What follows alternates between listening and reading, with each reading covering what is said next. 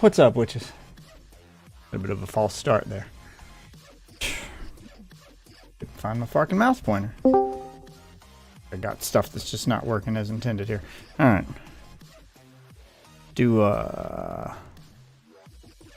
Okay, let's do some Diablos. Down, down, down, down, down, down, down.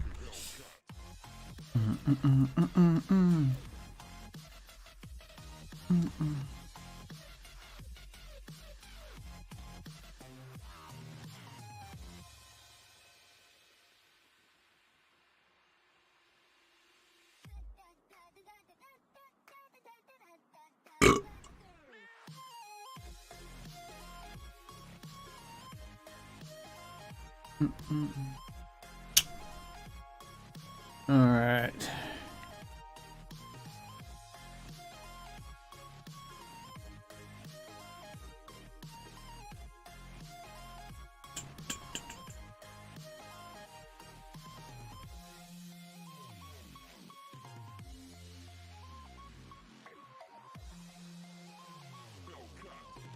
Pop out chat.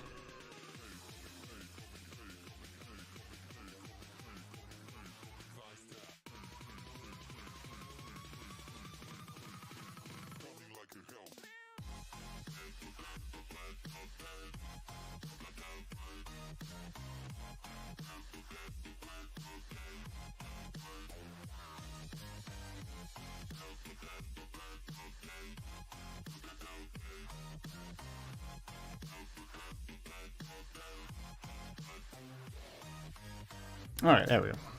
I'm all set. Oh yeah, let's do Diablo.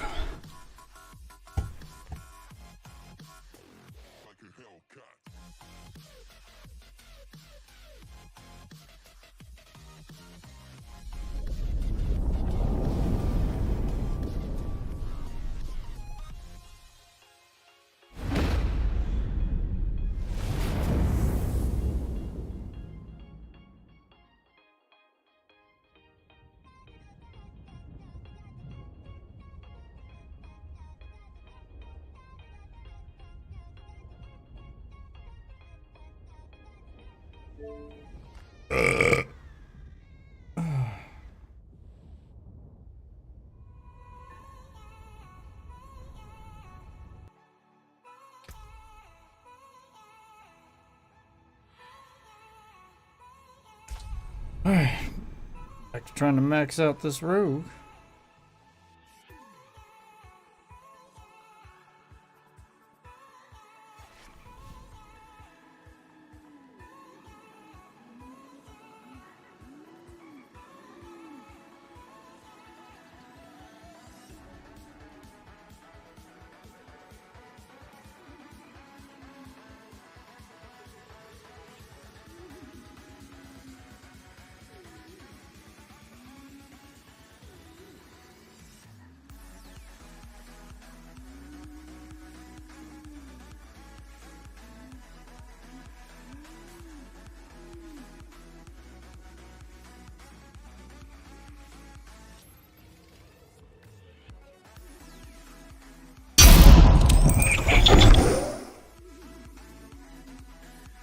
Alright, let's see.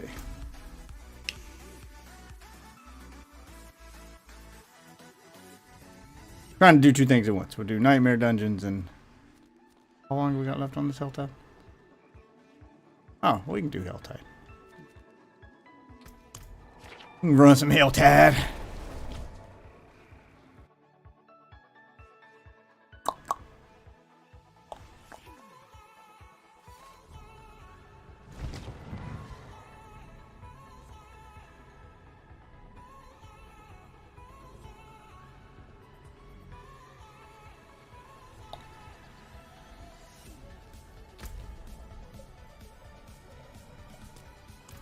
Start with the protection one. Start farming around and get this one. Free gold! Free gold, baby!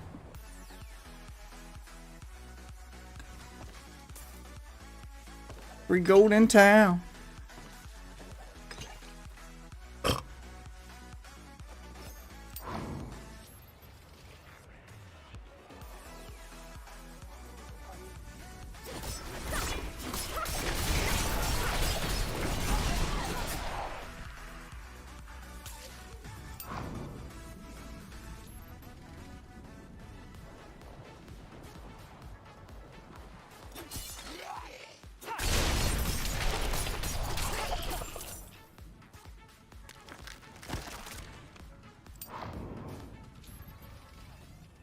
This one up here.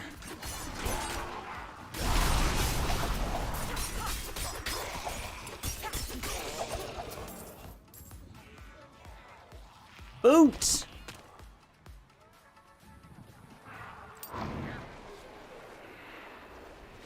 Alright, who's next?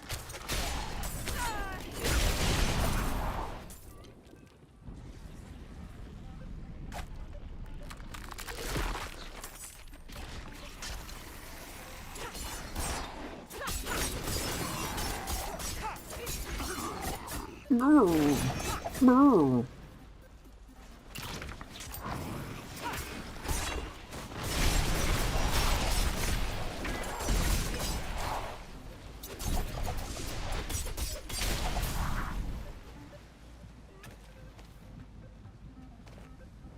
And do these count as being part of the Helltide?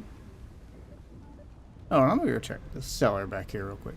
Do these count as being part of the Helltide simply because they're in the Helltide area?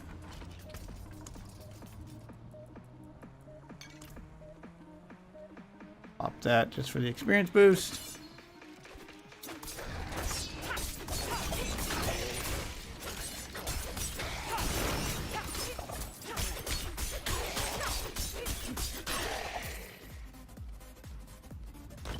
Doubt it. I think it's only the open world area, but we're gonna experiment. It doesn't take that long to do a cellar.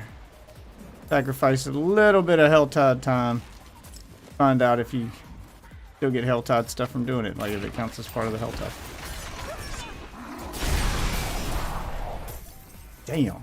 Just a explosion of death.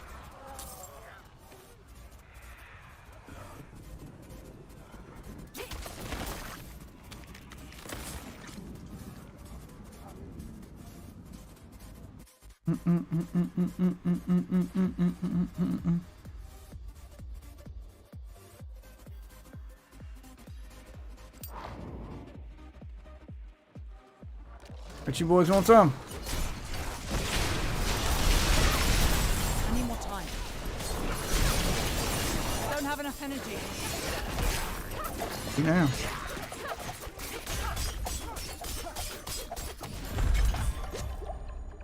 There we go. Quickly wipe the floor with everything in there. Well, I haven't got any cinders out of it. And no good drop, so I don't think it counts as part of the Helltide, even though it is in the Helltide area. So, good to know. There we go. We experimented. We learned a valuable lesson.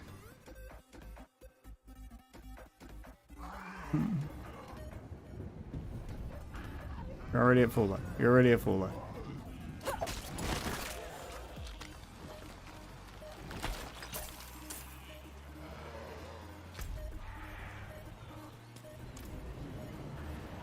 I'm gonna leave the pin right there.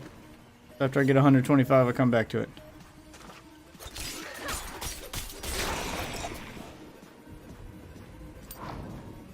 Get 125 and head back to that.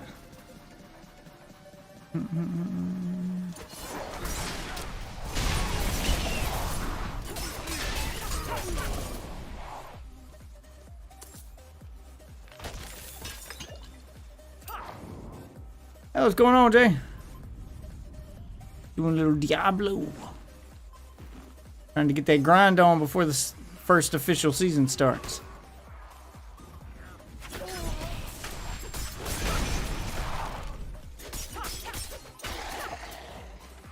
Want my first, want to have my first character at max level before the first season starts. I mean, I do have other games I want to play too, but Diablo. Hard game to put down. My childhood.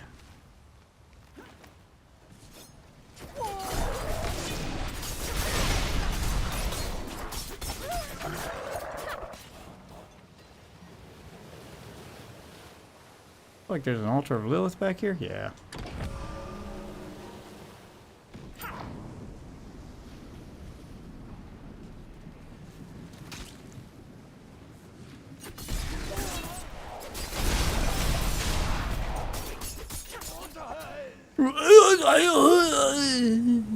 Feel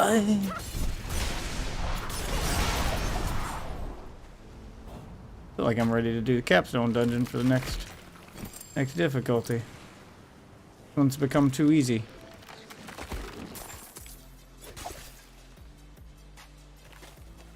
What happened to my pin? Why did my pin disappear? Okay.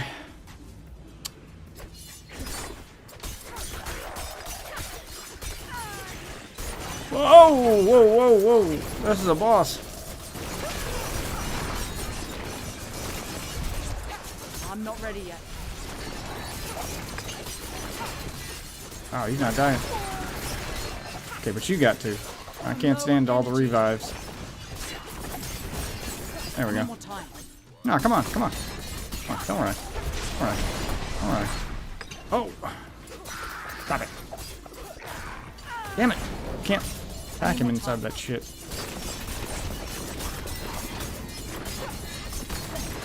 Man, this thing does not want to die.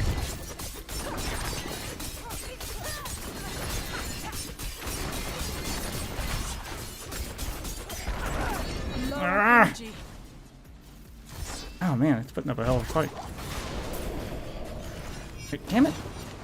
Okay, god damn it. Hate that. I hate those moves.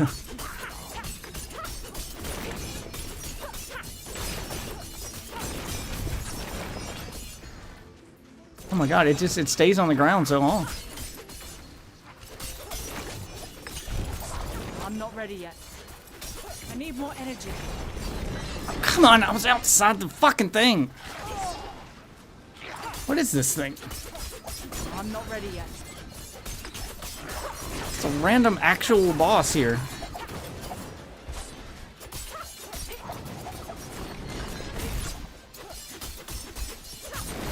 Need more energy.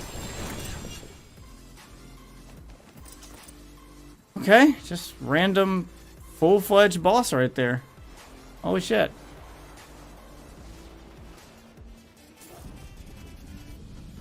What the hell? This thing will die. Oh, I needed the cinders, but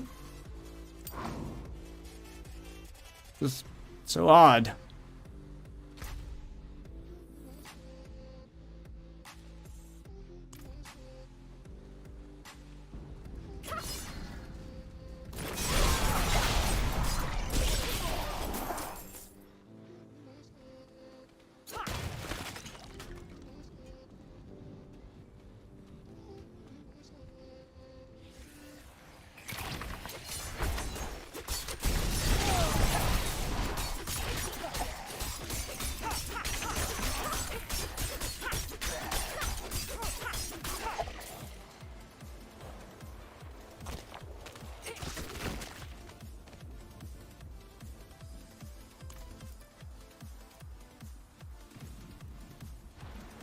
I could use some assistance.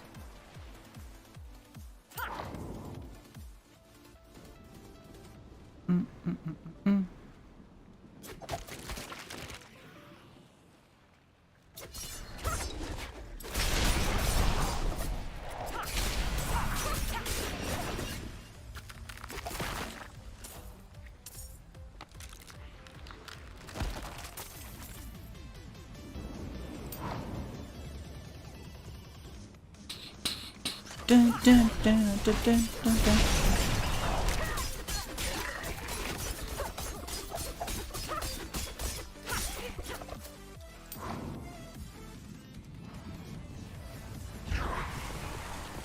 Read, baby.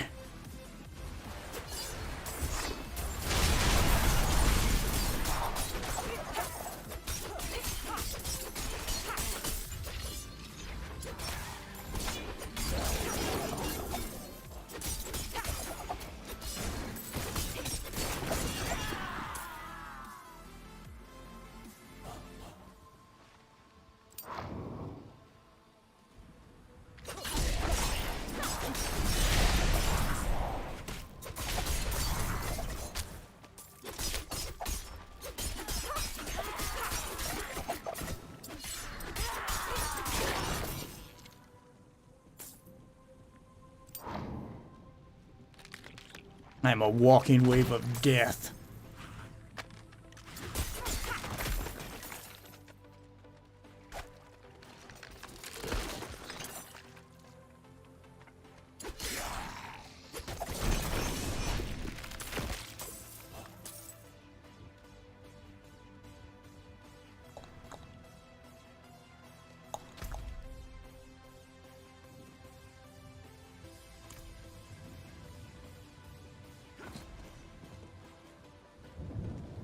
I need more time.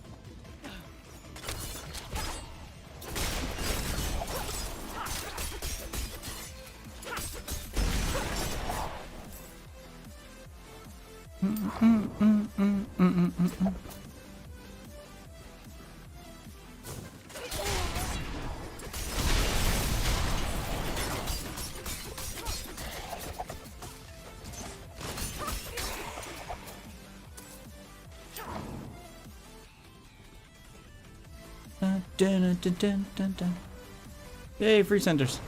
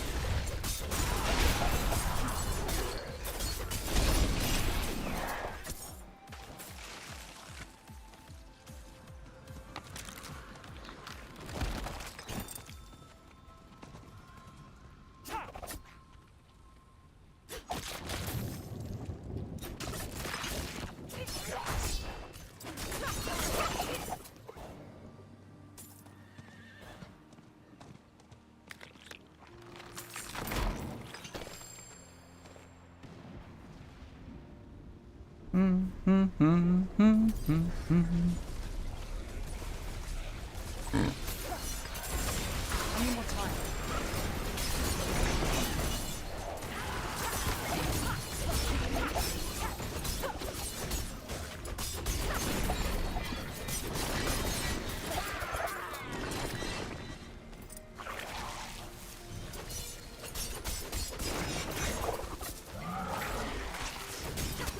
What's up, big guy?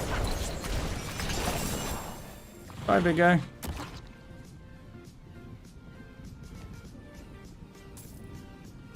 I'm not ready yet.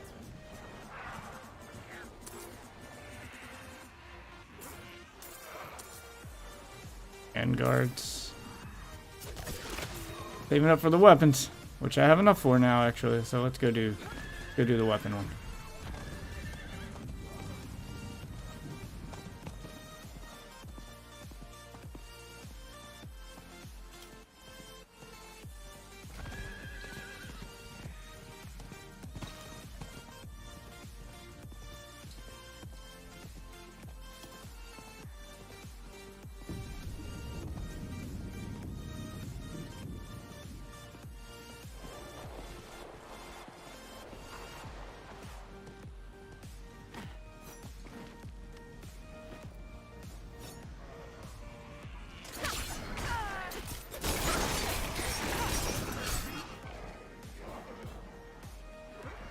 No. 125 light weaponry. It was shit.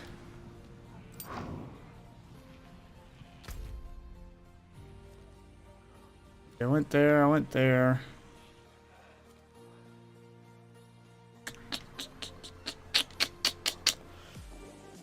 I want to go see what's right here in the middle of this thing, so I guess I'll slowly make my way that way. Gotta do something during this hell tide.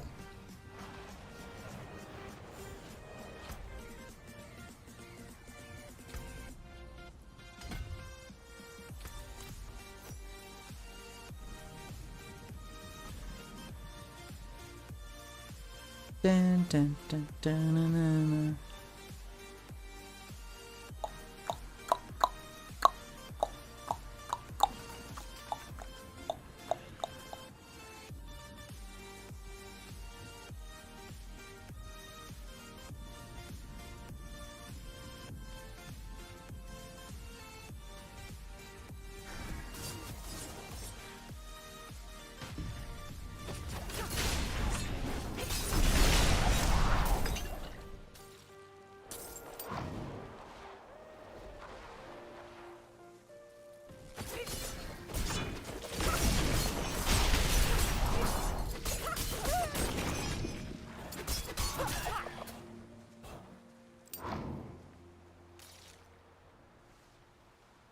La da dee. Looking for the one of mysteries.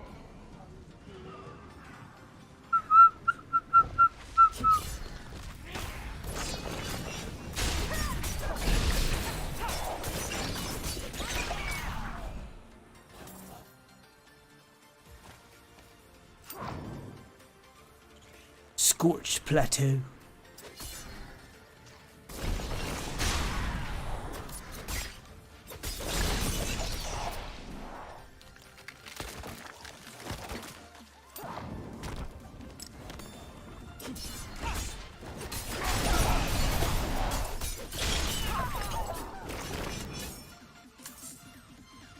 I need more time.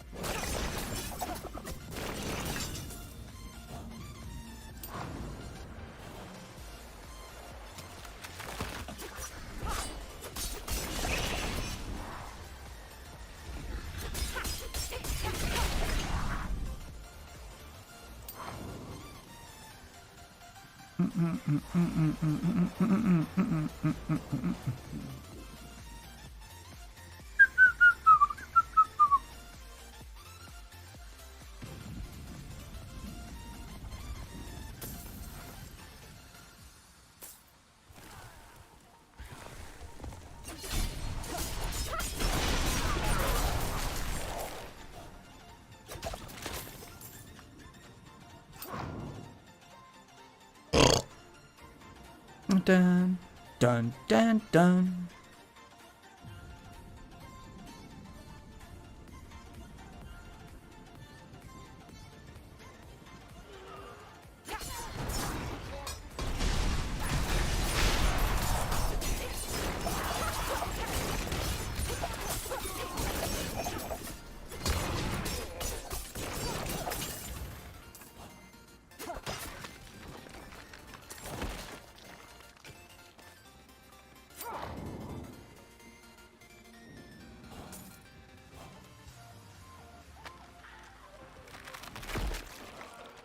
Gross.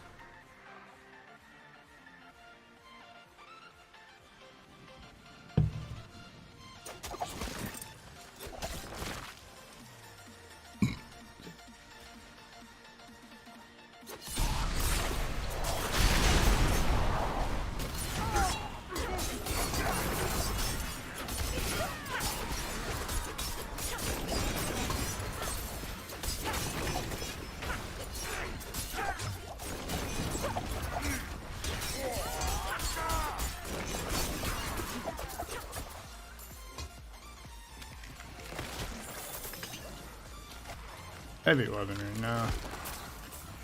Like the light weaponry. Oh, daggers.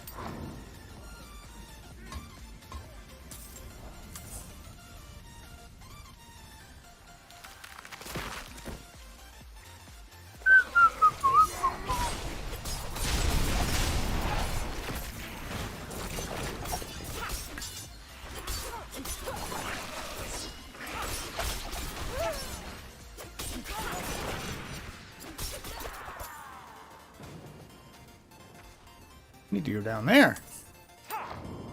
Ain't nothing but bosses down here.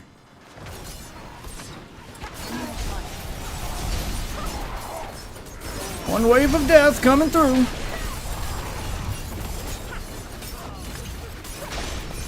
I need more time.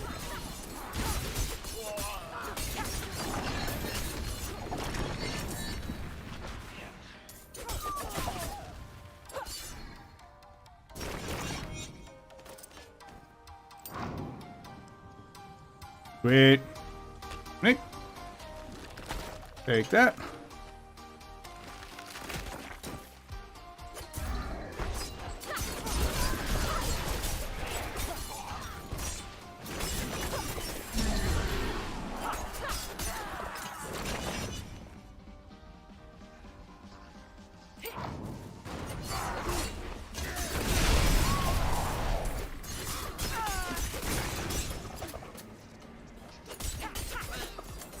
Yeah.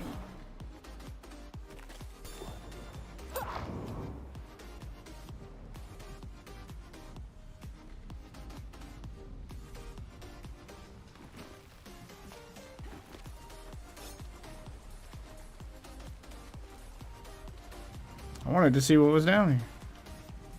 And it looks like a whole lot of nothing. A whole lot of nothings down here. Jewelry. Go to the protection one because I'm need to be spending my cinders farming those sweet, sweet armor legendary for armor shards so I can upgrade my fucking armor.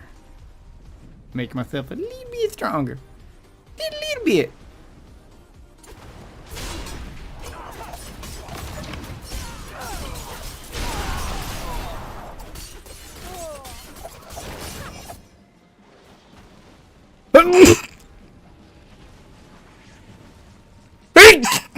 Ha!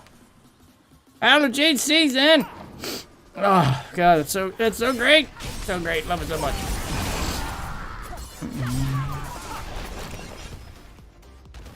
I need more time. Oh, the dust bunnies are out to get me.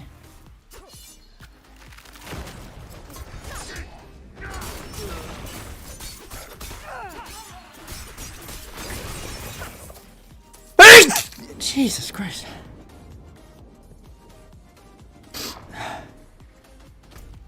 What was that one? Jewelry? Okay.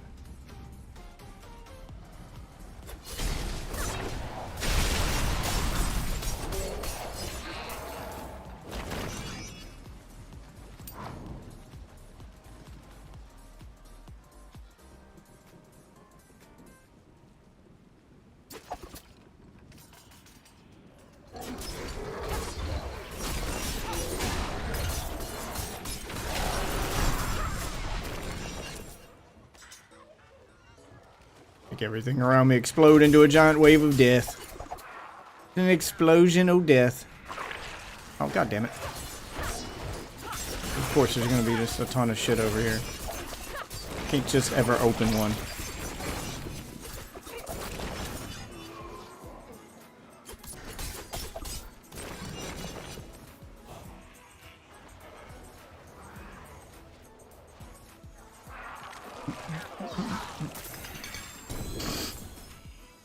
Sweet. Sweet, sweet legendaries, baby. Another one? You know what? I'm gonna head over here. That's a part of the map I hadn't really explored yet, so why not?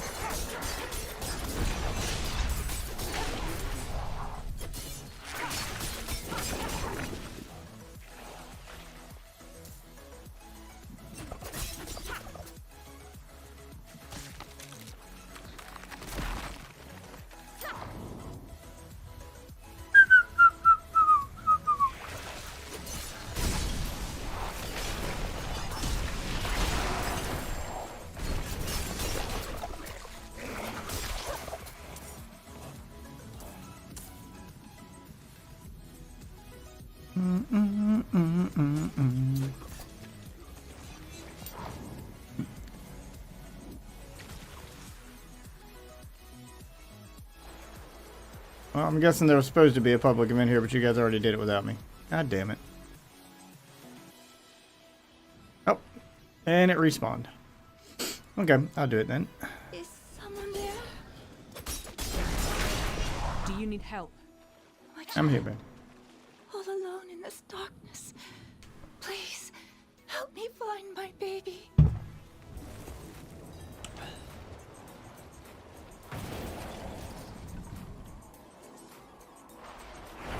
And this went all stealthy like.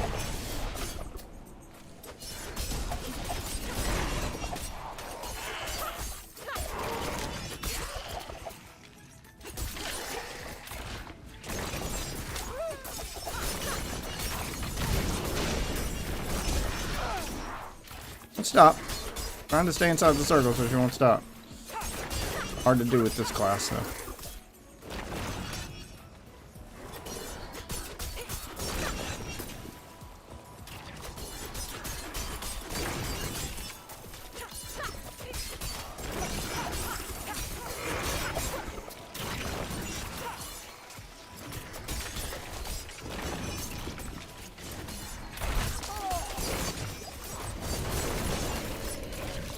I need more time.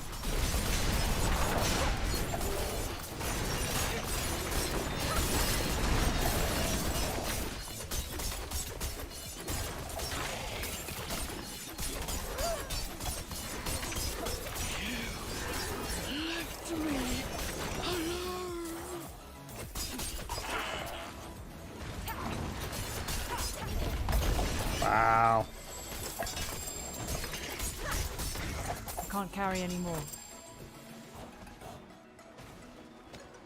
Okay, I think it may be time to make a trip back town then.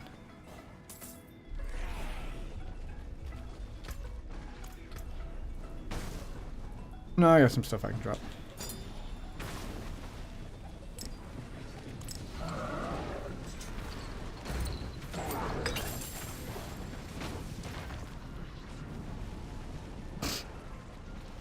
Dun, dun, dun, dun, dun, dun, dun.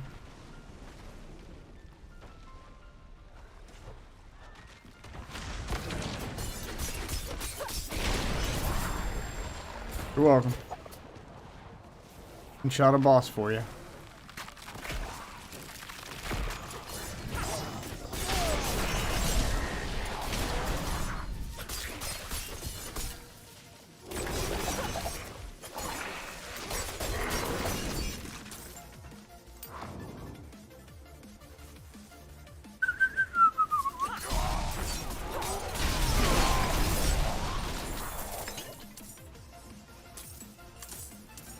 What's this?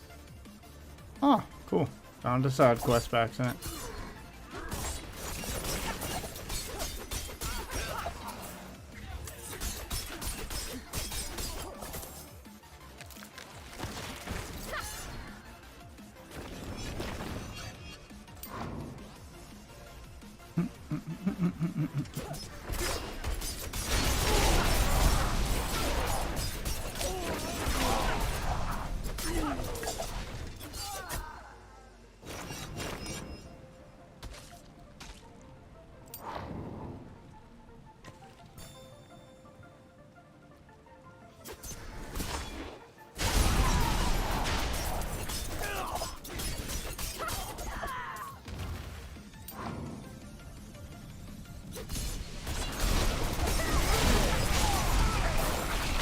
Oh my god.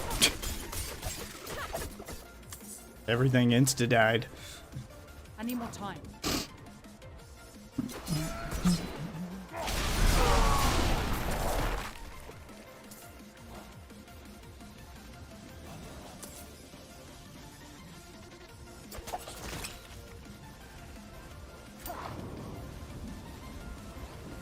There's a side quest over here.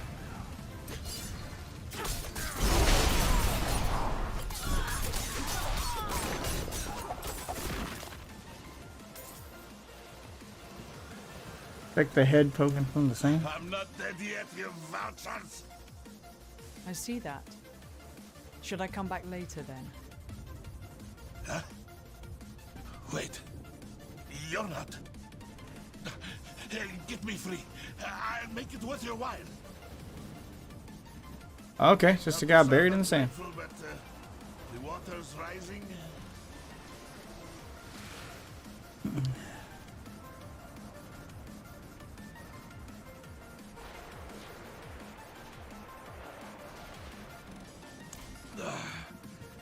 Oh, much obliged. There's just one other thing. Some of my family is still alive, captured. If we don't help them, they're next in the sand. Trust me, stranger.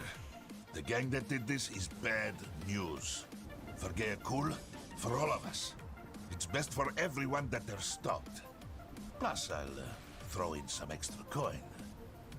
Come, help me find the blade. Wouldn't want you protecting me like some smooth-faced child. It's a weird way to describe a kid. You're a weird dude. Here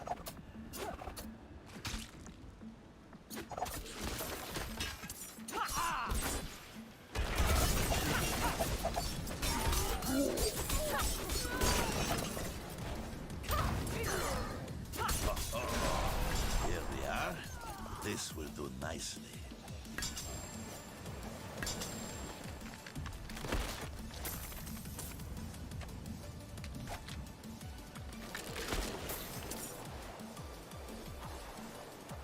A sword rack? There you go, bud. Now I may be of some use to you. Let us hurry. I doubt it. Before they realize I am free.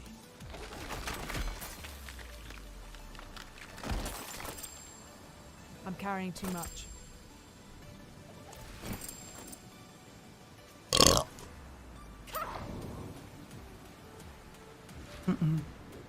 Alright, go rescue your family.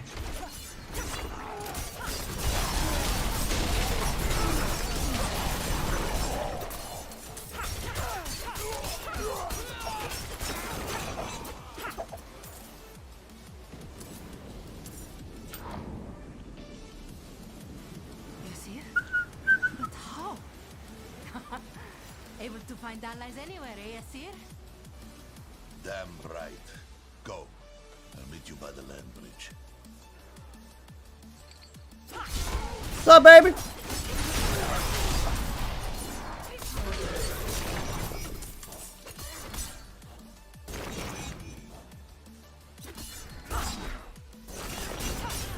No.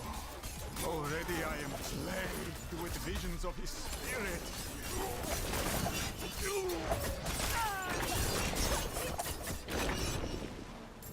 There you go. How can this be? You can thank our new friend later, Yakub. So, you're alive, brother? Tell me by the bridge, you idiot.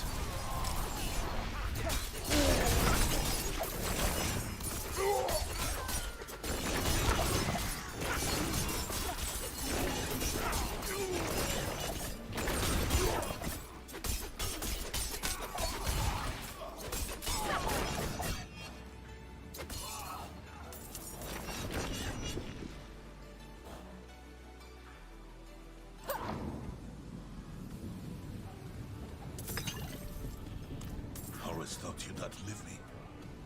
We will avenge you. Cousin Nazi. That's everyone. Let's meet them by the land bridge. Oh, there we go. Found the one of mysteries here. Oh, yes. Yes. I'm carrying too much. Okay. Let's start dropping some shit. We drop 1, 2, 3, 4. 1, 2, 3, 4. Don't care about the weak elixirs and the other shit. Okay.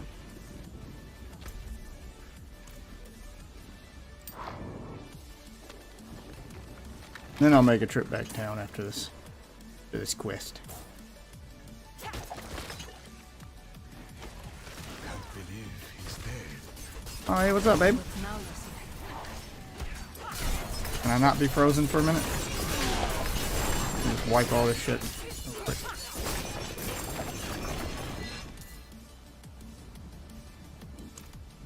We need to lay low. We're wounded, but thanks to you, we may recover. Thank you, friend. Oh, yes. Thank you. Oh, yeah, thanks. Whatever. Can't carry any more.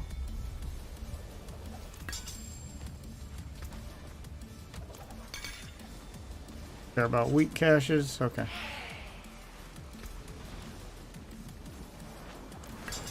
Oh my god. Now just have a moment, please. I'm not under attack by something. So I can actually pick up my loot. Alright, let's make a trip back town.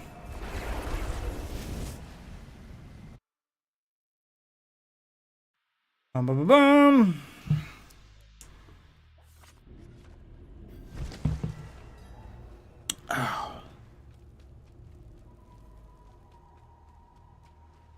Oh, what's this?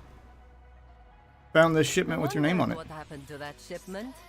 Guess a reward is in order. Can't run an inn with nothing to feed lodgers.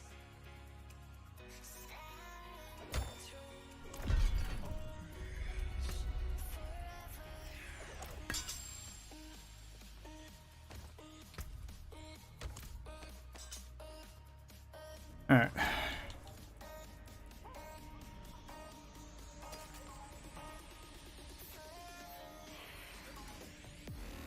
Injured, critical strike with immune.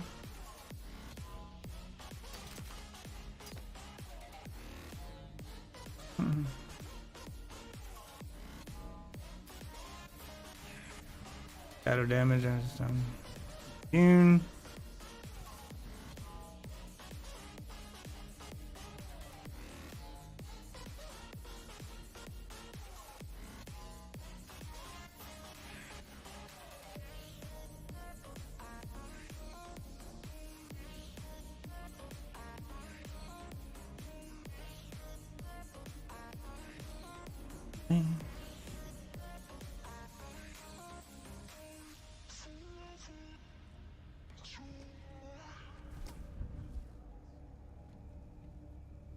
Yeah, critical strike, overpower. I'll keep the ring. I think I may be able to use it later.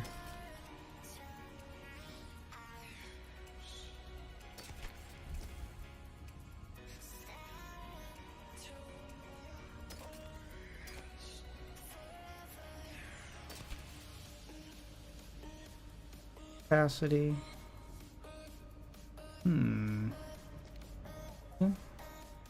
Dodge chance. Rank of Dark Shroud. I don't need rank of concealment. I don't need. Nope, not better.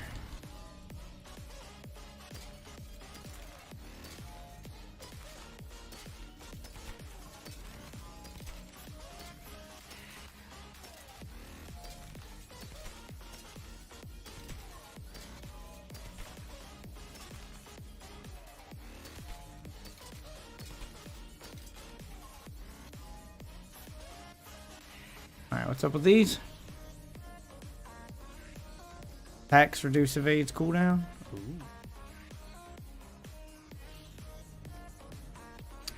Alright, fire resistance, lightning resistance, plus dexterity.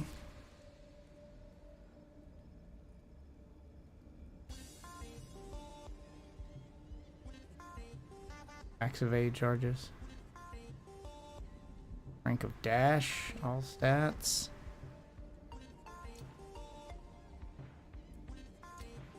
Mean to do that.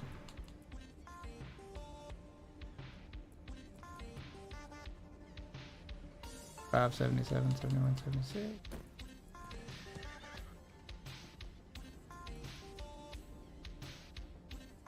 Seems better. Lose my ranks of dash, but I'm fine with that. Shadow step as an instant.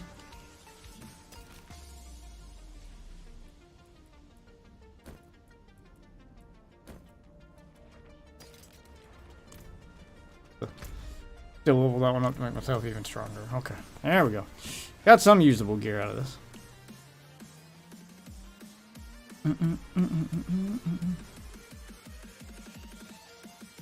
The forge is ready. I can break that down. The forge is always hot. Is it now?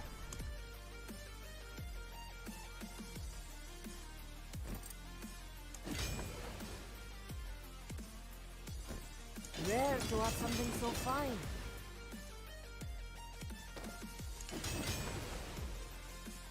Max out everything.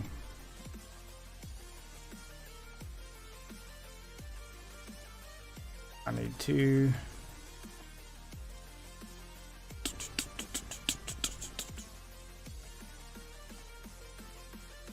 The more I'm attacking, the more evade I get. Okay. That's good. Alright. Go see the occultist to put the shadow step, getting an extra charge on it.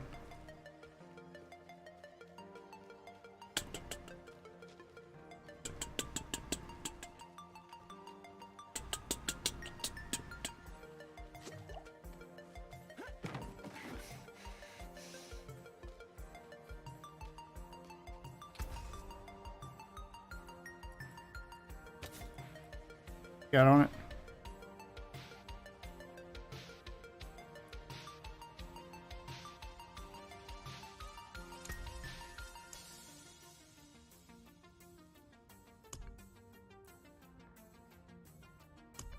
I don't have the thing I need there. Oh, let's go with this one.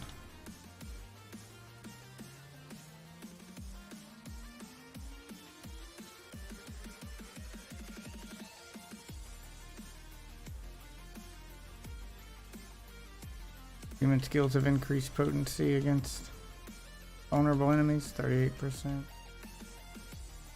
8%. Oh, I need to farm more stuff for that one. God damn it.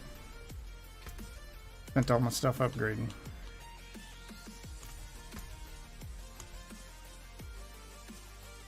consumables here.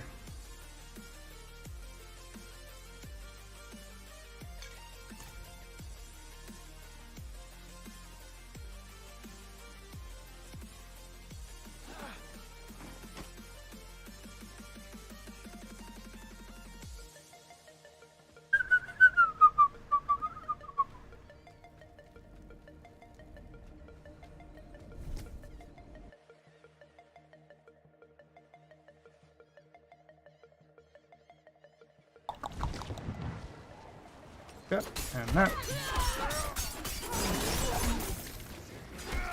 Well.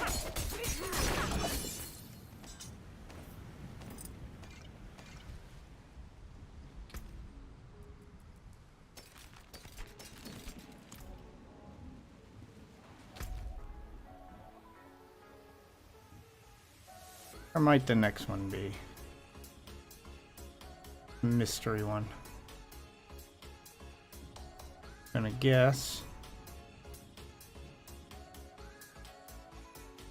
I guess way back here.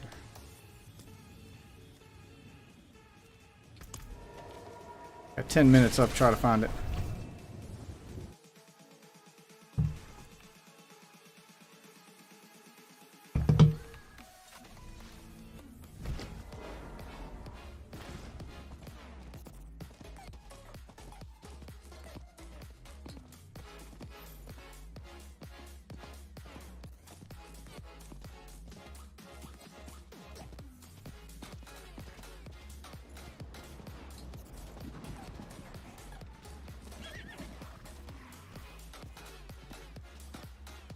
Don't mind me, guys. Just passing through.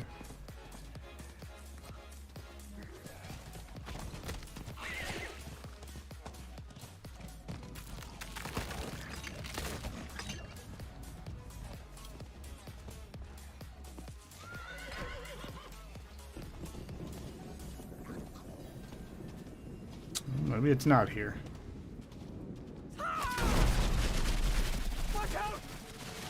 Defend them all, please!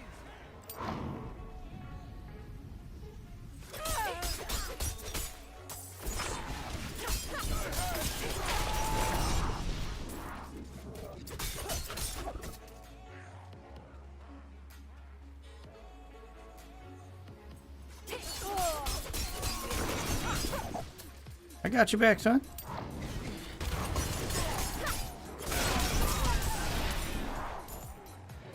I need more time. I need more time.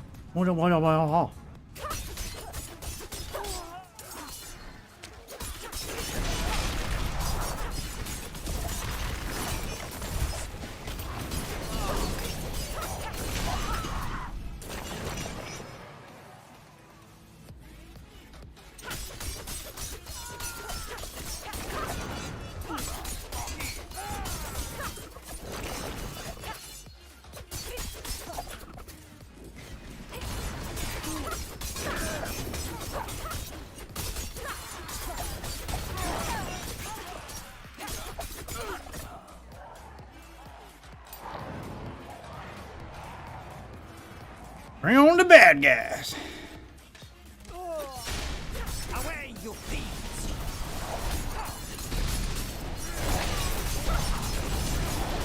I need more time.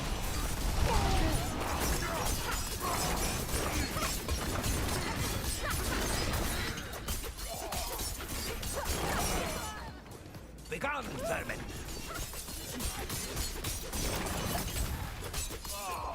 It's over.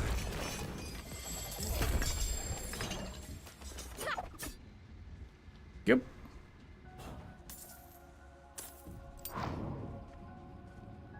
Alright, I got enough to open one more. If I can find one more. But none up here. So I guessed wrong.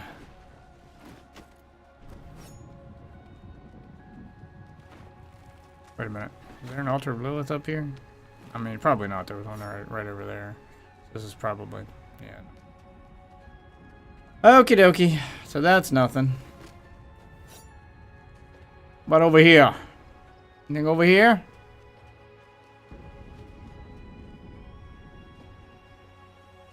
What over here?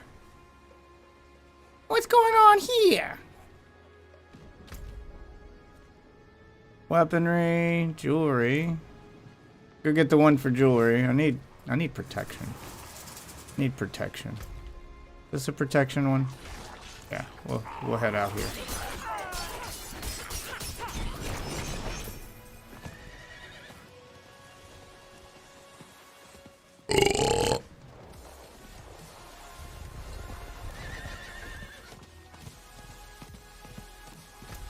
Where the fuck did it go?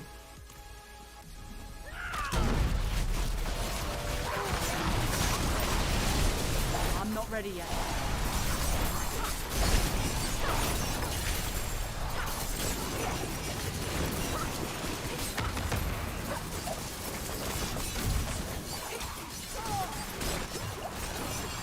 I'm not ready yet.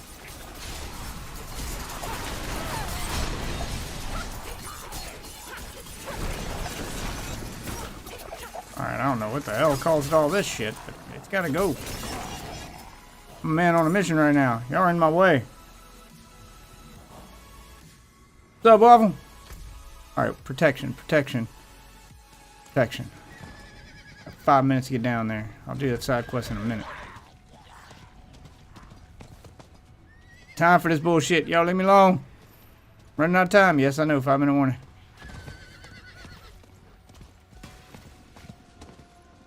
Stop and pick the side quest up real quick. Almost there. Huh? Oh, it's you. I am afraid my arm has festered. The ghost palm. The flower you gave me must have been rotten. No need to worry. I keep some dried in a safe house nearby. Help me there, eh? If I gotta. These flies! Look, I'll come help you in a second. I'm running out of time here. I don't have time for this right now. I didn't know this was going to become a thing. Thought I was just going to pick up a quest. I need more time.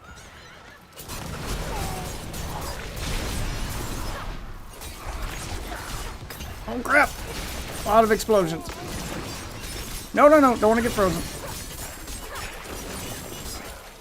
There we go.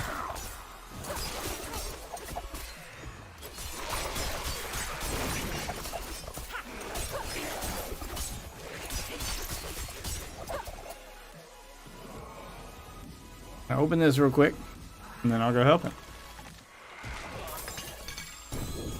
Yeah! Can't carry any more. Care about the weak elixirs. Alright, let's get back to him.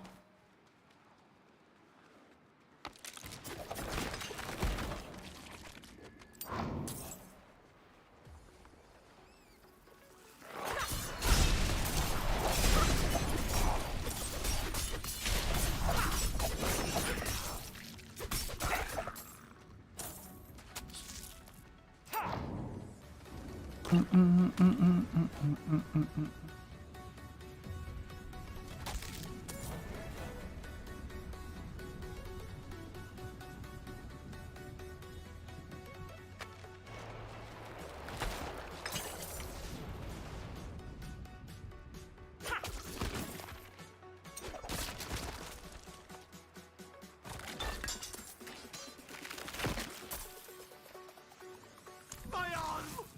Burning hell, my arm! Your arm is summoning demons. Makes sense.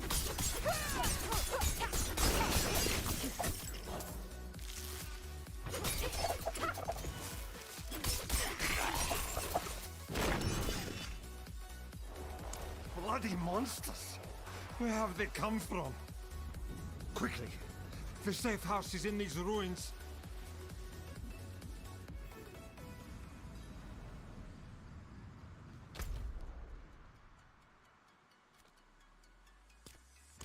Have time to get to one more. Where this cell tide ends, I need 4 more cinders to open another one. Give me, guys.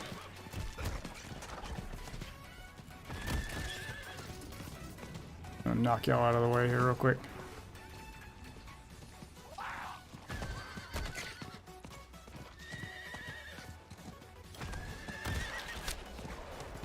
Actually, I'll fight y'all. I need more time.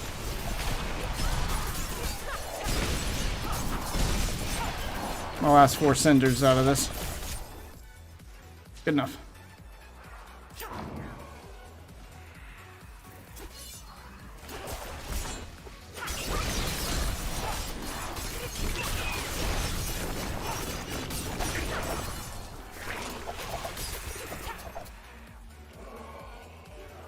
Out of time.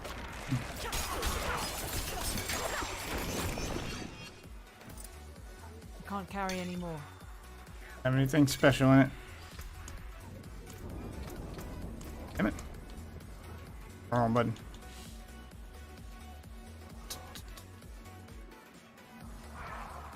A weak elixir I can get rid of? Yeah, fuck this thing. That one instead. Freedom out.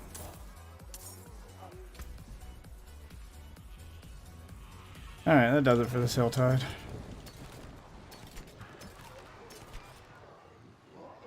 The Helltide has receded. Yes, I know.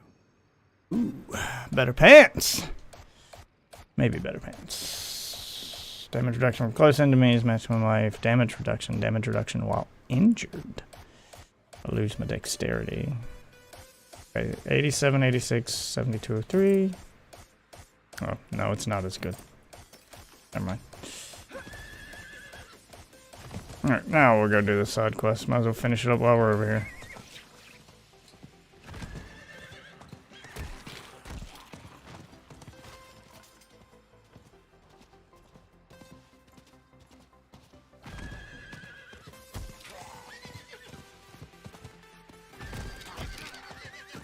Ooh, hello. Oh. Lame.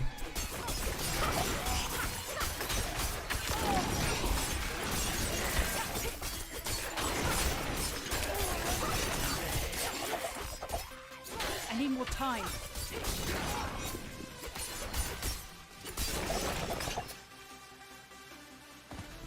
Alright, they're all dead.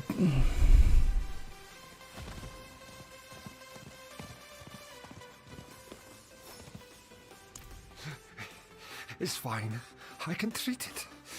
Let's just get to my safe house. Oh no, he's got flies around him and shit. He's gonna die, turn into a monster, and I'm gonna have to fight him. All in it now. This is a dead man walking. Let me guess, is this your safe house? This little thing down here? Yeah, the very obvious place. Come here. We made it. And now he turns into a monster. I just need one brief moment. Oh, yep, he did. Barbed hairs suppress her skin, oozing bloody pus. Flesh around the wound has wilted and peeled back, revealing a thick, leathery carcass underneath. Oh, yeah, he's gonna turn into a monster. Please. I have gold. A lifetime of savings inside. I'll go in and prepare. Look through my chests. Find me the ghost palm. You can take whatever you want.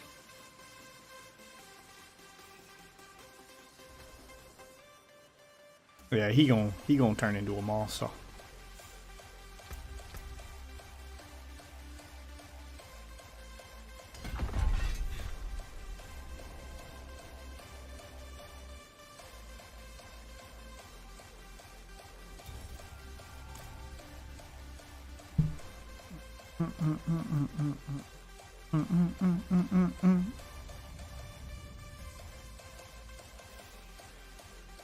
He gonna turn into a monster. Oh, look at that. Really? That's all you had? $400? That's your lifetime of savings? Oh my god. Yes. You've lived a Give it shitty here. life. Now, to grind the petals. Ah! Oh, what? What is... Ah!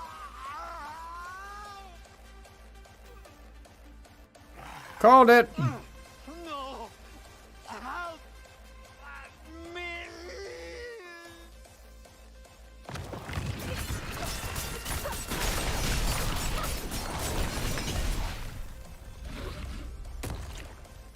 It only cures death.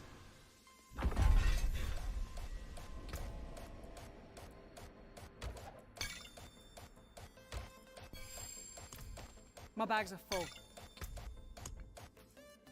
Alright, I have another weak one I can get rid of. 3.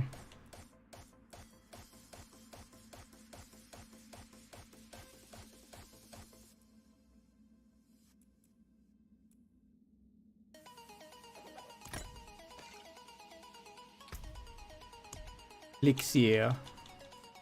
I need to redo some of these fucking nightmare sigils too.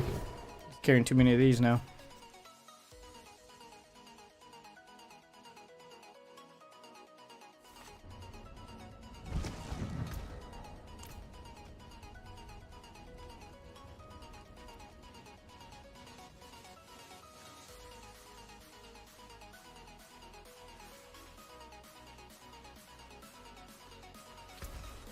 There's that.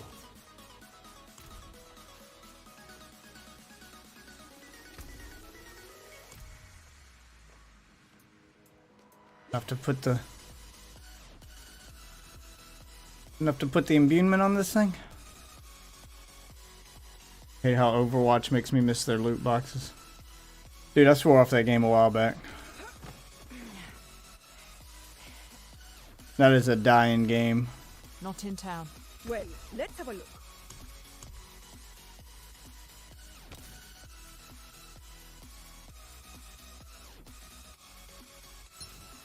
God, I still need one more? Fuck! I've been holding on to this thing forever. I just can't get the thing I need to drop. It's free and it exists. That is a true statement. I mean, can't argue with that. It does exist and is technically free. Yep, it's reaching the bare minimum. It's at Destiny levels. It's free and it exists. Destiny's dying too. Like Destiny's on its last leg. I mean, if you got time and want good popcorn watching on YouTube, I got 2 videos to show you on Destiny. One of which was kind of a shocker to me. Like I didn't think Destiny could get any worse with its monetization. But somehow Bungie has managed to put Activision to shame. I mean, oh my god. Like it's a long video. I don't want to watch it on stream. I would. Fuck, where'd I put it? I think I put it in console gaming. No. That. I put it somewhere. Gaming news? Yeah, it's under gaming news. Okay. Destiny 2 has become a microtransaction hell. How long is this? Oh, it'd make a reaction video. Everyone's been making a reaction video to this. Let's see how long it is. October 13th, we'll see the return of Test to the Tower. Silver is a new currency 35 coming minutes. to Destiny that is bought with real money. This We is can watch the it real quick. introduction of microtransactions into Destiny, but I've never had a problem with cosmetic microtransactions. A lot of people will now mention the slippery slope argument. Yes, Dado, we start with shaders, emblems, emotes. Yep. But who is to This say is what I we said won't at the time. introduce materials, armor, or weapons in the future? If we see legendary guns for sale, if we see legendary marks for sale, I'm Yep. gonna be mad. If Yep, we see I something said the like same thing. 100 motes of light for $5, I'm gonna be mad. Yep. I don't want to see power sold. I don't want to see shortcuts to power sold. Nothing. I don't want to see weapon Exactly. parts, ammo synths, nothing. If Bungie does cross that line, you have my rage. That was 7 years ago he made that video. Let's fast forward to Guys, I today. hate to say it, but now may be the time to start raging. Now I'm going to preface this by saying, no, this is not a joke video. When it comes to greedy corporate monetization practices, to us, this is really Diablo not Immortal. a laughing matter. Those clips you just watched or from a 7-year-old video Dado posted in Destiny 1 about a month after the release of The Taken King, and my god, it has aged like fine wine. Today, we're talking about the state of microtransactions inside of Destiny 2, because over the last several years, and increasingly this past year, we've seen a dramatic increase in monetization for anything and everything Bungie can slap behind a paywall. This includes Any and raising everything. prices, creating new avenues for spending, double dipping into the existing player base, and giving players blatant pay-to-win benefits. Now here are the timestamps. Yep, they've reached pay to win. Each topic covered in this. All right. Well, let's check out all his topics. So we can see the point where I quit. All right. So free to play. I was playing for that. Confusing pay structure. Playing for that. All right. I must have dipped out somewhere in here. So all of this came after me. So I dipped out somewhere in here. I dipped out when they continued to charge for full priced expansions. We're talking $40 to $60 for expansions, sometimes upwards of $80. And then locking content inside that expansion you paid full price for behind a battle pass. So double dipping, as he mentioned, inside the existing player base. That's where I was out. That's where I swore off Destiny 2. When you charged me the same price you were charging me under Activision for those expensive expansions, and then put a battle pass on top of them. I thought they'd be replacing those paid expansions with a battle pass when they announced they were adding a battle pass after they left Activision, but no, they double dipped. So apparently after that, dungeon keys, there were things I heard about where I was like, Jesus Christ, where on top of buying the expansion, buying the battle pass, then they locked individual dungeons behind keys. You had to buy like loot box keys. So you had to buy the expansion to access the content, to access the new planet. Buy the battle pass to access all the content on that new planet, and then buy keys to enter the dungeons on the new planet that's inside of the expansion you already paid for. That was the last thing I heard about before I quit checking in on Destiny. Apparently, seasonal price increases, so apparently they've gone up in price. I wonder what he's going to talk about when he gets to events. I mean, like I said, I had heard about a lot of this stuff. Eververse must have got worse. Manipulation, which I can imagine what's going on there. Pay to win. I think I'd heard a few things about that. Like, I hadn't watched the whole video. It was kind of long, but I kind of got the gist of it from going over stuff at work. Like, I half paid attention to the parts of it I watched because I was at work at the time. So we're going to give it our full attention today. Paying for other games. I think I watched a video on that where Destiny hasn't seen a lot of updates for a long time. Like, PvP has just been straight up ignored. And their updates have been just adding monetization to the game. So everyone's wondering, where's all this money going you're making with all the new monetization? And then they announce Marathon. So everyone believes that you've been taking the money to pay for Marathon. So, okay. Let's see. It's going to be a exactly how bad it gets. And one thing I asked, got my before you popcorn, leave a babe. comment criticizing or even defending Bungie, please watch this video. We're going to cover a lot of ground today because I want all of us here to have a full perspective on how bad microtransactions have become over the past 7 years. And maybe by the end of this video, when all Bungie schemes are on the table, you will share my concern for what this game may look like 7 years in the future. It ain't going to last 7 more years, man. It ain't gonna last 7 more years, man.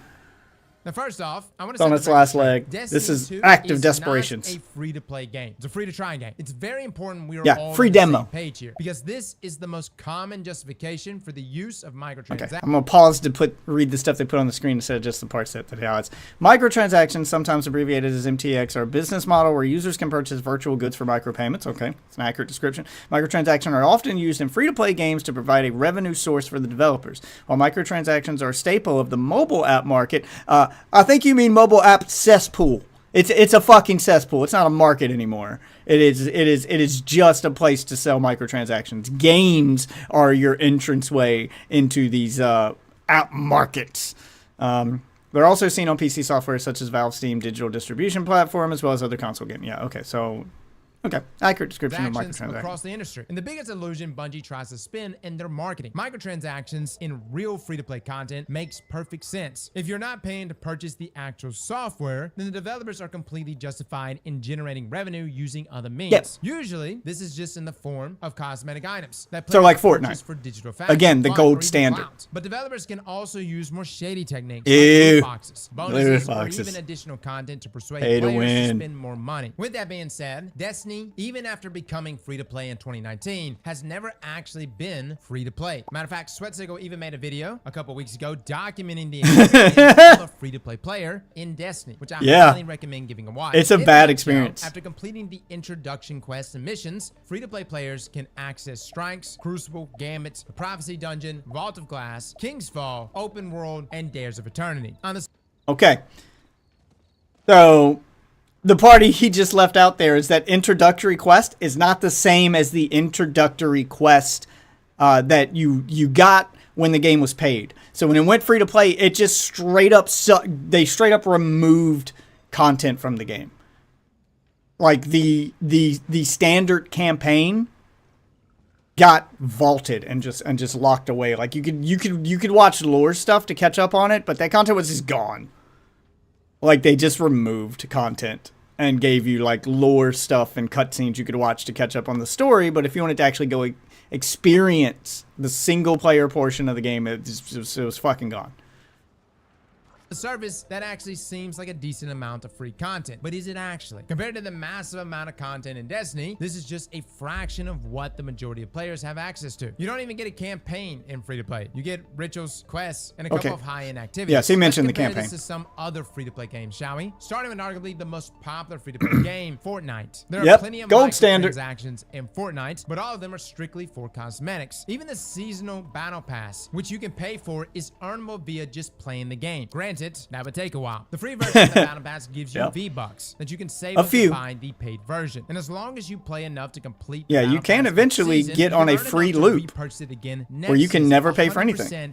A lot of people play that way. There's even some currency completely left over free. you can choose to save or even spend in the shop if you want to buy some cosmetics. This is why Fortnite's the gold standard. Yes, I know comparing Destiny and Warframe is kind of a touchy subject, but Warframe is also a free-to-play game. The I have my battle issues with pass Warframe is too. completely free. The updates are free, and you can earn the paid currency in the game's player-driven market. So it too is essentially I don't damn it, I didn't mean to. There we go. Put my DPI back. Okay. I don't count Warframe's, for the record, I have my issues with Warframe. I don't count Warframe's player market as free to play because it's manipulative.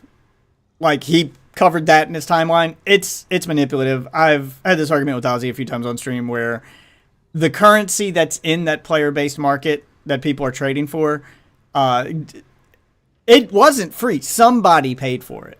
So you're basically just using your player base as free labor for you, where they're acting as salesmen, and then I mean, I'm not saying that a in-game marketplace is bad, but to act like it's completely free, like if some players, if the whales hadn't dumped money into the game to trade with the free people, then that market wouldn't exist. Like, it's not a feature of the game. It's entirely community driven. And with a good community, it can be pretty fair, but the prices and stuff on that market fluctuate wildly.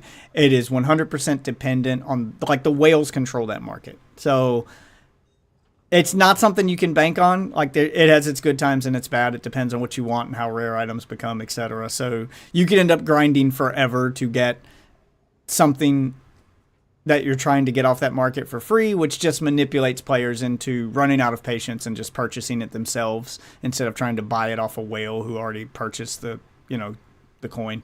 So, yeah. And I also have a problem with Warframe 2. I'm not trying to make this, about Warframe 2, but I have a problem with Warframe's, it's wait timers and it's mobile-esque manipulative practices to keep you logging in and to test your patience and to keep you spending money.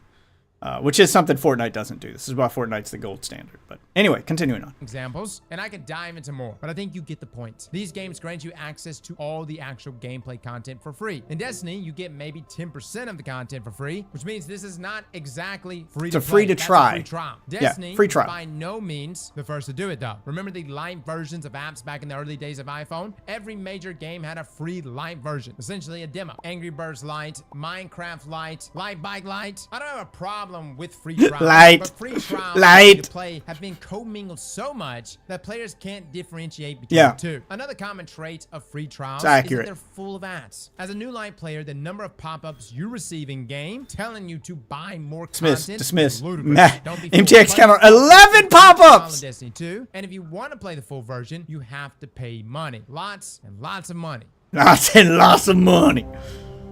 All right, so before we get to confusion, yeah, it's that's what I'm talking about, where they ripped out content. So you get 10% of the game's content for free. It's a free trial. He's absolutely right. That's another problem I had, because I would have to spend double of everything. I couldn't be a paid player where my wife played casually and wanted to join me on occasion and not have to buy a second copy of all the content so she could play with me, because her as a free player was so restrictive that she basically couldn't do anything with me.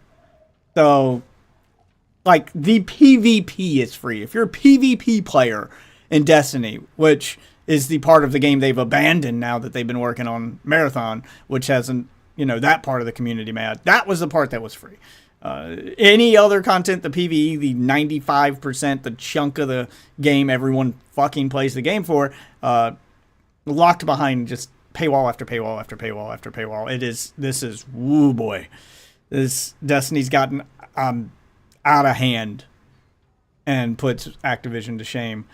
I mean, it almost prompts mass collection of items ruining the market. Yeah, I remember when some primes were rare, they get unvaulted and their price just fell off. Yeah, so, like player-based markets can be almost, if not more, manipulative.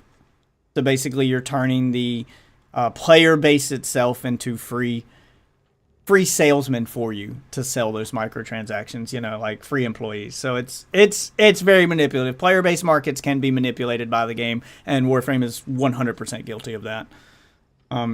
Look up SQC Destiny pop-up real quick. It's like 30 seconds. Okay. XQC Destiny pop-up. I mean, I can imagine. I know their pop-ups got ridiculous. Okay, it's like XQC gets introduced to Destiny 2, 26 seconds. So it's all YouTube short. Okay, we'll check that one out real quick. All right, let's hit play on that. Yep. Doop, doop, doop, doop, doop, doop, doop. Pop up. Pop up. Stop? Can you stop? Can you stop? Can I play the video game? Like, can you stop? Jesus fuck. Are you done? Oh my god! Fucking game, man. I wanna actually count the number that he just went through. 1, 2. All right, so he's on the second. 3, 4, 5, 6, 7, 8, 9. Can you stop? Can you stop now? 10, 11, 12, 13, Can I play the video 14, game? Like, can you stop? 15, Are you done? 16, 17, Oh my 17. The 17 pop-ups before you play the fucking game. Can we get a Destiny pop-up blocker? Can we get a Destiny pop-up blocker? He played 3 matches of PvP and quit. Yeah. I mean, that's the new player experience. There you go. First time logging in Destiny. And they're bombarding you with stuff that makes no sense to you because you're not familiar with the game yet. Why do you need 17 pop-ups your first time playing the game? Like, how is that your new player experience? How the actual fuck did you design this and go, yeah, they're going to know what all this is? I mean, they're going to be explaining game systems to you and selling things to you that you don't even know what they are yet because you haven't been introduced to the game. What's an exotic? I've never played that. Is that like a legendary? Is that like a unique? What is an Eververse? What is Bright Dust? What is a shader? What is this event? What is this event? What is that event? What is this thing? What's a blah blah blah blah? Yeah, like you're a new player. You don't know what any of this terminology is yet. You don't just fucking know, man. Just why? Siege does something similar, but at least its pop-ups are game changes that you might need to know. I mean, update log, sure. That's fine. I'm talking about advertising stuff like in the game that you're unfamiliar with. Like, it's like learning another language and being advertised in it your first day in class. Like, what? Like, they made it so that if you throw your drone, you're not forcing the drone pop-up. Okay. So anyway, speaking of confusion, that's part of that confusion. But let's see. Let's go on. Continue on. Now, Destiny 2 has a lot of paid content, but quite frankly, it's confusing as hell. You got the Lightfall plus annual pass, or Lightfall by itself, the Legacy Collection, which includes Witch Queen, Beyond Light, and Shadowkeep, the 30th Anniversary Pack, Witch Queen, Beyond Light separately, as well as Shadowkeep separately, the Forsaken Pack, and the Armory Collection, which includes both Forsaken and the 30th Anniversary Pack. There's so many different bundles for old content, but quite frankly, this is absurd. I have so many people that come into the stream that ask, which one do I buy? And quite frankly, how in the hell is someone new to the game supposed to navigate all of this? Now here's a novel idea. Why don't Bungie just bundle everything? Literally, just the everything bundle. All content through the year of Lightfall. No, they don't. Or the Lightfall plus annual pass. Or the all that Legacy paid DLC is content there. Bundle, which includes all those old things that tends to confuse the piss out of everyone. Yeah, there's no one pack that contains everything. Players who want to purchase a single piece of content, that's fine. But even this list is already so much simpler than what Bungie already offers. Then you may be asking, why does this not exist? Hold on. Spoiler alerts. I want to go back to that. Now, Where he breaks the screen so we can see it real quick. Want to purchase a single piece of content? That's fine. But even this list is already so much simpler than what Bungie already. Okay, so this is like the bare minimum list they could be doing. Everything bundle would get you caught up, and then you sell the new stuff. All legacy content. Yeah, like you should have one bundle that includes everything, and then whatever the newest one is. That would be the simple list. And then a legacy content bundle if you want to catch up on that stuff. That's how they should do it. Even that's a little confusing because you could skip legacy content technically. You know, like the everything bundle should just include everything. But yeah, that's the way they should do it. The way that they do it now is there's Lightfall plus annual pass. Lightfall, which is a separate thing. Legacy collection, which is all of the legacy content. The 30th anniversary pack, that's a different thing. Witch Queen, then you have to buy all of these separately. The Forsaken pack, which is a Forsaken one. The Armory collection, which gets you access to the like legacy, which I don't know why that's not in the legacy collection, but okay, whatever. The Armory pack gets you access to old armors and old exotics and stuff that should be part of the legacy pack. But oh, Jesus Christ. Oh boy, I mean, why charge for old content at all? Nobody wants to try the new game. Because some of the old content is relevant because they buff old exotics and stuff like that. So you're doing it for the gear, all right? You're buying old content. And Destiny's a looter shooter. Okay, it's Diablo with guns. So you want like a certain build for your class. You want some of those old exotic gears are still relevant today. Like they buff them. They try to keep them relevant. But you got to buy all this other content to access the activities needed to get that shit to drop. So that's why you want it. But yeah, 600 DLCs get called. Yeah, like it's confusing as all fucking hell. So offers. Then you may be asking, why does this not exist already? Spoiler alerts, there's no singular bundle for all of old Destiny content because Bungie refuses to improve the new player experience for the sake of decreased revenue. If they care more about the player base and the extra cash, they would bundle all the old content under one single legacy content bundle. Yes, they should just bundle it all together. Players. Now, why is the Forsaken pack, a bundle containing a raid, a dungeon, and some exotic weapons and armor still even a thing? It also used to contain 9 supers for each light subclass as well. And those were added into free-to-play because locking supers behind paywalls was stupid. And what remains was stupid. Still paying for. Now, why new players are still paying for something that they made free but still charge for it. In the first place. Remember when Bungie updated the game with cool content for free? Some new players might not remember, but the April update in Destiny 1 was a free update to the game that increased light level, added a new story mission. Yeah, they did Destiny 1 right. Strikes, updates to the Prison of Elders, chroma gear for custom armor glows, a new taken set of armor, reprised exotics, and legendary weapons. All of that was free all of this in Destiny free. 1. It was like a mini expansion that we got as a gift from Bungie. Fast forward a year ago, if you didn't pre-order the deluxe edition of Witch Queen, Not you that have to one. dish out $25 to get access to things like the Grasp of Avarice dungeon. They sold the and pre-order plenty of stuff for cosmetics. $25. Yes, there were parts of this update that were free, like Dares of Eternity, which is a completely new activity, and I understand that a lot of developer work went into creating these, but I bring this up to draw a comparison of how things used to be 7 years ago. The reality is, if the 30th anniversary update was released in Destiny 1, we would have received it completely free. Yep, gotta pay for that now.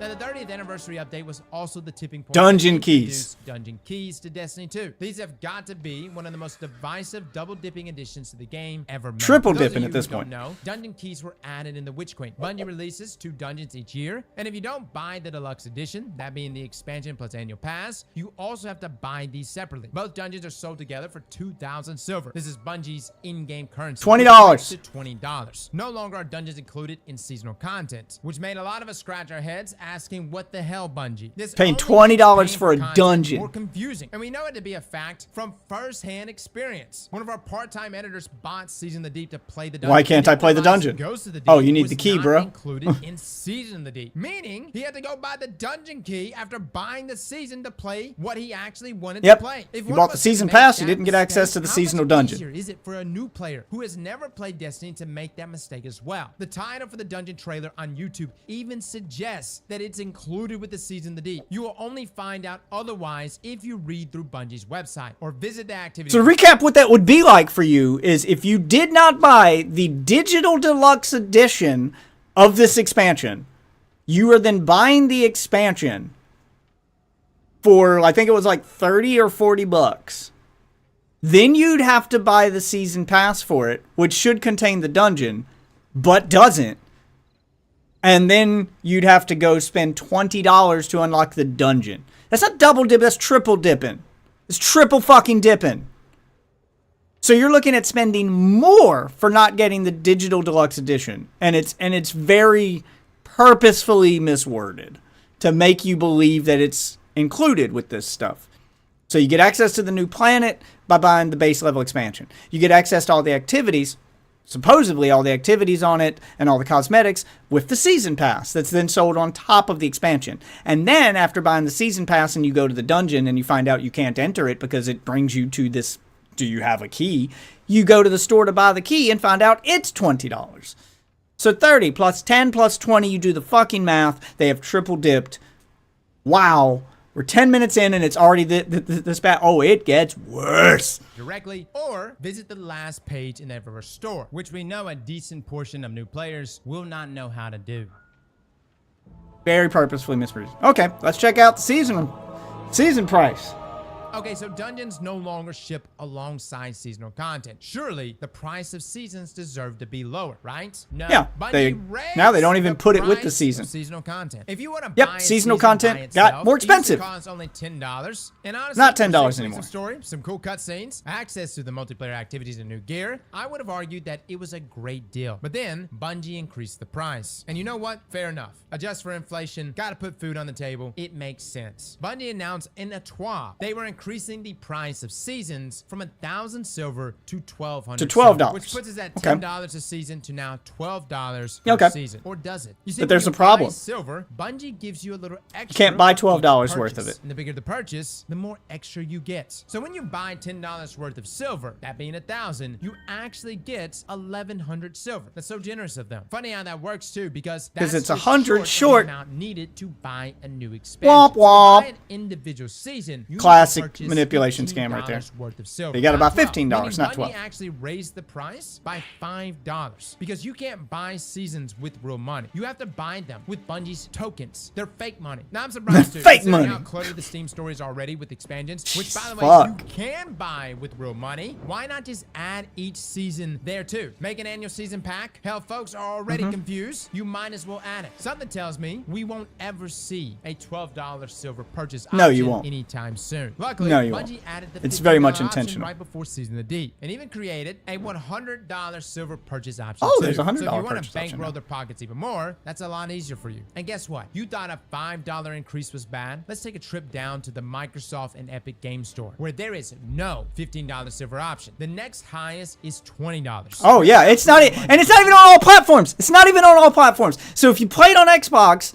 you don't have a $15 option, cause fucking reasons, I guess, and you have to spend $20 and get that 300 extra bonus that you could apply to next season to get the next season for $10. But every other season you're paying 20 instead of 10. It's just adding to the convolution. At this point, in-game currency should be illegal. They should just have to say crypto may make that possible.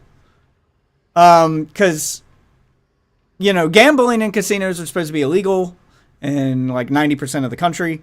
And there's some online gambling, maybe even some real world stuff you can go to, technically labeled sweepstakes machines. But there are some gambling that uses crypto. It won't allow you to gamble with real money. So basically they're doing this in the real world, the same thing that's happening in video games, which is how you get the attention of the fucking government and make them give a shit about it. Because people now gamble with crypto instead of real money. But as we all know, you can turn crypto into real money. So you're basically still gambling with real money. It's the same thing that they're doing in video games. They just do it in real life now. So that will get old heads to eventually notice. So it's just a matter of time. And retroactively, any law that they put about currency would then theoretically apply to fake currencies, in-game currencies, your V-Bucks, your silvers, your gems, your diamonds, whatever the mobile game shits are calling it, which is a good thing. I 100% agree with you. Like that, this shit needs to be reined in. We already have money that we use to buy things. And if you're selling me things, I should be able to pay for it with U.S. money. You know, that thing that says legal tender on it, meaning it should be accepted everywhere in this country. Legally, I should be able to just buy anything in America with the American dollar. I shouldn't need any other type of currency. That seems like just a way to undermine the US dollar and create your own currency, which technically, you know, like you can't just start your own economy in the real world. So why are we doing it in video games? Like, it's all borderline illegal shit in the real world. Why is it allowed in video? And crypto's kind of the real world version of that. So finally going to bring light to it. So hopefully, fingers crossed, that'll rein that shit in. The price for a new season. Guys, that's just borderline evil. Thankfully, Yep, any players borderline who evil. use these platforms are not completely screwed. Bungie does offer a $15 seasonal silver bundle as well, but not only is it separate from the other silver purchase options, it also doesn't advertise how much silver it gives. You actually have to click into it to see how much silver you are buying. But hey, it comes with the free emotes. Am I right? I'm not against silver existing or people buying silver. I've got plenty of silver. I'll even meet Bungie halfway. I'm not against paying $12 for a season, but it's these shady, scummy, underhanded tactics that Bungie keeps using that pisses me off. You said it was $12. If you're gonna raise the price of a season to $15, at least have the balls to just tell us straight. I shouldn't need to perform mental gymnastics to decipher a change in pricing structure like it's a day one raid encounter. It's not the price increase that rubs me wrong. It's how Bungie intentionally designed it. Yeah, so they use this to basically avoid real life laws. So in real life, you can't fucking do this with the store. Like, you can't say that something in your store cost $12. If you go into a Walmart, a Target, or whatever, you can't say it costs $12. And then go up to the register and the person at the register say, well, minimum purchase in store to get that deal is $15. Or we don't take $1 bills, so you can only pay with a 10 and a 5. And then we'll give you change back. You know, or you know, we get to keep the change. Like, you can't take the money away from people. Like, if you advertise a price, that's the fucking price. Like, you can't change it in store with your own fake currency. Like, even when you go to a store, They can't even do that. Like, if you go to a store and you want something that's buy one, get one free, legally that means half off. It's just a different way to word half off. They can't force you to buy 2 of something. So if you wanted to buy one of the thing in a store, and a lot of people don't realize this because they're stupid, if you go into a Walmart or a Target and they got something that's buy one, get one free, and you only want to buy one of them, that means that one you're going to buy is half price. You don't have to buy 2 to get the price.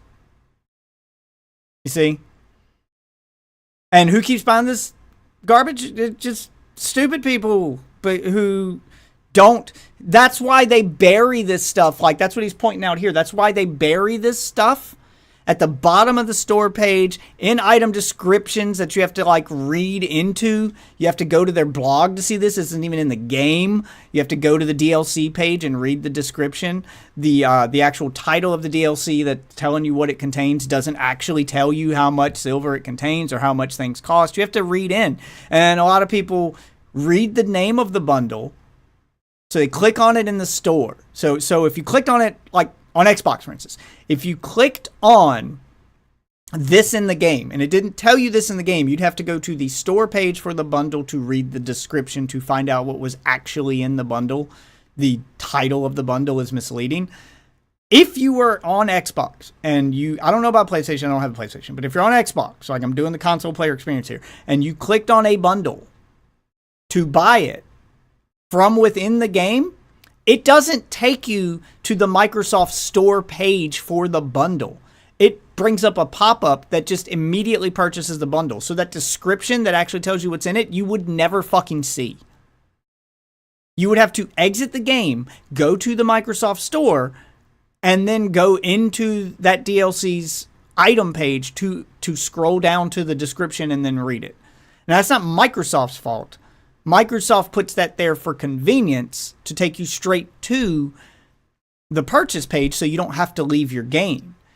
Microsoft does that on the good faith that the developer is telling you what you're purchasing before you go to purchase it, which Bungie is not doing. And that's the problem. People who are like, my purchase doesn't make a difference. Yeah, it's people like that think it wouldn't exist in the first place. Yeah, it's intentionally manipulative. I don't want to call the people that do it stupid because this is an easy mistake to make by design, forcing you to charge more money. And since there's no refunds, which is another whole legal issue I don't even want to get into about being able to just sell things and say that you can't refund them to just trick people and then not give them their money back.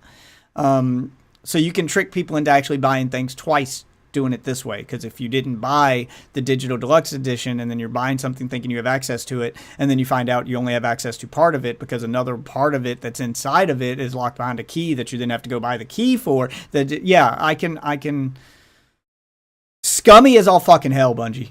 Like, even Activision doesn't go that fucking far, and we're not even halfway through this video yet. To siphon more money while deceiving the community into thinking it was less. Yeah, it's deception.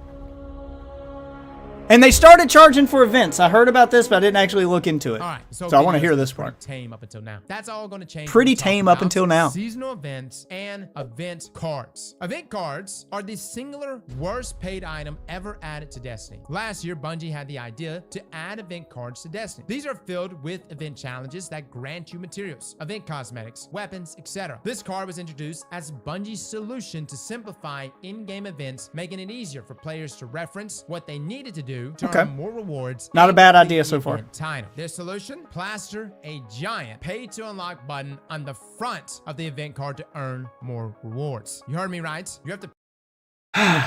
So event cards sounded like a good idea in concept. Like, that's what I've heard about, is it's basically just like an event tracker.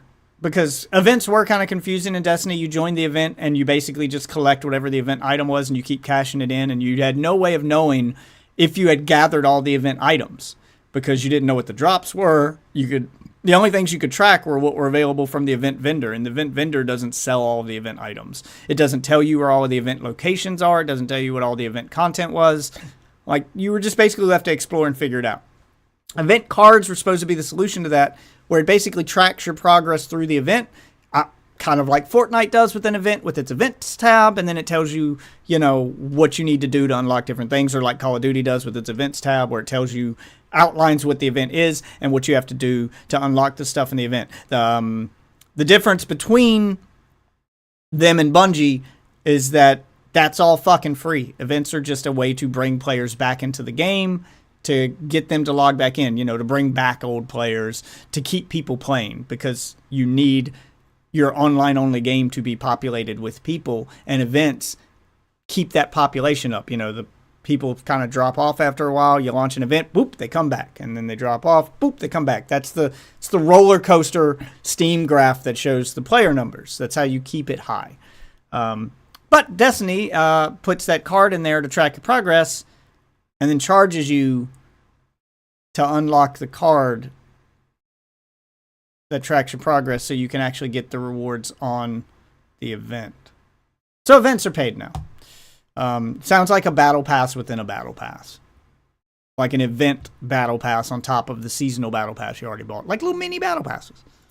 Pay 1,000 silver, $10. $10. For the privilege of completing challenges, so you can earn these extra rewards. It's essentially a mini battle pass. Yep, that's it's what I already just said. inside of a seasonal battle pass model. If you don't complete the challenges, you don't get any rewards. Yeah, quad And even dipping worse, now. Players often Glad you're don't keeping know count. that it only gives you 4 cosmetics. All the others on the card are free. This Yeah, it doesn't tell you that microtransaction either. is Okay. positioned strategically where all players interact with event challenges, because if you don't buy it immediately, Bungie wants you to stare at it for 3 weeks while you finish all your other challenges, slowly seducing you to part with $10 for a couple extra cosmetics. But Cross, it's only cosmetics. What's the big deal? That is Here we go. the big deal. Events in Destiny 2 are only about cosmetics, and over 90% That is the big of the deal. cosmetics you have to pay for. Surprise! Just like dungeons, seasonal events are not included in your That's why I hate seasonal that it's pass just purchase. cosmetic You wanna know ar- why ar- everyone argument. thinks There's a events are boring? right It's way. because they are rehashed every year, and they revolve around Yeah, spending and they're the same money. every year. New armor set, $10. New emotes, $10. Ghost shells, ghost projections, finishers, the list goes on. Money, money, money. It's so bad that Festival of the Lost has eternally been dubbed Festival of the Costs. Why would I Damn. want to participate in events where I get one gun and have nothing else meaningful to work towards? Normally, I have zero problem with Yeah, paying for cosmetics. When because cosmetics are the content, just the extra cherry on top. I already pay for my content, and if I want to spend a little more, that's my choice. Money, money, The money. problem with events is the cosmetics are the content. It's Yeah. all over the marketing. It's in the silver shop. Yeah, when It's cosmetics on my are event the content, card. then And saying this it's became just unfun cosmetic a is long time ago not an because argument content anymore. Came second to the cosmetics. Yes, it is possible for cosmetic microtransactions to ruin video games. Just look at Halo Infinite. Part of the there you go.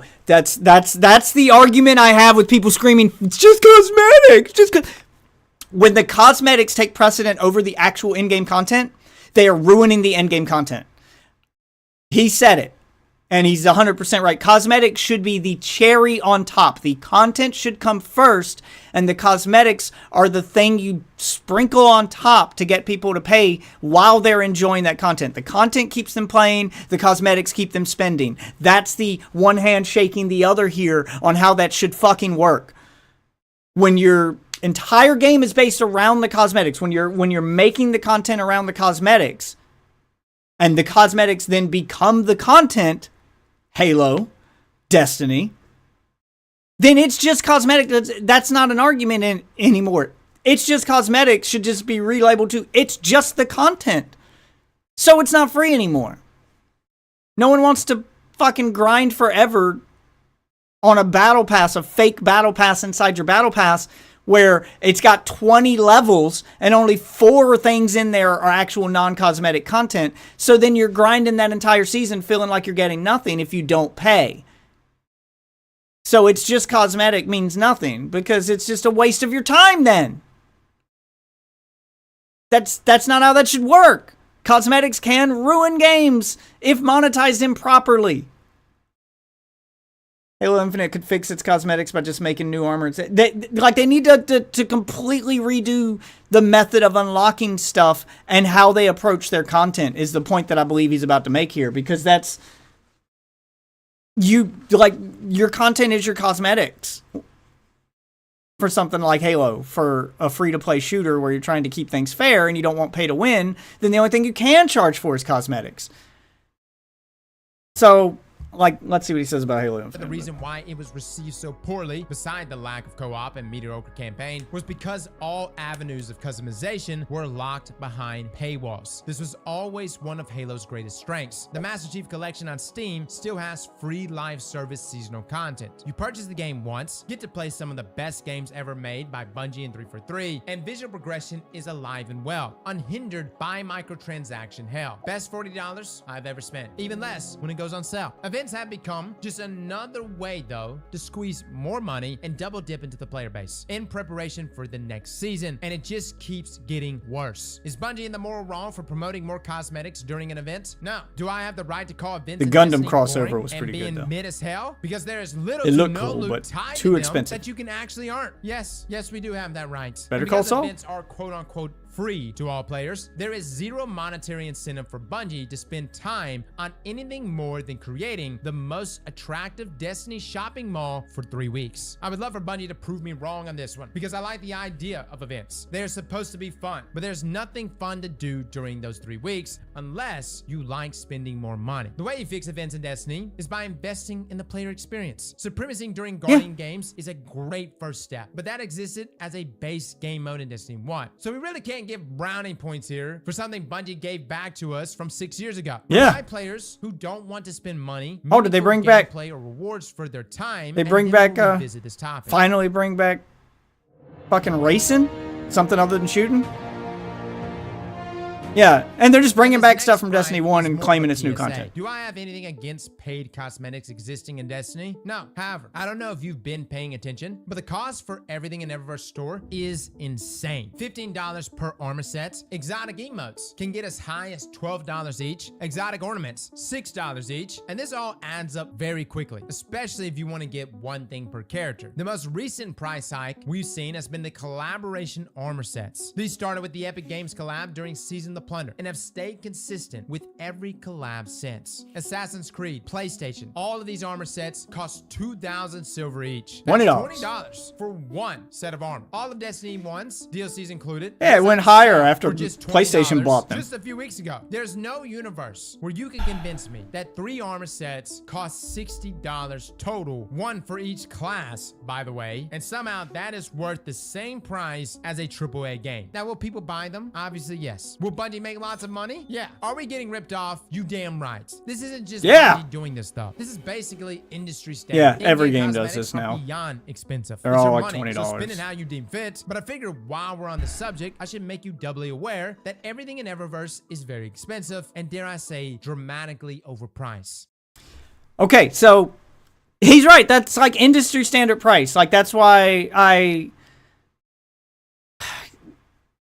when done poorly, people don't like it. When done well, they're willing to pay that price. And that's the difference. This is why you can throw $20 skins into Fortnite and no one cries foul.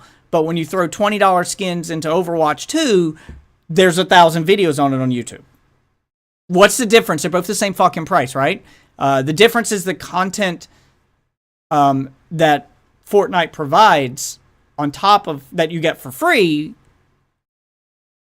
while you're, using that $20 purchase on cosmetics versus the amount of content you got in Overwatch 2. Overwatch 2 did not deliver on its promised content. So you already had a sour player base that were like, what the fuck? You went free to play and you're giving us less and charging more. You promised all of this stuff that you didn't deliver. And then had the gall to charge $20 for a cosmetic now on top of it.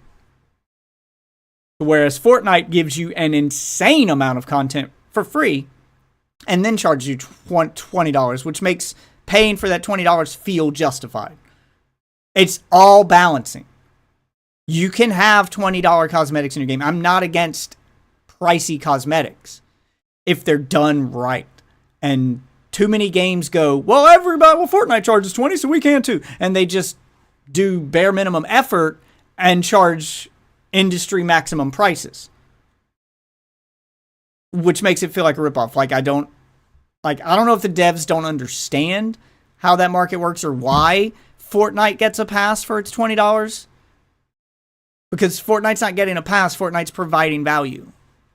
Like, you're getting what you pay for out of it. And you're getting way more. You're getting enough enjoyment for free that the $20 feels justified. In fact, you almost feel like you're ripping the developer off because of the amount of enjoyment you're getting for free. You feel like you owe them money for the amount of fucking enjoyment you're getting out of it. If you're not providing that level of enjoyment, you can't charge those level of prices. And too many games do that. Overwatch 2 did not provide that PvE experience it promised. It did not provide a stellar, like, even the regular game modes were weaker once they switched over to Destiny 2 than they were in Destiny 1. So the player experience went down, but the prices went up. And that leaves a bad taste in everyone's mouth. Like that, no one likes that. So I don't know if they don't understand that or if they're just doing it because they know they can, if it's done intentionally. So that's a different conversation to be had. But yeah, he just kind of outlined the problem. And people ignore it because some players are stupid enough to go, well, that's a Fortnite charge. Yeah, like they'll bring up that to defend it. When I bring it up to compare it to industry standards, I'm not defending it. I'm going, why are you guys surprised? Like, why are you mad? Like, are you shocked? Like, that was my reaction to Overwatch 2's, outrage when it first launched and people saw that they were $20 cosmetics. When they removed the loot boxes and put $20 cosmetics in, everybody got mad. And I was like, are you fucking shocked, really? Because $20 is what Fortnite charges, what Call of Duty charges. That's what these, Valorant's way more expensive than that. Like Valorant's upwards of 100. I mean, like, you can't be surprised when they just did what everyone else was doing. They did it poorly in comparison. They didn't do it as well, but they saw what everyone else was doing, and monkey see, monkey do. They did it too. They didn't do it as well, and they got backlash for it, thank God. But yeah, like, you shouldn't be surprised it happened, is all I was saying. But we'll continue on. Manipulation!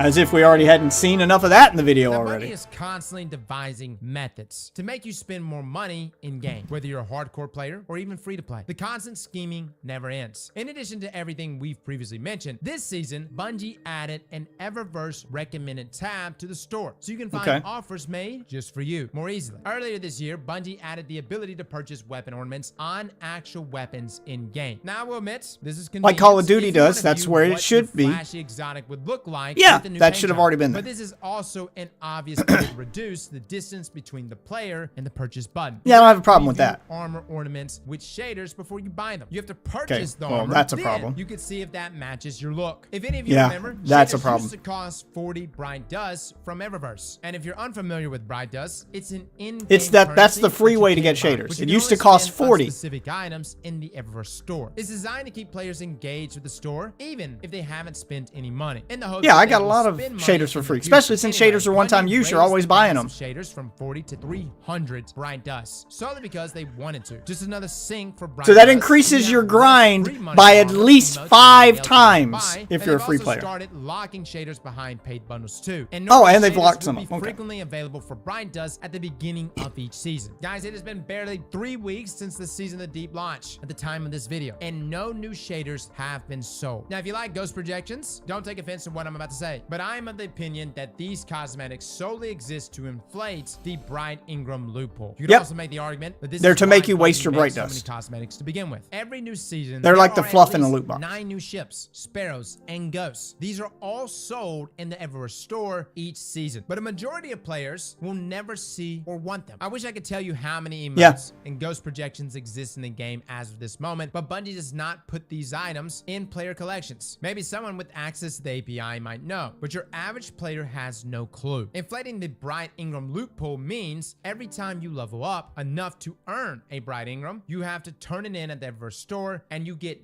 nothing of value. Further encouraging players to spend to acquire coveted cosmetics. Now, if you're a New Life player, when you visit Shawhan to pick up your first quests and bounties, you are greeted with an exotic in his inventory. Except you can't collect this exotic. It's a short quest that you can only pick up after buying the most recent expansion. expansion. This year, it's Arbalest and requires you to buy Lightfall. Last year, it was Sweet Business and required you to buy the Witch Queen. No idea if Bungie removes these weapons from the loot pool for new lights or just pretends like they are part of the new expansion content, even though both of these weapons clearly belong in free-to-play given their age. Either way, shame on you, Bungie. Not even new. Is this baiting players who haven't even played the game yet to spend money on an expansion, but you're doing it with on stuff that used to drop for free because they're old guns. Expansions. They're not even new guns. Oh, here we go. They finally did pay to win. I was out before they went that far. Destiny has now approached pay to win. Now, some of you may say that will never happen. Others of you may say it happened a long time ago. However, this season, definitively without a shadow of a doubt, has now pushed Destiny 2 into pay to win territory. Let me explain. In the past, we've brought up issues like character boosting. Essentially, you can pay $20 to skip the Destiny campaign and start unlocking your subclass and getting a head start on other content. I would make the argument that this is pay to win. In fact, it's paying to get instant and at the time, max level. Pretty controversial subject. Another hot topic is expansion pre-order early exotic access. I mean, you're calling it skip the campaign, but it's not what you're doing because they already removed the campaign from the fucking game. You're paying to reach maximum level as a free-to-play player. Like, you're paying to skip the 60 level, 70 level, whatever it is now, to skip that grind to max level so you can just start collecting gear and do all of the content. Is it pay to win? Yeah, kind of. Paying to skip the grind is pay to win. When the grind is the content and you're paying to just instantly become as powerful as someone who grinded that content, then you're paying to win. You're paying to get at their level without doing the things they did. The grind is the content. That's what this game is. It's a grindy looter shooter. The grind is the content. And if you're paying to skip all that grind and get instantly to the end game, then it's pay to win. Now, lots of other games have a skip option, but it's when you start charging for it that it becomes pay to win. Like, you can do that with your second character in Diablo 4, for instance. After you've beaten the campaign once, and every additional character you make, you can skip the campaign. The difference is skipping the campaign. There's several differences here. Skipping the campaign in Diablo 4 doesn't increase your player level. You still have to grind out the levels. So already you're not skipping player levels. You're not instantly becoming more powerful by skipping the campaign. Secondly, you don't have to pay to do it. So, not a problem. There's no pay option to become more powerful in Diablo 4. There's no pay option to become more powerful in Fortnite, for instance. Like, there's no pay option to make yourself more powerful. This is paying money to instantly get levels on your character.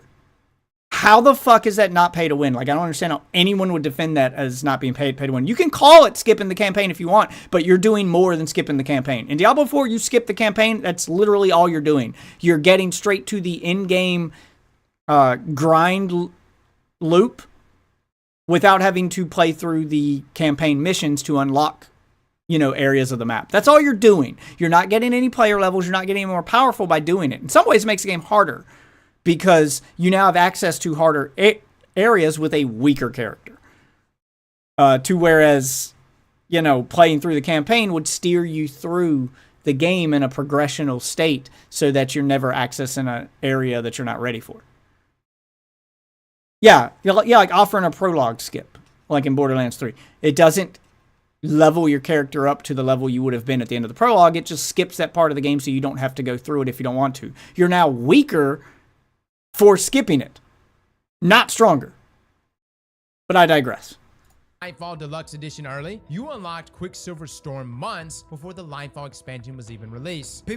So that's another thing that they did. That's a bad part.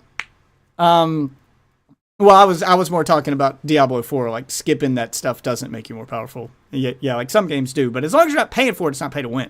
But that's another thing they do is, if you don't pre-order the expansion, you don't get access to all of the content in the expansion for X amount of time. They lock expansion content for players who bought the expansion at launch as a punishment for not pre-ordering the expansion. So if you didn't pre-order it, you don't even get all of the content you paid for when you paid for it. Look. Look, here, we'll back it up. We'll back it up. Listen to that. Have made that argument in the past, and at the time it was a pretty controversial subject. Another hot topic is expansion pre-order early exotic access. If you bought the Lightfall Deluxe Edition early, you unlocked Quicksilver Storm months before the Lightfall expansion was even released.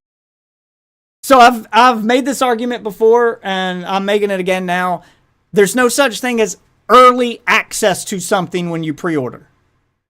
That is a fucking fallacy. That is a fucking trick. You aren't getting access to it early. Everyone who didn't pre-order is being punished and getting it late.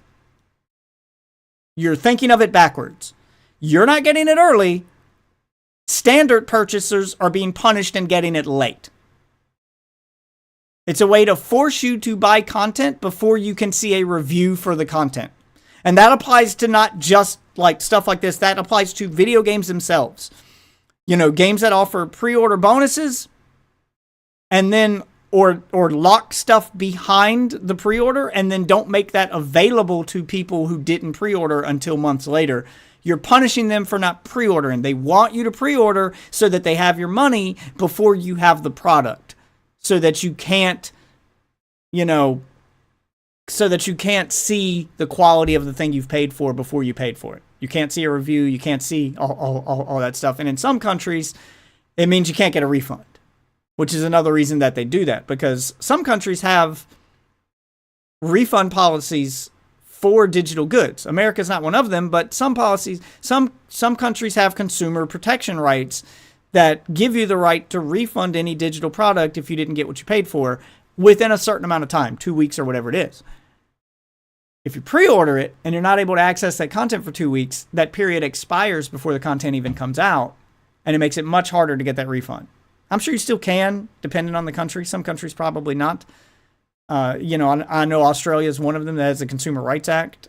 You know, Aussie's told me about that, how they can get refunds on things that even say no refunds. And I believe that pre-ordering, the reason games push those pre-orders so hard is because it's a way to get around that. There's zero reason. I'll say it again. I've said it before. I'll say it again. There is zero reason to ever pre-order a digital good. There's zero logical reason to ever do this. There is zero chance of a digital good selling out. They can make and distribute infinite copies of it. There's no distribution cost for a download. There's no way you're not going to get the game if you don't pre-order it unless they restrict it. Unless they take it away from you. It's not like they physically produced a good and they only had so many copies and then you had to wait for stores to restock. There is no stock to refill on a digital marketplace. There's zero reason to ever pre-order a digital product. Now, if you pre-order I pre-ordered the collector's edition of Street Fighter 6. That was a physical good. Came with physical things. And there was a limited amount of it. That makes sense. Digital goods never make sense. You should never, ever fucking ever be pre-ordering digital goods. It is false scarcity. It's not real. And punishing you for doing it should be all the more reason why you don't do it. Why you don't support that practice so that they stop doing that practice. All right, I'm off my rant on that now. But yes, I am very anti-pre-order. People who bought the base version of Lightfall had to wait until Season the Deep to use this exotic, which is they had to wait for half a year. They had to wait 6 months to get all the content they paid for. Good in PvP. We called it pay to win. More people agreed, but yet again controversial. The problem is many people are reluctant to call Destiny a pay to win game. This hesitancy stems from one question: what is considered winning in Destiny? If you don't know what winning even means, then can you even win in Destiny? Let's try and break it down. What if we classify love that define argument. Destiny as achieving certain in-game goals, going flawless. Yeah, there are some people who believe you can't have pay to win in a PvE game because you're not winning against other players. Complete them with great loot. Actually, I believe we just found our answer. Winning in Destiny 2 means getting great loot. Thank you. Armor. That's how you win in a Great single-player loot is the game. reason why people In play a this game. PvE Strip game. everything else away. At its core, people play Destiny so they can earn loot and Yeah, use it's that why to you play. complete harder If the content. reason you're Or playing is something enhance you the can content purchase they to already get, it's play, pay to win. Earning more great loot in the process. Owning better loot objectively gives you an advantage over other players in game. Need I mention the Immortal and Trials of Osiris or Ooh. Gallon at multiple points in Destiny Sandbox? That's Yep. why it's called a looter shooter. Loot isn't everything Destiny has to offer, but it affects every aspect of the gameplay experience. With that in mind, we can now assign a definition of pay to win in Destiny 2. Destiny 2 So I would more try to make a global pay to win. Maybe I'll update the Wikipedia page, but I would more try to attribute a global pay to win definition that applies to all games. My definition would be, if the reason you're playing the game, the content you're playing, the reason you're playing that content, the goal you're trying to achieve can be purchased, it is pay to win. Doesn't matter what the game is. If the goal of the game is to collect loot and you can buy loot, it is pay to win. You are paying to instantly get the reason you're playing, to instantly get that reward. It is pay to win. If the goal is to beat a boss and when you die, you can pay to resurrect infinitely or get God mode or whatever, okay, pay to win. If it, whatever. However they sell it, the end result would always be the same. You're playing the game for this reason. This is the draw of the game. And if you can pay to get that without having to play the game, it is pay to win. Regardless of whether it's PvP or PvE or single player. 2 is pay to win, when an unfair advantage in obtaining great loot is only accessible to players who spend more money than what is essential to play Destiny 2. If you have a better definition, I would love to read your suggestions in the comments below. But as of this moment, I believe this statement encapsulates pay to win in the context it of is Destiny correct. 2 or any looter shooter quite well. All right, Cross, we get it. What's your point? Over the years, Bungie has been inching closer and closer to this pay to win line. And as of Season 21, Season the Deep, they finally crossed it. Bungie opened the floodgates and are Yeah, so that he just brought up like another point that people attribute their own definition for what pay to win is based on the most extreme. It's an argument I've had with Ozzy over Warframe. Warframe does have pay to win elements. I'm sorry if you're a Warframe fan and you think it doesn't. It fucking does. It has pay to win. There's different levels of pay to win, but that definition I just gave earlier applies to Warframe. You can pay to instantly get a Warframe that other people would have to grind for. You can pay to get an unfair advantage in the game over players who didn't do it. You can pay to skip, that grind to instantly get the reward. Anything you can purchase that would make you more powerful than a player who didn't purchase it, no matter how small, is pay to win to some degree. In a PvP or a multiplayer game. If they're not on an equal footing, regardless of the amount of money they put in, if there is any advantage given to a player who has a deeper wallet, it is pay to win. And it is, the definition for me is that fucking simple. There's different levels. Some are more egregious than others. But if it exists at all, if I can pay to instantly max level a gun, if I can pay to instantly access a piece of gear that you would have to grind for, if I could pay to instantly get something that makes me stronger or gives me a different play experience than you in a multiplayer game, I am now more powerful than you and I have played less time. How is that not pay to win? Even if I'm only slightly more powerful, the definition still applies.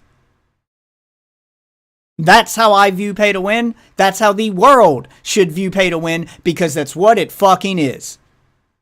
So this, constantly moving the goalpost and making excuses are how they keep inching closer and closer to that line. The more you move the goalposts and the more leniency you give them, the more they're going to take from your fucking wallet. Destiny has proved that. Are now allowing people to buy max rank for the entire season. Yep, pass you can buy on max day rank for one season of the pass. new season. And you may be thinking, really, Cross? The season pass is not. Yes, so that's why you can't have progression things tied to the season pass, even on the free tier. Even on the free tier. Because he's explaining right now how that becomes pay to win. If your free tier of your battle pass, that is a manipulation. It's a mind fuck. It's an illusion that it's not pay to win by putting it on the free tier. If you put stuff on the free tier that's tied to progression and you go, oh, see, it's not pay to win, you can get that for free as part of the battle pass. Everybody gets that. The only thing you have to pay for on the battle pass is cosmetics. Well, that's only true if you can't purchase tiers of the battle pass. So if I can buy the battle pass and then give the company $60 extra or $100 extra or whatever it is to instantly max level the battle pass, well, now I've got all those progression items on the free tier instantly for money. I have paid to skip the entire battle pass and all the progression that lies within for money. You successfully turned your free battle pass to a pay to win item doing that. And you are crazier than a fish with titties if you think that people aren't going to do that. That's why it exists. There's a difference between having only cosmetic items on your battle pass like Fortnite and then allowing people to buy the whole battle pass instantly and skip all the tiers simply because they're impatient and they want the cosmetics now. But that's fine. Okay, if they want to pay for their impatience, if they got that kind of money to burn, let them. It's not giving them any kind of advantage. If I can instantly give you money to max level the battle pass and now I have an advantage over people who didn't, okay, pay to win. Fucking pay to win.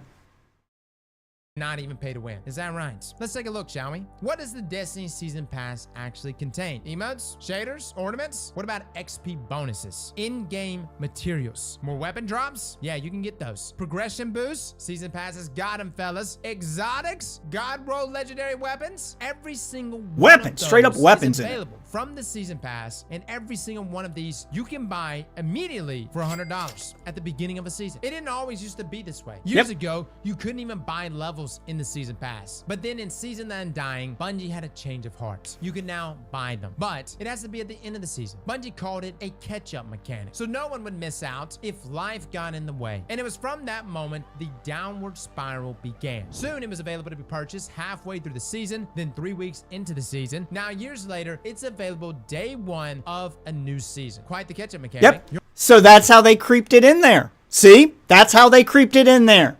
You gave them an inch, and they kept taking more.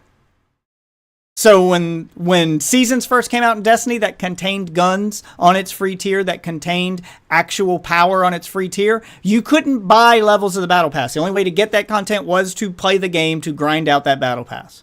Fair enough, not pay to win. Then they introduced the ability to buy tiers on the Battle Pass, which meant you could buy access to those weapons at the end of the Battle Pass instantly. But you could only do it during the last 2 weeks of a season. So if you had a real life and you didn't have time to grind it out, you could do it. Okay, fair enough. It's still pay to win, but you've locked it behind only the last 2 weeks, so 90% of your season's not pay to win. There's an argument for it there, fine. Then they did it 3 weeks into the season. And now you can do it day one.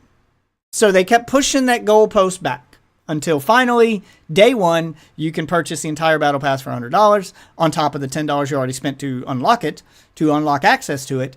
So $110 will get you the entire Battle Pass max leveled on day one and all of the God-rolled, God-tier gear it contains. How is that not pay to win? Man has a point, and this is a fucking documented prime example of why you can't make excuses for them and why you can't give them an inch, because they will take all of your money. You gave them an inch, they took your wallet. You only have 3 months to complete the season pass. Better buy the ranks now before they're gone. Good news, the bundle Bungie sells for the first season pass plus first 10 ranks also went up in price. And even better news, they'll be evaluating new approaches to post-launch content in new the ways year to of charge you Final money. Shape, which is corporate code for another price increase to $15 next year. It all makes sense now. Why do you think Bungie added that $100 silver purchase option in Steam while simultaneously offering a new fully ranked season pass for $100? Seems awfully convenient that both these new features shipped at the same time. You know what else How about is that? strangely convenient? Deep sight activation. For those of you who are unaware, deep sight is used Yeah, to grant patterns for craftable weapons. Yeah, And this is yes, new to me. Once you've earned This 5 wasn't in the deep game, sights honestly. for a specific weapon, you can Okay. craft the perfect roll of Oh, said so you- weapon. so It you is can craft a literally the perfect loot god in roll. game of Destiny 2. You Perfect can weapons craft your with perfect roll. rolls that takes lots of time to get. Deep sight activation is the ability Okay. to apply deep sight to a Not a weapon bad that mechanic. didn't drop with the weapon initially. This new quality of life feature was teased earlier this year and was beyond Not a bad exciting feature as long as you because don't this charge would have for been a very useful avenue for new or returning players to earn old craftable weapons that no longer drop in the roll loot pool. Imagine Okay. our dismay when Bungie Craft stuff that announced doesn't the drop. new deep sight harmonizer material that is used to apply deep sight is only available on the season pass. 3 from the free track and 3 from the pay track. 6 total per season. If But wanna you can know just the buy math behind that, craftable weapons. If you're new to the game, earning every weapon that no longer drops with deep sight would And that's take the only way to get 'em 'cause they 24 don't drop. seasons to get them all. We haven't even had 24 seasons in Destiny's lifespan. Now there is no method to earn these materials in game. All you can do is wait for Bungie to drip feed you with XP. Unless you don't have to wait. Let's say you want that god roll targeted redaction or that crafted apex predator right now. All you need to do is spend some silver. And just like that, you have enough deep sight to instantly craft any weapon you like. Sure, you have to get it to actually drop, but that's not a problem. You can focus all the seasonal weapons at the helm and farm last switch weapons for a few hours. Purchasing deep sight application allows you to completely bypass the craftable weapon loot grind for any crafted weapon you want. And you know what's crazy? Bungie pulled this exact same stunt with armor transmog. If you want to customize your armor, it was going to be limited and extremely complicated to earn. Oh, but Yeah, I remember also, that. you could just buy it from the Eververse store. Of course, people Yeah, were and angry, people but Bungie were was still angry then. always safe because at the end of the day, It was just only cosmetic. Yep, It can't that be was the pay to argument win. then. Deep sight application is anything And but that was the cosmetic. precursor to this. new That's why you feature is can't now excuse being it. Weaponized by Bungie to implement pay-to-win mechanics into the season pass. Some of you may be thinking I'm overreacting. Let's listen Nope. to that data video. You're at least one more 100% time. accurate. A lot of people will now mention the slippery slope argument. Slippery Yes, guys, slope, we start which with he warned you about 7 years ago. emotes. This is where that slope ends, ladies and gentlemen. This is where it ends. We see legendary This is where it goes. We see legendary marks for sale. And now you see all those things for sale. 100 motes of light for $5. They're not directly for sale, which is going to be some people's excuse for it. Shortcuts to But when you hide it inside things, if people notice a way to buy it, they're going to take it. They do it to try to trick the people who won't buy it into so that they don't see it. It's not in your face, but it's there.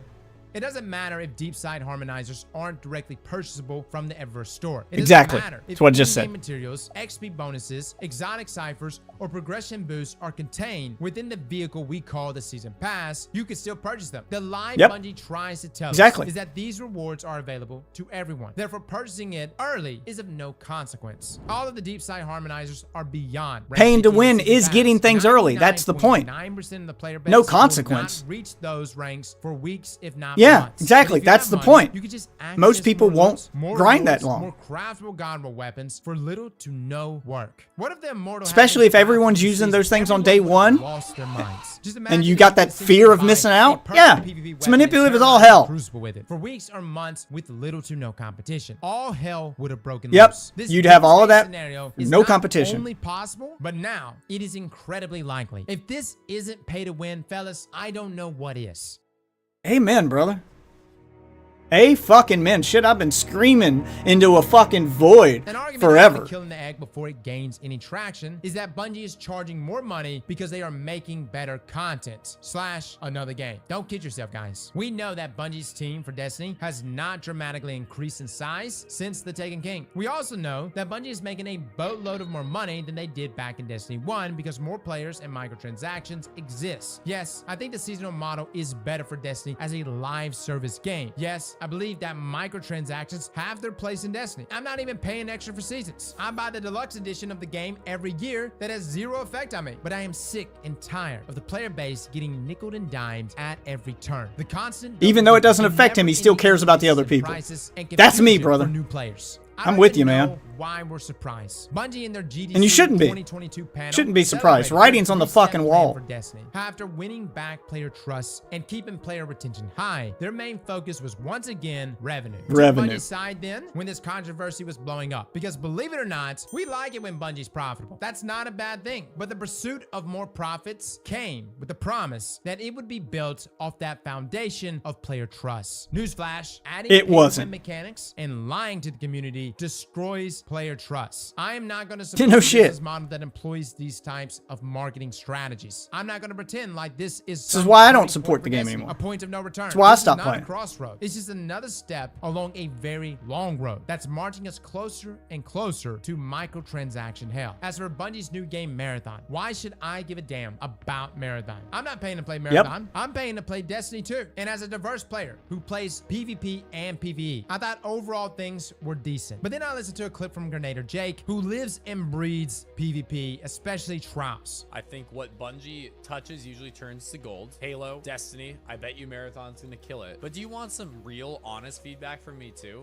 I think it's absolutely up that Bungie would abandon this game's PvP essentially, which is what they've done. They've made us basically no new maps in like He's from a PvP they only continue player. to make us pay hundreds of dollars a year so they can go work on their next baby. It feels like complete bullshit, dude. I feel like Destiny players have the right, especially Destiny PvP players, Yeah. to be pissed. We're still spending over Legitimately. $100 every year to play this game. They literally abandoned us, and I feel like that's really frustrating. And this Yeah, if really you're paying puts $100 a things year to into be abandoned. perspective. Bungie abandoned Destiny 2 PvP for their new PvP game. Not only that, but Marathon is also getting all the bells and whistles Destiny players have been asking for a very long time. Dedicated servers, leaderboards, new maps. Only after complaining year after year, buying new expansions and seasons year after year, And getting are no new PvP players content. finally getting some attention. More than anything else, it's just sad that this much money has been spent by this many people, and what content do they have to show for it? Almost nothing. No, Bungie almost made a nothing. promise to make the game better for all players, not just PvE players, all players. Sadly, this isn't the first time Destiny players have been abandoned before. I know a lot of you have never played or don't care about Destiny 1 these days, but 7 years ago, before Silver even existed, Before the Taken King microtransactions. Collector's Edition was sold, and it included some custom emotes and class items. Back then, these were some of the best looking armor pieces and emotes in the game. I loved Several Destiny of our 1. editors were young teens at the time, and being Destiny fans, they bought the collector's edition. Revisiting those accounts years later, practicing for the Destiny 2 King's Fall raid race, gathering footage for videos and so on, they notice they can't equip their custom Taken King items anymore. Items that they own, items Took that they away stuff you paid for. items that Bungie would happily charge them $20 to repurchase years later are sitting in their inventory. You have And to they can't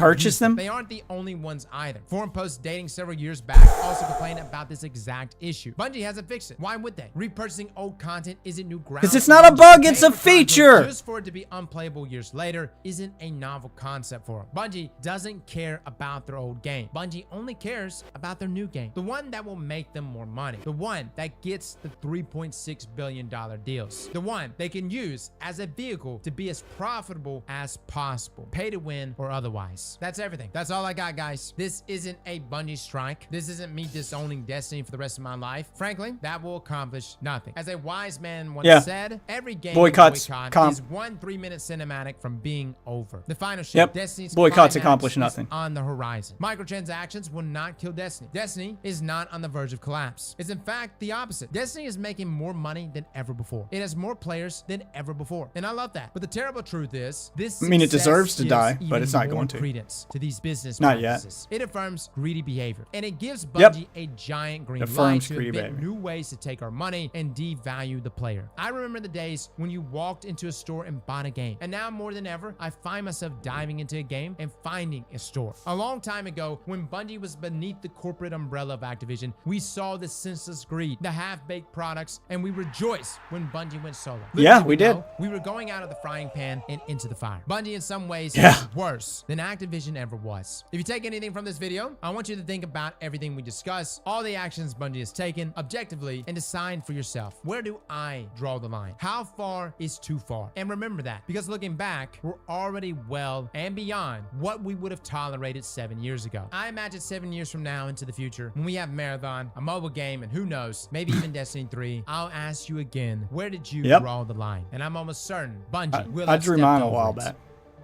And yeah, you're right. They would have stepped over it. So, I mean, I'll link the video in the description for anyone who wants to watch the full thing without my interruption. But this is all stuff I've said and warned about. And the reason I say that boycotts don't work is these practices are so manipulative and these games are so... People are so time invested into these games that they're not going to quit. The majority of people aren't going to quit. So if you go to boycott something, you're going to get some support. And any boycott in any game, when any game does this. But truth is, you're not going to make enough of an impact to affect change just with a boycott. Unfortunately, that's not how these online systems work anymore. That's not how these online systems work anymore. Back in the days of retail stores not going to the store, you know, boycotting Walmart, boycotting those things, that worked because those stores looked empty when other people came into them and they could see no one shopping there. Like that, you could stand out front with a picket sign and people had to walk past you to get in. Like you went noticed then. Online, people don't notice you're not going to the store.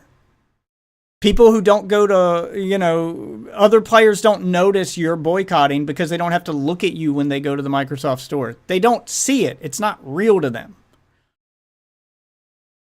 The proof of what does work now, the only power you really have in an online marketplace like this is your voice.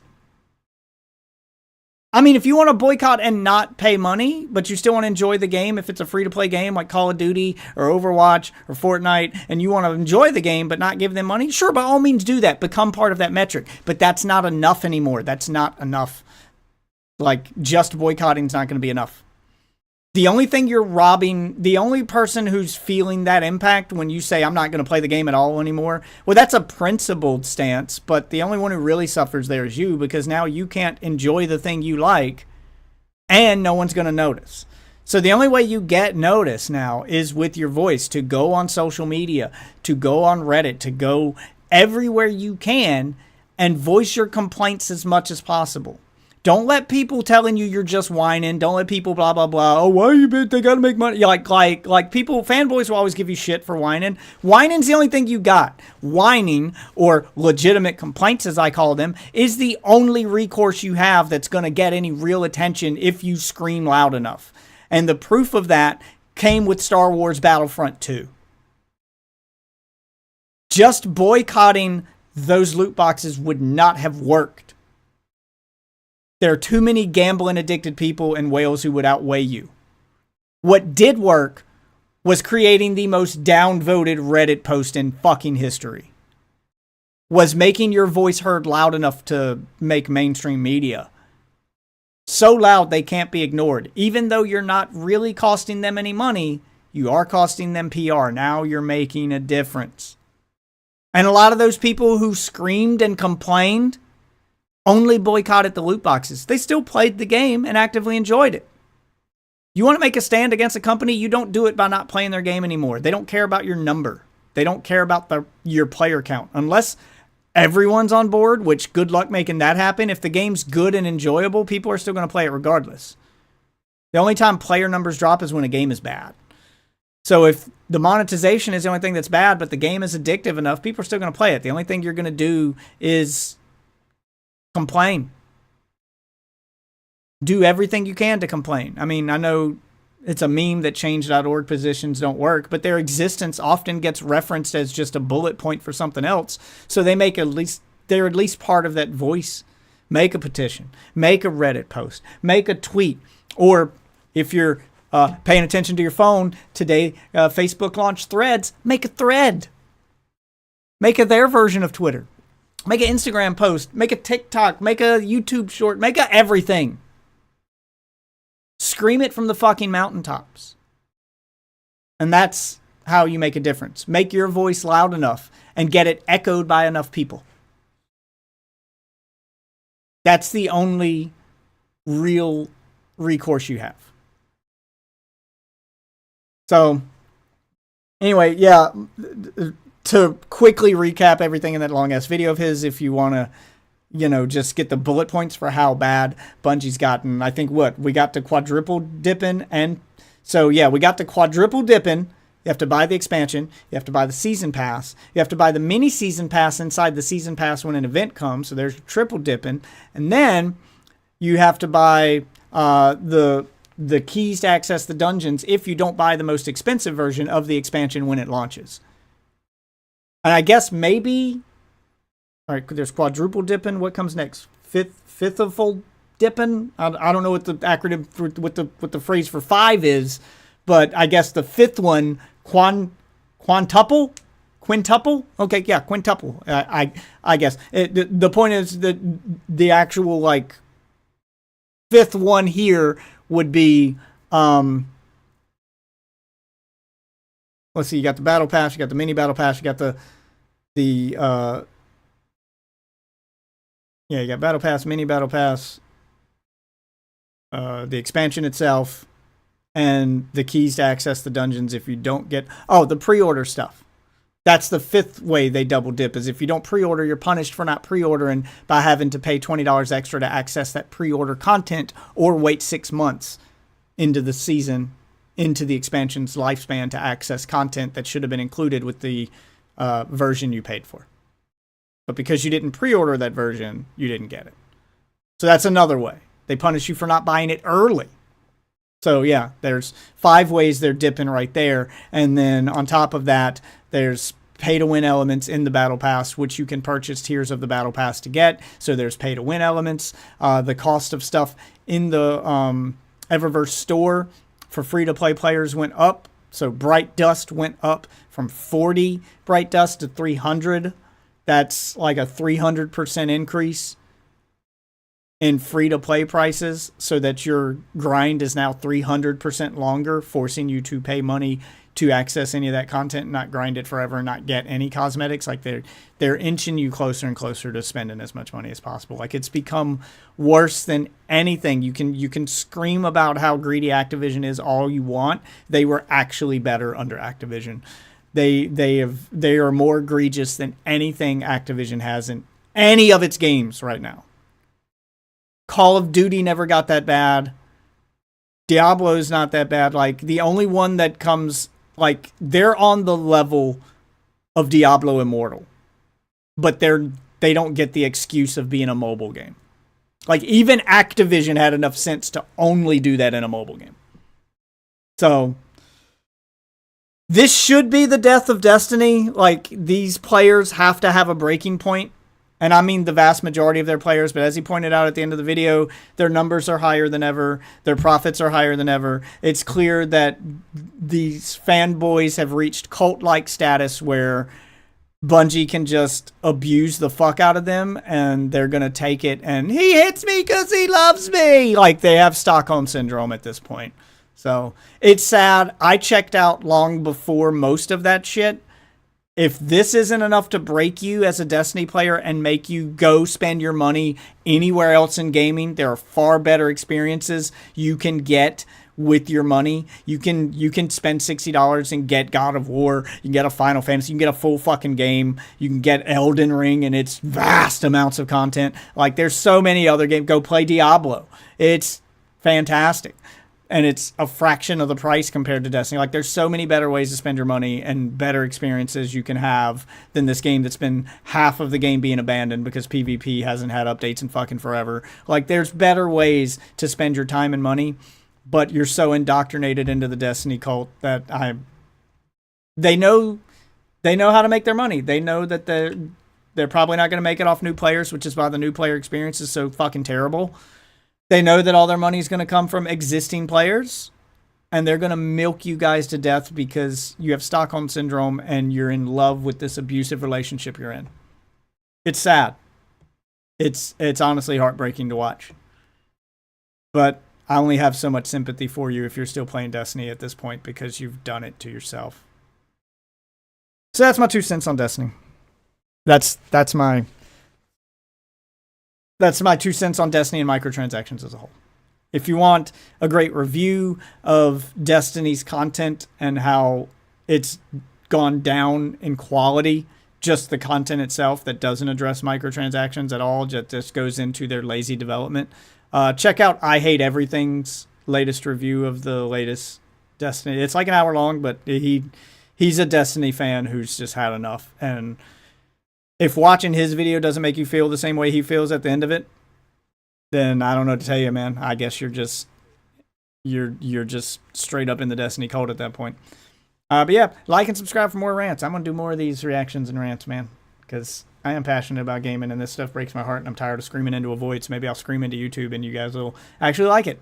Thanks for watching, and I do live stream every night, so come check me out. Later, guys. I'm going back to my game now.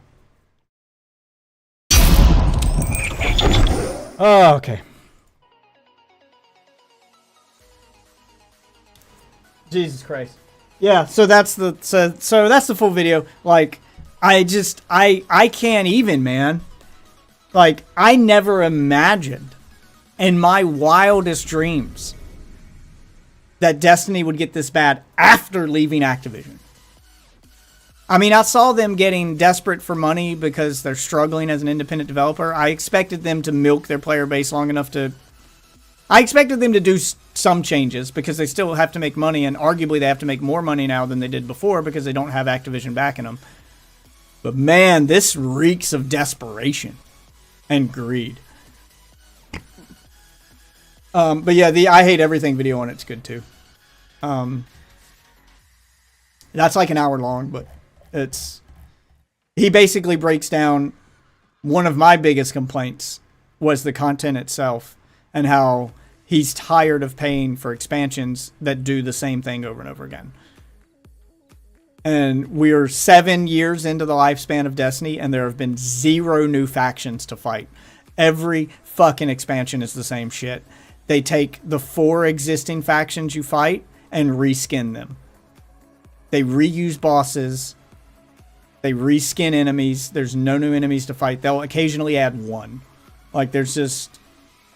They've managed to keep this story alive and have you fight the same 4 factions over and over again. You've got an entire universe to explore, and you can only give me 3 factions to fight, or 4 factions to fight. Technically 3, because the Taken aren't really a new faction. They're also a reskin of all the existing 3 factions. So, it's... Yeah, it's... I guess humans count as a faction. You fight them in PvP, but whatever. It's not... I'm not counting that. So, yeah, it's...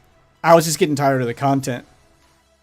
The content on top of the overpriced microtransactions was where I drew the line. The recycled content. The lazy development. Yeah. And exotics being uninteresting, because the only thing you have left at that point is the loot, and when that's uninteresting, I couldn't do it anymore. I really couldn't. I don't know how anybody still can. Make the stupidest anger face I can for a screenshot. Yeah. I'll probably practice off stream. I think I'm gonna get my wife to punch me in the stomach while I take a video of myself and then screen cap that fucking pain-induced face. I'm gonna literally take one for the team on this one just to make a thumbnail. Because I don't want to fake it. I want you to see my pain. I want it to be real.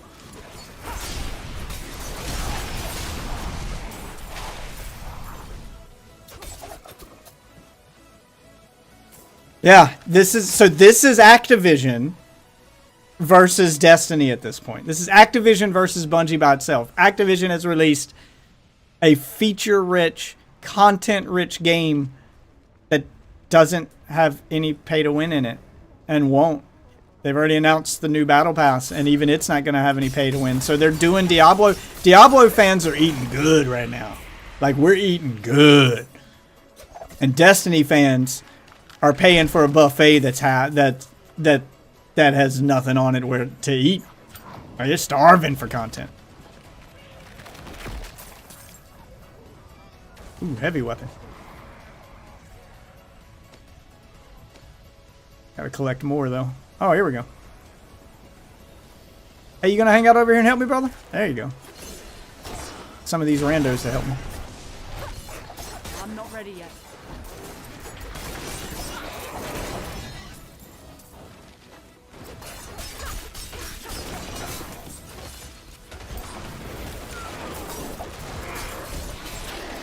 There you go. Melt him. Here comes the elite.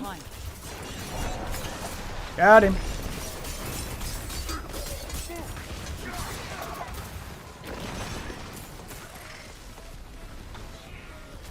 Still don't have 150, but I'll collect all these orbs here.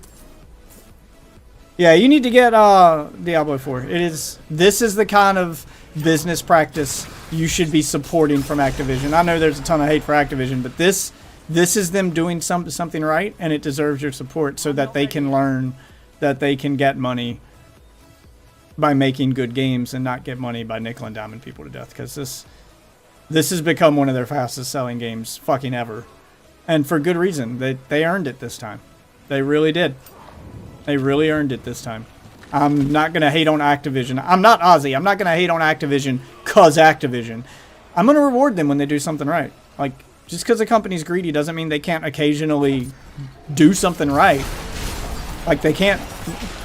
No greedy company remains a billion-dollar greedy company by being all bad. Occasionally, you have to do something right to keep your business afloat, and this is an example of that. And that's why it deserves your.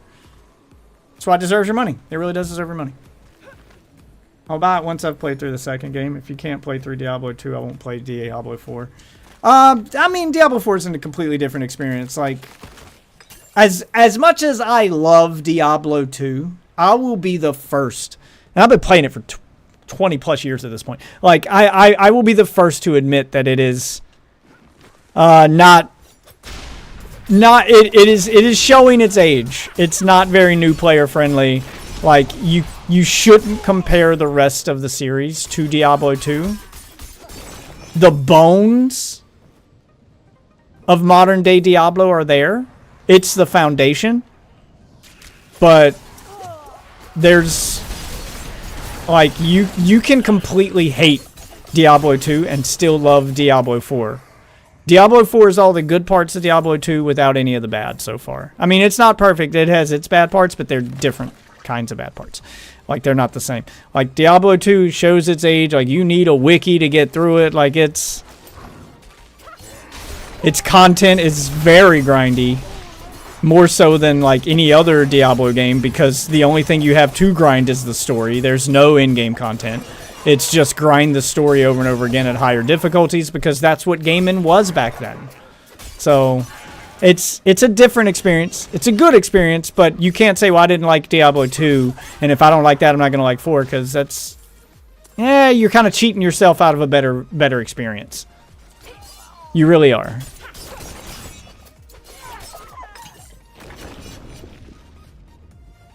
But you got to help me grind the story. Oh yeah, no, I'll help you. I've played through the story twice already, because I helped my wife grind through it, and I'll gladly do it again. The story of this game is great, and I honestly want to watch it a third time, because I notice more and more stuff. Like, the story in this game's told in a great way that leaves a lot open-ended and open to interpretation, and I know they did that on purpose because they're going to expand the story over seasonal content, so you don't want to give it a definitive answer. It leaves a lot of unanswered questions, but I like going through it multiple times so that I can try to pick apart the little hints they give on where it might go and create my own little theories. Yeah, because I do like the story for Diablo. I am invested in it. I've been paying attention to it since the 90s. So it's well worth your time, and it's addictive as all hell. Like, especially if you found yourself, like, I'd say Diablo 2, by today's standards, Diablo 2 is the hardest one to get into. Beyond just the story. Like, it's easy to get into the story and play through Diablo 2 once. Playing through Diablo 2 for its in-game content, which is just grinding the story over and over again at increasingly almost unfair levels of difficulty, it's hard to keep going past the story in Diablo 2. But if you could find yourself enjoying that kind of content in Diablo 2 and found yourself addicted to that, you will be outright fucking addicted to Diablo 4. Like, even if you didn't like Diablo 3. Like, Diablo 4 takes the best parts of Diablo 3 and combines them with the best parts of Diablo 2.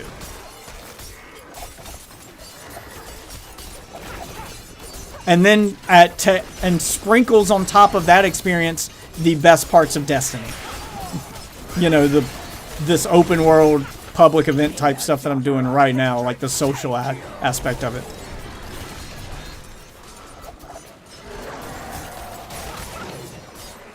Making the end game feel more like a community event than just a thing you're grinding. Yeah, it's great, and it is hard to put down. I really want to, because I want to do Street Fighter 6 so bad. But it seems so hard to put down. And then they announced the first season. Oh, I gotta go spin my Murmuring Orbs. They announced the first season of Diablo 4. Season 1 is on the 20th. And I want to get one character to max level before the first season. So I've got 2 weeks, roughly, to get there. And I'm level 78, 73 out of 100. So it's very doable. And that dangling the fucking carrot in front of me where I know it's doable makes it hard for me to put this down. It is hard to put down. It's hard to put this game down. It is. I mean, I've been doing my daily practice on Street Fighter 6. Don't get me wrong. I'll log in and do the daily challenge every day. Street Fighter 6 needs more daily challenges. Like, one isn't enough. And then the other challenges on its challenge list, there's a monthly challenge and a weekly challenge. Like, you can do all of it in an hour, and then you're just left with no new challenges to do you get one per day, and then you have an extra one per week, and then an extra one per month. It needs more challenges. It needs like Fortnite level of challenges where there's just so much to do to keep you logging in. Because some people aren't just going to go to the practice mode and grind the practice mode. If you want to trick casuals into grinding your game and getting better, that's how you do your season pass and stuff. You do it Fortnite style where you just keep adding all these challenges and these things that make them feel like they're making progress even when they're losing. Yeah. That's how you do it. That's how you do it. Yeah, you got it on Xbox. As well you should. This game is... From what I understand, the latest update for PC did make it better, but only if you are playing on a solid state drive and only if you have a specific... Like, there's still a lot of stuff that they got to work out on it. Icy still crashes on a regular basis, and I don't know how much of that is his computer and how much of that is actual Diablo 4 on PC being unoptimized. It's probably a combination of both. But you've seen me play the Xbox experience every night. This game... I don't even know how you'd fucking play a rogue. Like the character I play, this fucking movement-based character. I don't know how you play this with a mouse. I don't think I could flick my mouse around the screen fast enough to keep up with the amount of shit I can do with controller. Like, this game is just such a... It's so well done with its controller implementation that I can't complain. Like, the Xbox experience has been stellar, so I got no complaints.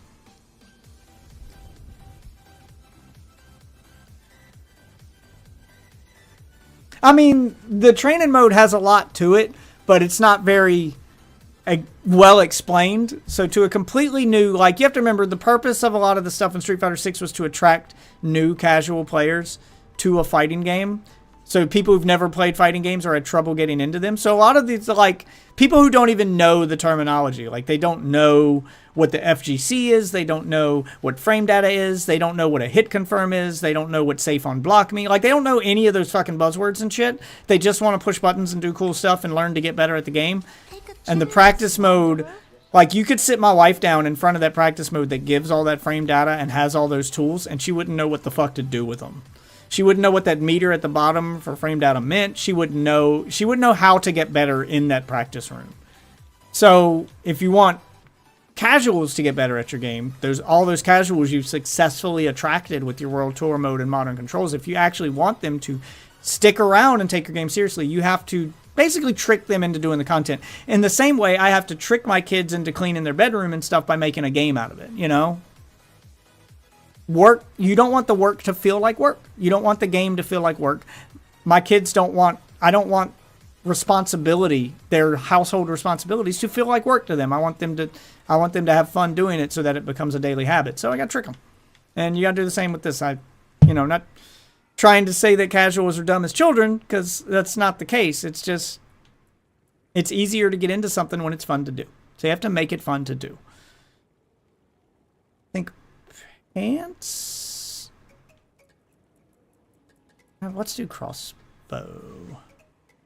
Not a fair bit of magic in that one. Until next time.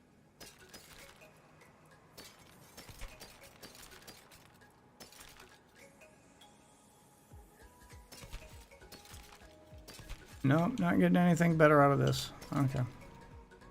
Well, it was worth a shot. Getting better at anything. Yeah, but there's a difference. I mean, getting better at anything does require work. But it's the experience of the work. If the work is fun to do, it doesn't feel like work. You know what I'm saying? You get better at it without feeling like you're forcing yourself to do it. There's no better feeling than being surprised by the fact that you got better at something. That you've had so much fun doing it, you didn't even realize you were getting better until you pit yourself against another person and go, oh shit, I am good at this. Or until somebody from the outside looks at that and goes, wow, you're good at this. And you go, am I? Yeah, like there's no better feeling than that. I mean, there's something to be said for the hard work and the grind and being able to see your progression and going, I need to do this, and giving yourself goals. Some people don't have that self-motivation to give themselves goals. So being able to naturally get better at something is I feel like that's a better way to get better at something. That's a better feeling. I have the ability to do both. I can force myself to do that grind and to get better, by giving myself a goal, the goal of getting better, and then grinding it out and struggling through it. And that's a different feeling too. That's a rewarding feeling to survive that struggle and see the fruits of your labor. But sometimes I don't want to struggle. Sometimes I want to get better naturally and feel like it just happened as I was having fun. So I can see the benefit of both. Ideally, it would be a combination of the two. And Street Fighter has that potential to be that thing that you naturally get better at, but while having fun up to a point, and then you'll reach a point where the only way to get better is to start taking it more seriously and do more advanced stuff. So you can do both. Like, they can do both.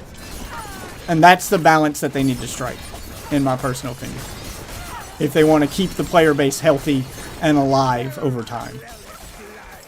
Because casuals they're going to play casually if they don't see themselves getting better. They're not going to stop and grind. And if you want them to stick around, that's how. That's how you have to do it. You have to give them incentive to log in every day, incentive to keep playing beyond just get better. Beyond just get good. So, yeah.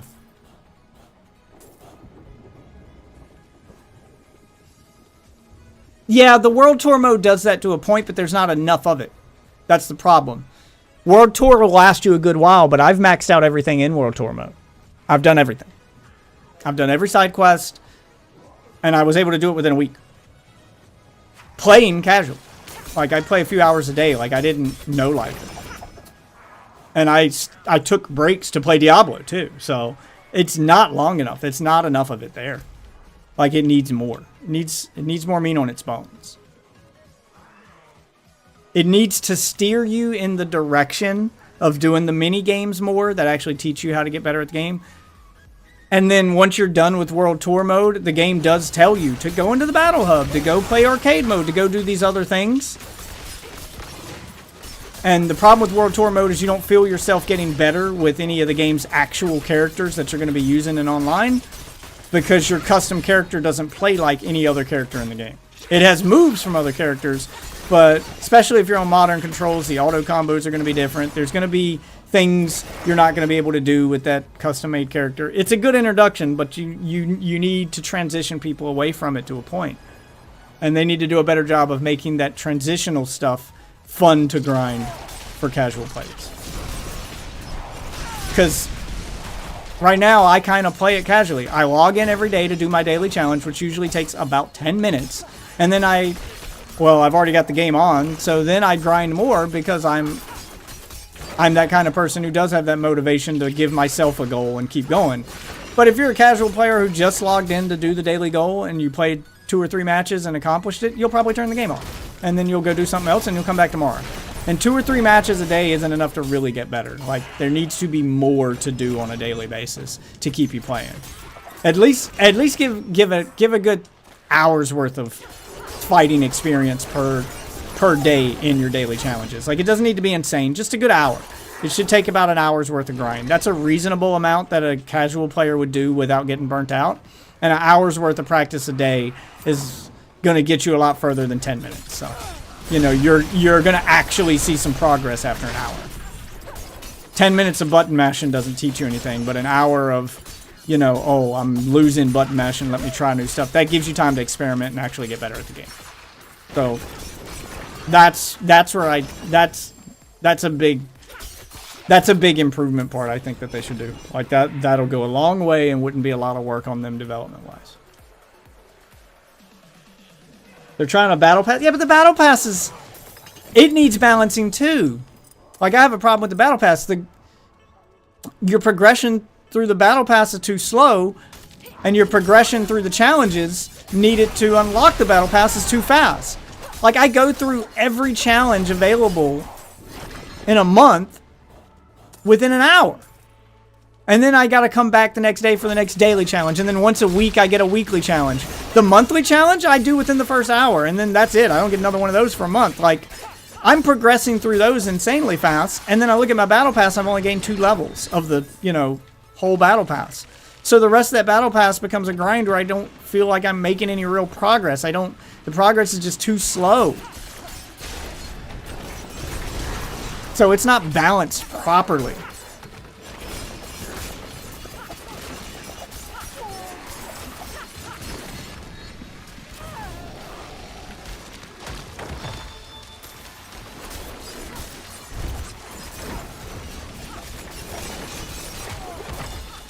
I need more time.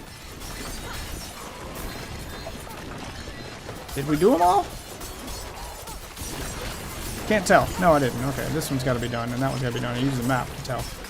Yeah, there's so much blood on the ground, I can't fucking tell.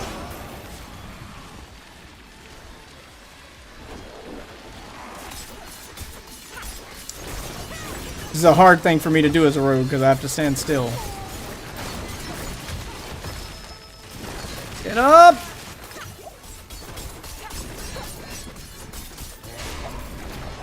There we go. God damn the loot.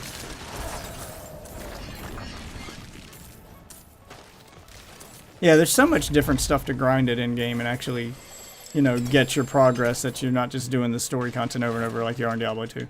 It's so easy to just lose track of time and get lost in this game. Thank you.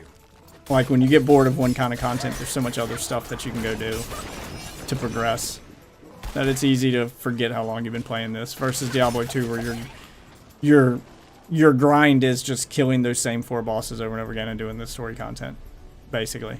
Go through this act and do this. Go through this act, do this, log out, log back in, do it again. Like, that's the entire progression of Diablo 2. And again, it's a fucking 20-year-old game. That's just how progression was done back then. God damn it. Fuck off. Trying to look at my map.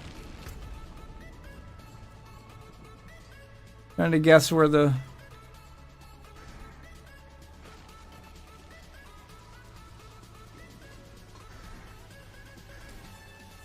Trying to guess where the mystery box might be because it doesn't show up on the map. I'm guessing little places like this, little off the beaten path areas, maybe.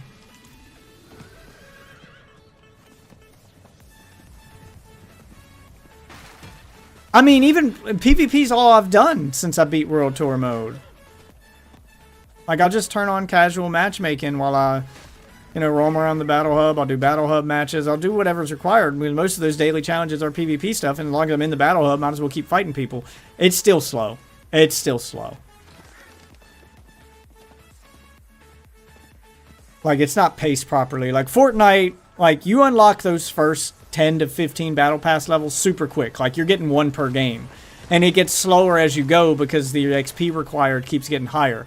I feel like every tier on the Street Fighter Battle Pass requires the same amount of XP. So progress is steady for the entire thing, but feels slower because you're not unlocking those early tiers quickly, which quickly makes you lose motivation and makes the Battle Pass feel longer than it is. And I think that's part of the problem. Is those first couple... Yep, it's right here. I was right. Those first couple levels should come quick in order to keep people motivated. And then progress should get slower as they progress further and further through it. Which would make sense because they feel like, oh, I'm higher level now. It should take me longer to level up. Yeah, it's just... it's paced improperly. It's not that the whole thing's slow. It's that it's just paced weird. That's my problem with it. Its pacing is off.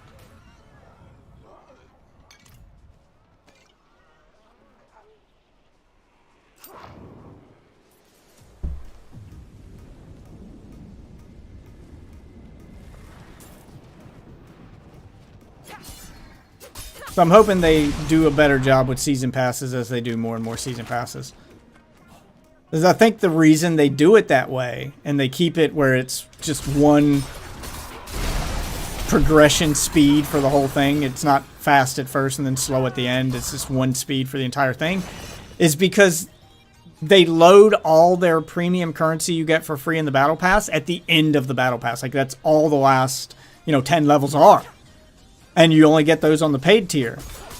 So you essentially have two separate battle passes in Street Fighter, where the free tier battle pass is its own separate battle pass where you get a reward almost every level, but it stops at level 10 or 15. And then if you want to keep going after that, you feel incentivized to pay. It's not like something like Fortnite where the free battle pass gives you something every 5 levels. So you're incentivized to progress the entire thing for free. You just don't get as much for doing so. It's paced poorly. And this is their first try. Maybe that's why. And they don't want you to progress quickly through it, because then you'll quickly get to the end where all the currency is. So I think that's the problem, is they're just not very good at a battle pass. But this is their first attempt, so I'm trying to be understanding and lenient. I'm hoping that they get better at the pacing as they go. Get better at the rewards. I'm hoping that they'll see that, oh, this loading all the content in the front and all the, currency at the end isn't making people buy it. It's not incentivizing them to buy, and it's just discouraging. It's doing the opposite. It's discouraging people from buying because they look at it and go, oh, I don't want to pay for it if I'm not going to reach that level. And they have no incentive to reach that level before they pay, so then they end up not paying. Yeah, there's a reason why you spread it out. You spread that free currency out throughout the whole battle pass, because then they can see themselves earning it as they go, but they can't access it if they don't buy that pay tier. So they see how much they would have versus how much they've already earned. So they are earning something to keep them playing, but they're also seeing how much more they could have earned as they go. Yeah, that's a better system. So I'm hoping that they figure that out. Again, they're learning as they go. And they're not locking characters behind it, which is a good thing. I don't like them locking characters behind DLC on top of a battle pass. That kind of ties into what I just said about Destiny during the microtransaction video, but I think that all characters in a fighting game should be free, and that all the, monetization should come from non-pay-to-win stuff, because locking characters in a fighting game does kind of make it pay to win, because then people don't have access to it. But in their defense, they are doing these rentals in the Battle Pass, so you can access that character for free if you progress through the Battle Pass. And there's some on the free tier, so you never have to pay a dime to try out the character. But that's just done as a way to incentivize you to buy the character. But at least you can try it before you buy it to find out if you like it or not. If it's a character that you're going to want to get good with. So, it's not entirely pay to win, because you can at least compete at some level with that stuff, but it's a little pay to win. Like, it could be done better. Still think it could be done better. Well, I mean, training mode still only gets you so far. I need to go back town real quick. training mode still only gets you so far because I have a completely different experience playing a character in a real fight than I do in training mode, no matter how many of their combos I learn in training mode. Using them in training mode and using them on a real person are two very different experiences. And there's nothing you can do to change that.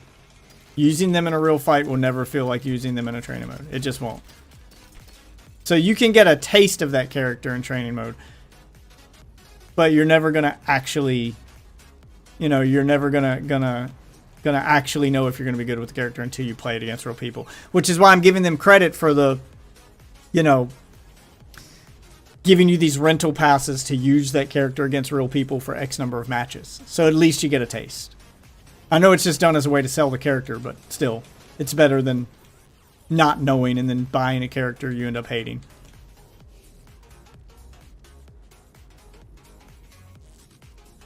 (8808) 7203. It's still better.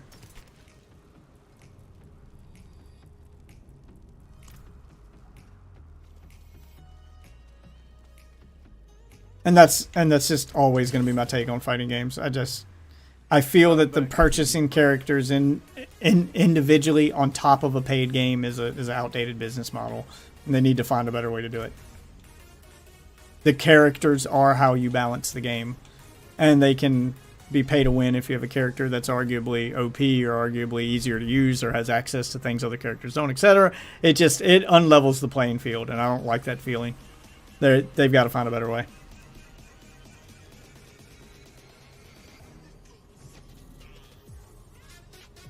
Yeah, but you're a fighting game enthusiast. Remember, they aren't selling just to you. You may know if you're going to like a character just by going into training mode.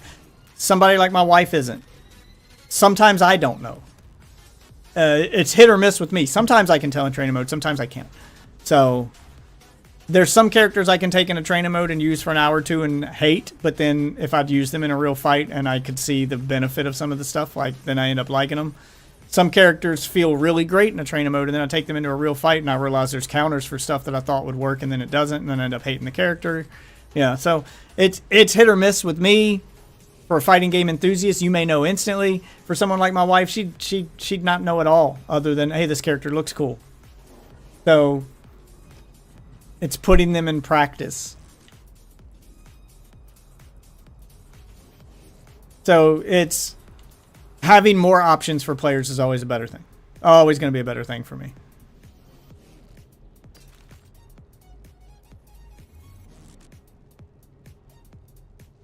Yeah, I know that there's all those situations, and I know, but that's still, no AI is ever going to behave the same way a real life person is. It's never going to happen. It's never going to happen. And some people need that real life person making real life people decisions against them. Hello. And doing things that only real life people will do to find out if they're going to like a character or not. That's just, there's no reason not to give players more options. I mean, yes, you should have access. I'm agreeing with you. You should have access to all characters at all times in training mode. Period. End of story. Paid or not. But giving people limited access to paid characters in a real-life PvP environment as a way to let them know if they're going to like it and incentivize them to buy it, also a good thing. Like, do both. And they are doing both, and I think that's great. I still think that the characters should be completely free, but if you're not going to make them free, this is the next best option. I still think they should all characters should be completely free all the time. And your monetization content should come from other stuff. Added chapters to story mode, added extra content that's not required to play PvP, like non-PvP content, sure, charge for that. When it comes to playing PvP, all characters, all players should have access to all the same tools at all times for PvP to be balanced. That's how I feel about PvP. And it's always how I'm going to feel about PvP in all games, not just fighting games. That if you really want a level playing field for PvP, then all people should have access to the same tools for PvP all the time, regardless of how much money they've paid. Make your money elsewhere. Make your money on cosmetics. Make your money on... Jesus Christ. Make your money on cosmetics. Make your money on, you know, added World Tour chapters, added arcade mode endings, or added game modes, offline game modes, stuff like that is where they should be making their money, not characters. And I feel the same way in Call of Duty. Call of Duty should be making its money on things that don't affect PvP. Call of Duty should never sell you a gun. It should make its money on cosmetics, make its money on skins, make its money on, you know, additional story campaigns, additional game modes that aren't PvP, like zombies, etc. Like, you want to do that stuff separately. Seasonal content, yeah, sure. But not guns. Guns are your characters in a first-person shooter. They're the equivalent of fighting game characters. They're what you use to fight with. And they should never be locked behind a paywall. Everybody should have access to those guns all the time. Not in town. If you want to do stuff to make people earn them and use them, sure, but they should never have to pay to access them.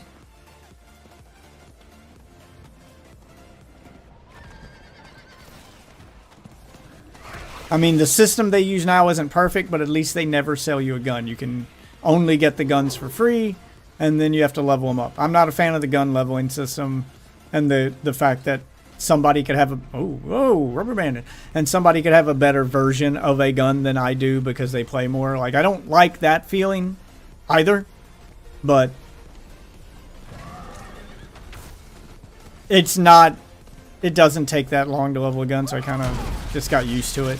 I still think that that's not the best system for them either, but I can't instantly buy a gun and instantly have it max level, and that's a good thing. So I'll give them credit there.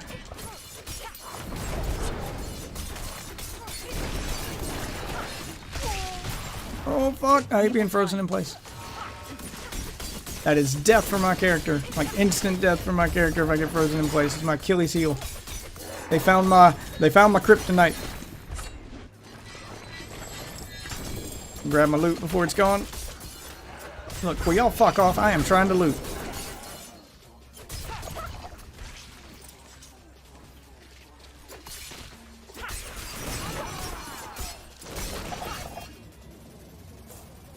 There's only a minute and a half left on this. There's no way I'm going to collect enough to open another chest, but...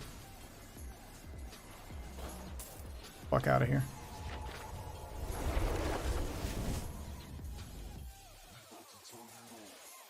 Yeah, DMZ had so much potential, but then they started introducing pay-to-win shit and have completely killed DMZ.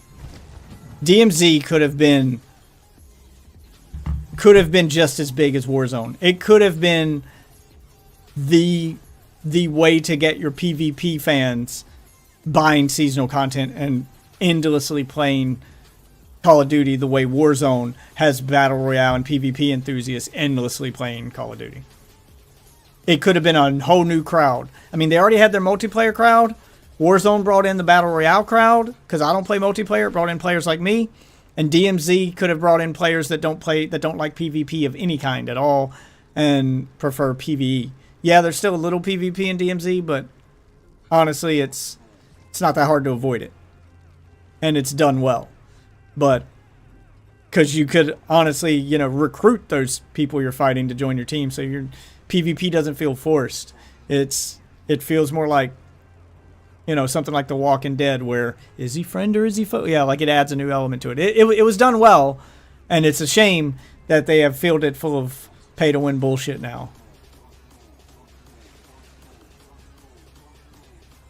Well, what I'm saying is that should have been the intended audience. It should have been.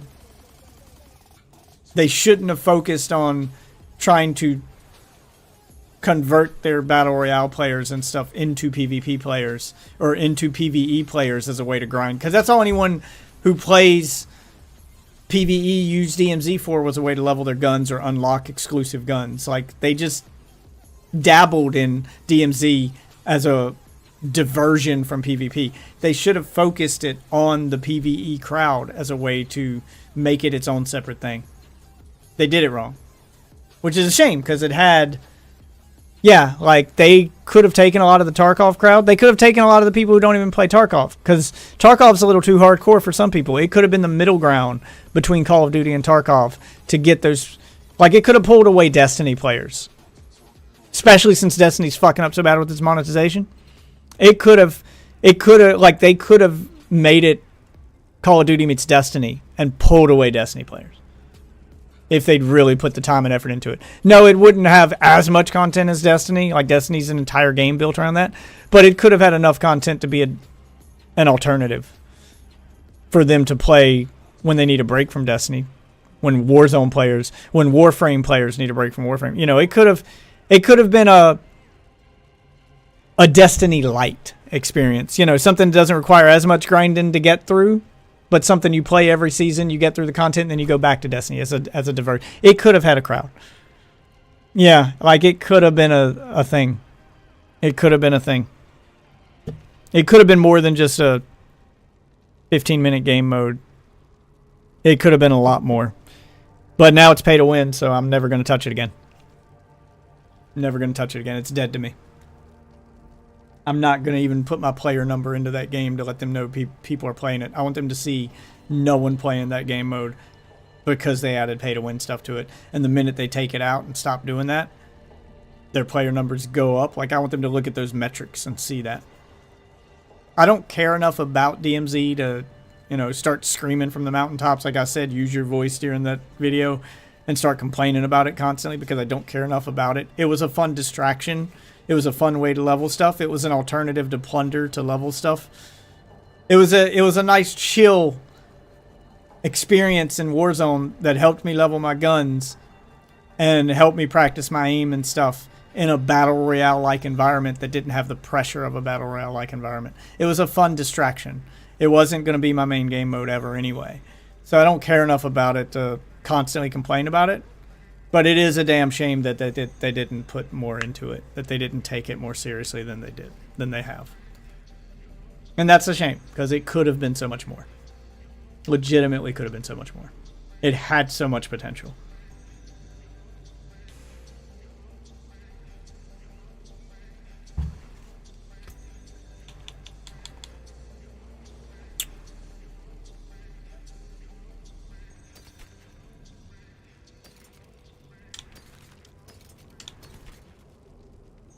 What do we have here? Dazed enemies. Plus 126 dexterity. Nope, that's still less than what I have.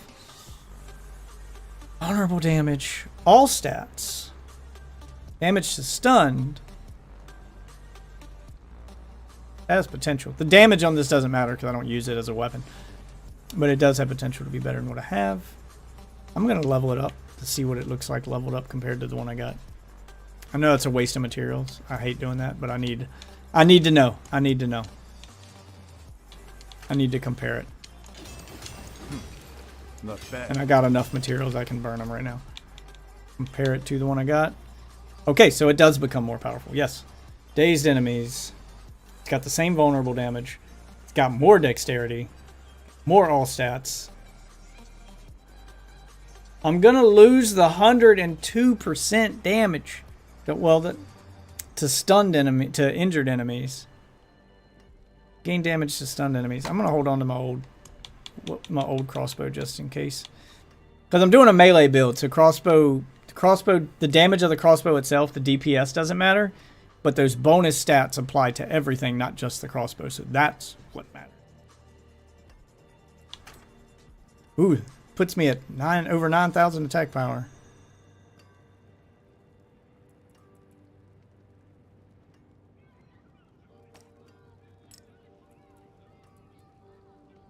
I'll try it. I'll try it for a while.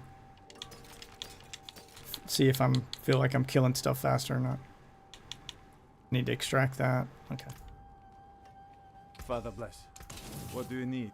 I want to dismantle it. And is this better than what I'm wearing? Critical strike damage with immune skills.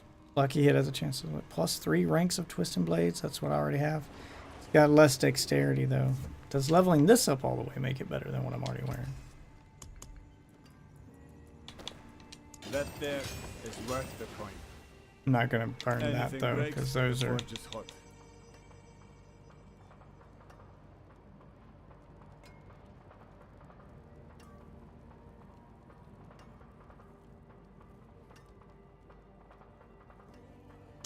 God damn it! Need something forged?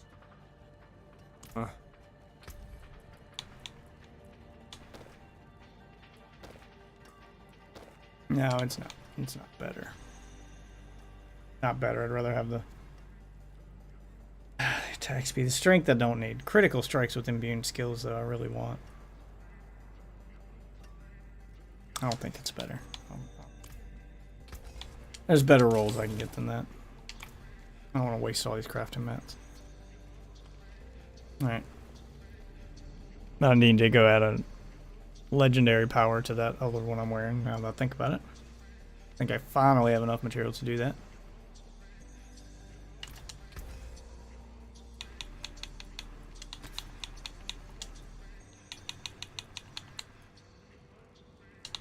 Yep. There we go. And that'll give me imbuement skill effects have a 38% increased potency against vulnerable enemies, and my melee weapons make them vulnerable if they're close enough to me, which they're going to be because I'm melee, so yeah, that's a much better... oh, I need to extract that.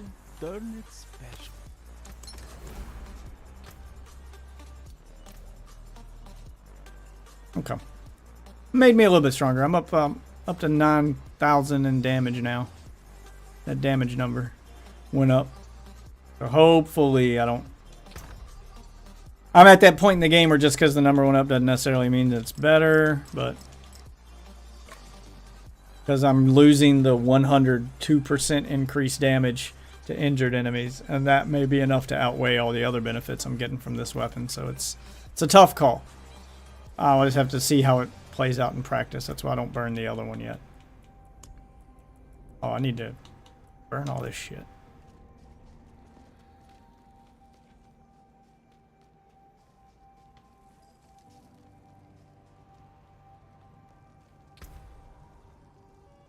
But yeah, you can start the season with me when the season starts on the 20th. We can all start together.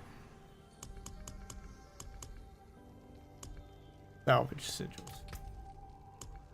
Just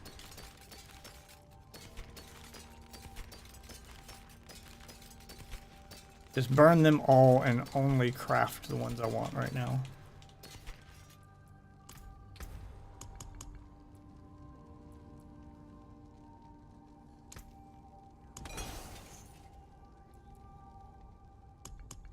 Yep, we gotta get rid of them. Sort my inventory. Okay.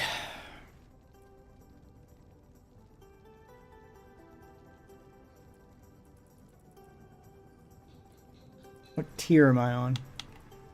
I think the highest I've done solo was 24, but I'm wondering if I'm strong enough to do higher than 24 by myself yet.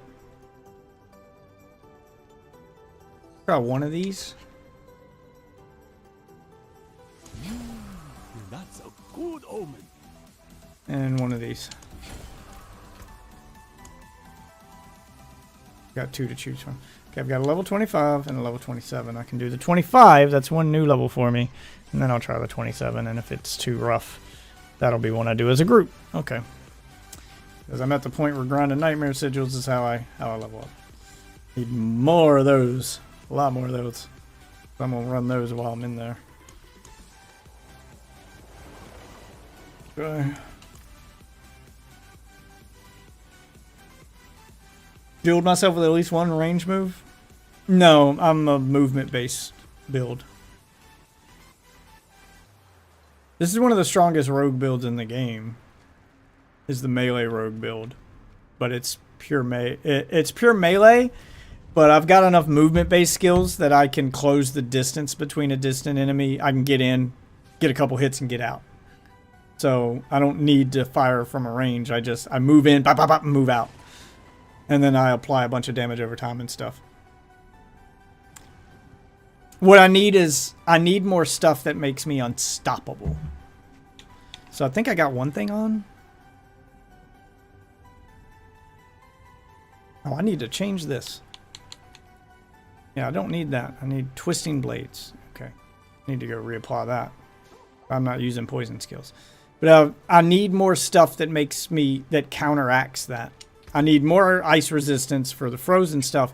And then for crowd control stuff, like being stunned, I don't get stunned or knocked down anymore. Like, the only real thing I have to worry about is frozen. So I've mitigated almost all but the frozen thing at this point. That's why I don't get frozen in place as much as I used to.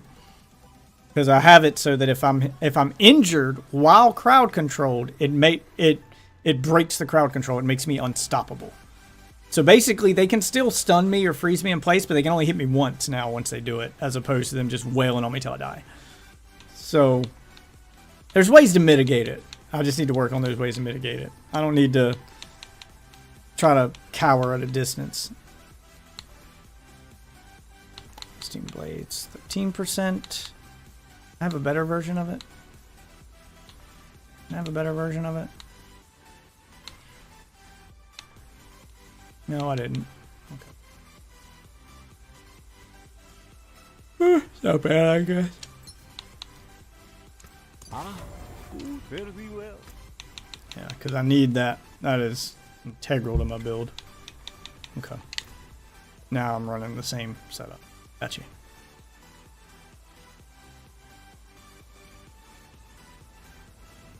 Yeah, I mean, for the most part, I'm happy with the build here.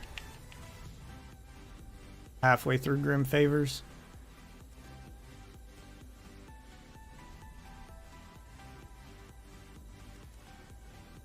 Alright, I need to go grab another drink. Should be going to bed. Streaming for almost 4 hours. I am going to cut that segment of me reacting to the video and put it up on the YouTube channel, even though no one's going to watch it because everybody and their mother at this point's done a reaction to that video. There's so many. Like, his video went viral because he just straight up called out Destiny on all its bullshit. Which, good on him, man. About fucking time. Somebody did. I felt like I was going crazy being the only one saying this shit. The Destiny fanboys have been living in denial for so goddamn long. It's to the point it was depressing to watch. To fucking talk to him. I couldn't do it anymore.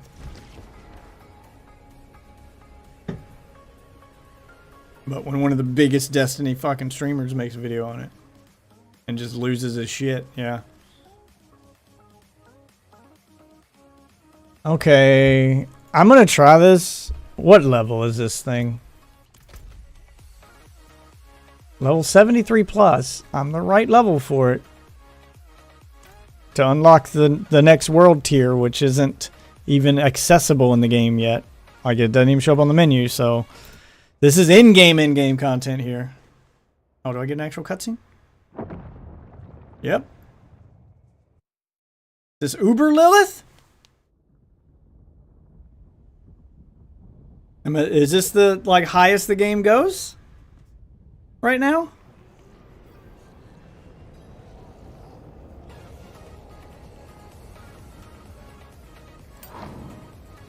Find out. See if I can handle it. Solo. Yeah, I think it's just fighting Uber Lilith. I think this is Uber Lilith.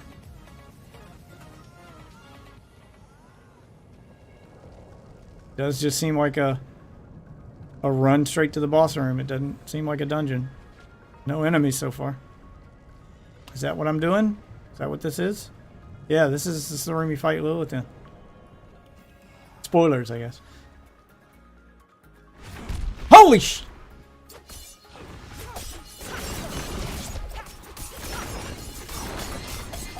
Oh, she's level 100. Why did it say... Yeah, no. No, no, no. Why did it say level 73 plus? If she's level 100, that ain't happening, man. She one-shotted me. No, no, no, no, no. Yeah, okay, so that's Uber Lilith. That's in-game, end-game. Yeah, she just went, boop. And I fucking died. Holy fuck. Yeah, that's not happening. Get the fuck out of here. It said level 73 plus, and I was like, oh, cool, there's another world tier. Like, the difficulty gets higher, and I can keep going. But, nope, this is what you're going after. This is where the end game is. Clip that. Yeah, I should have clipped that. I will. I'm gonna grab the recording of the VOD and actually go through and edit it tomorrow. Because I'm gonna edit that long-ass thing that's too long to clip, and then I'll look for other clips like that to make.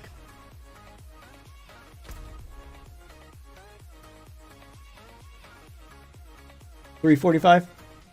Okay. Thank you for that. Yeah. Well, mine says $3.51 is where we're at right now.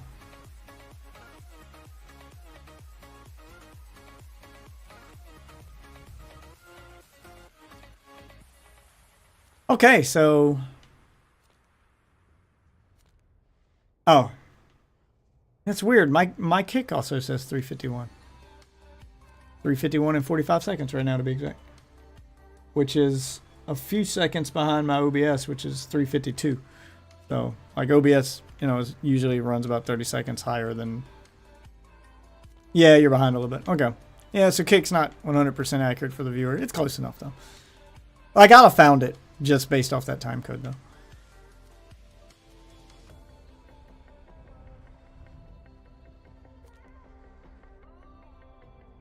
Okay, so definitely not doing that until I've reached max level. Like, that's in-game content. That's the final goal right there. Definitely don't want to do PvP stuff. I have zero interest in PvP in a Diablo game. Oh, with the build-up included. Yeah, I'll find the funniest way to clip it. I'll probably do 2 clips. I'll do one long clip that has all the build-up and my little speech before it to put on the main channel, and then I'll do like a 60-second clip to do as a YouTube short and a TikTok video. You know, just make a quick clip. Just to laugh at my failure kind of clip. Okay. I'm debating on staying up all night or going to bed. In case you're wondering what I'm doing here. I'm going to do this Legion event real quick. It starts in 4 minutes. We're going to do that. Legion World events are easy. They're a way to get some quick loot. I need to go to the store. You know, food in this house. I got Pop-Tarts. I'm going to get a Pop-Tart. I have a few minutes. Not in town. I'm going to go to the event first.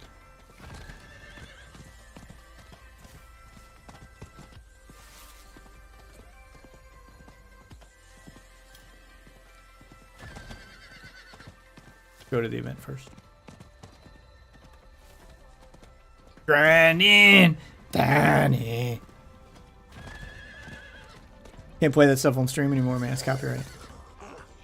Ooh, treasure goblin. I'm not ready yet. Yay! I got a unique. Why is it always a bow? Give me a unique sword, though. Hits with this weapon have a 10% chance to deal double damage and knock the target back. That's the 3rd unique bow I've gotten. Like, all the uniques I get are for the build I'm not running.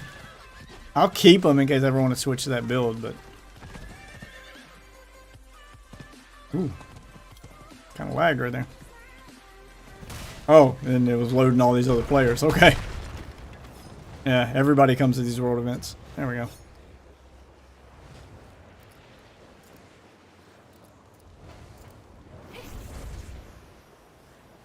Use my emotes. Well, we got 3 minutes before it begins. Your bones betray you. They shall soon serve me. Save them for you. You got a rogue. I don't know if uniques are account bound or not. Not tradable. Yeah, uniques aren't tradable. They're not tradable. Okay, I'll be right back. I'm gonna go grab a drink to go with my Pop-Tart. I'm gonna get water or something, I guess. Oh, I got a few minutes here.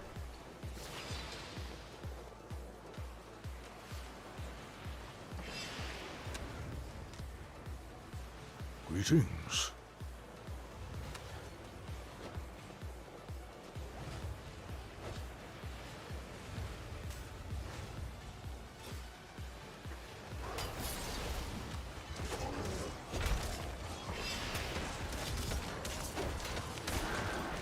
Oh shit, did it start? I thought I had 3 minutes. Oh no, it didn't start. They're just being dickheads and doing stuff. Okay. They shall soon serve me. Yeah, we got a minute and a half. I was about to say, I don't want to go in 3 minutes. Bones betray you. They shall soon serve me. Yes, everybody's taunting. Everybody's taunting. Wait. I got this emote. Y'all got this one? Y'all got this sweet bitch right here? Well done. Oh, you like that? Well done. I need help. Hello. Greetings. Well met, traveler. Off cart. Look. You can give other gear. You just can't do uniques. Uniques are like game-changing, like in-game gear. I understand them not being tradable. I don't think they've ever been tradable in any Diablo game. Like, there always has to be that thing that you have to grind for. They don't want you to log in and just have your buddy give you max level, god tier, perfect build items. There has to be a reason to play the game, you know?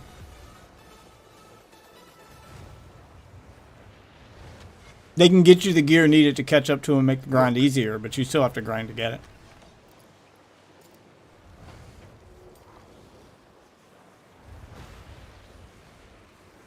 Which is understandable. Look.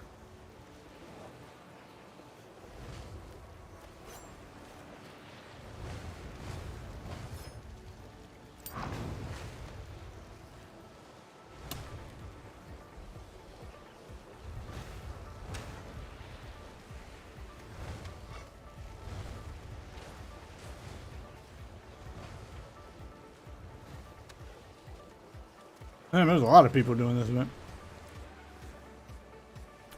Usually you only get this many people with the actual world boss. The Legion events, a lot of people usually skip them because they happen so often. The world bosses need to happen more often. I don't get to do them very often because I don't play the game enough. And that's the problem with those world bosses. They don't happen frequently enough. So if you're someone who only has a couple hours a day to play games and you can't no-life it, you may never see a world boss. They happen once every 4 hours or so. So if you're not playing during the right time frame and you can only play a couple hours a day, you may not play long enough for one to spawn. That's my complaint with them. The Legion events happen once every 1 to 2 hours, I think, this one that we're doing. I need more time. I've done this one a lot, but I've only done like one world boss. For that reason.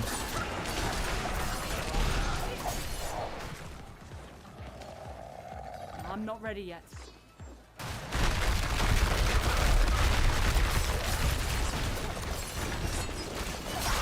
Oh my god, we are melting these shit instantly. This many people here. This may be the fastest I've ever done a Legion event. Like, I'm not even getting a chance to use all my attacks. Like, shit's just dying before I get to it. Like, these guys are just insta-murder and everything. We start stacking all our damage.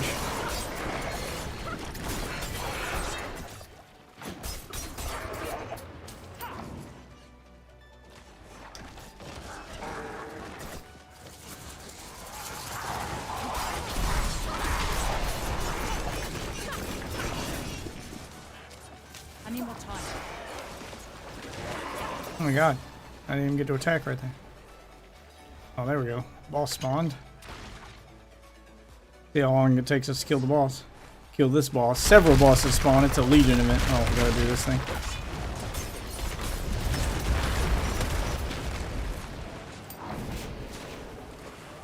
Is he already dead?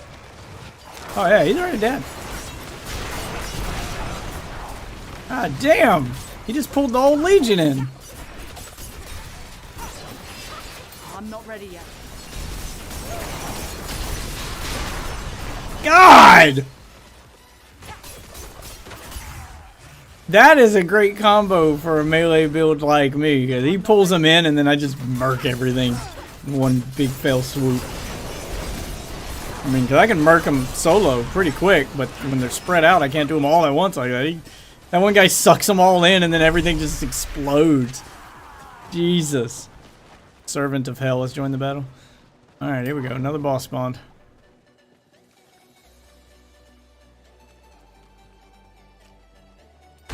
This the boss? No, it's not. Another mini boss. And he's dead already. Here we go. There's the boss. See how long it takes us to kill him, and he's dead. Oh. Did we get all 3 chests? Yep, we got all. Of course we did. Jesus Christ. Didn't get a single legendary to drop out of that this time.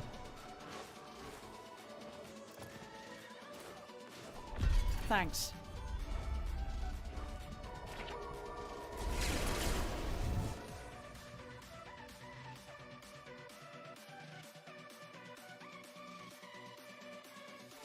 Rediscovered your love for Fighter Z. Buffed a lot of low tiers and made... Have they added rollback yet? That's the thing that's keeping most people away.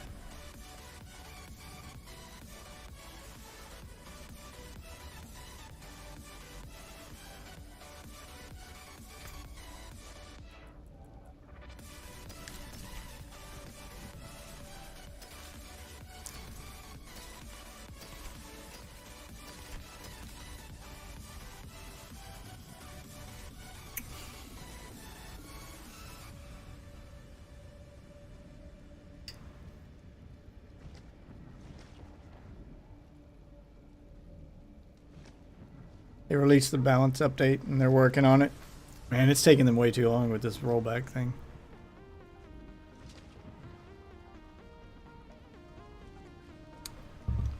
Yeah. They need to get their shit together. Like, these games should have launched with rollback. Like, rollback should be standard now in all fighting games.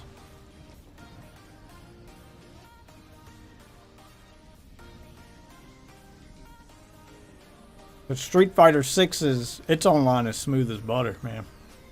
Feels great. Like, Capcom definitely learned so much from the failure that was Street Fighter 5. Yeah, I know, but Guilty Gear doesn't have an excuse. Like, I give a pass to Dragon Ball because it's been out for a while. Guilty Gear doesn't have that excuse, though. And if they're still having trouble with Guilty Gear, like, that's... They need to get their shit together.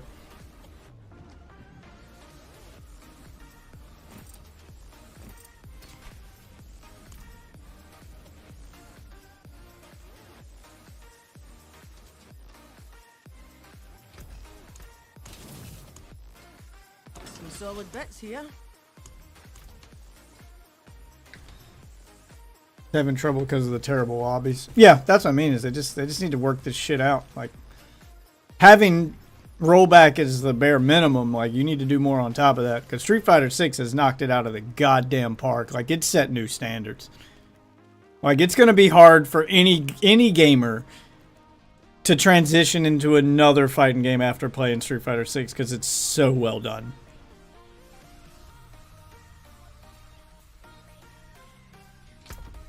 And I'm not even just talking about its single player. Like, it's so well done. Its lobbies is its lobby system is amazing.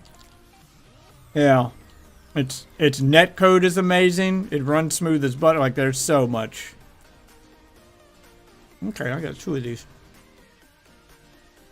Take that one out. Did I get 2 of these too? I've gotten this same unique twice.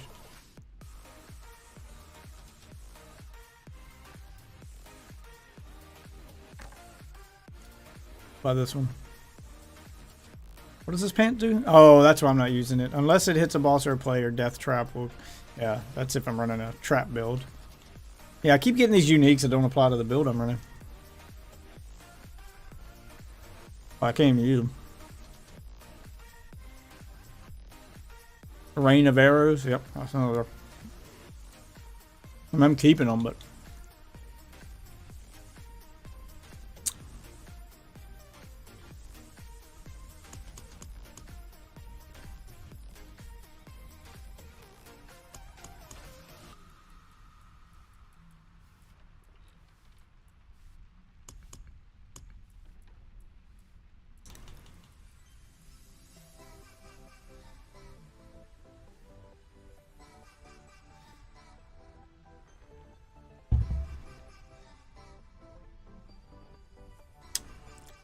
Their own fault because the lobby sucked dick. Oh yeah, yeah. I mean, I agree. That's what I'm saying, is they gotta do better.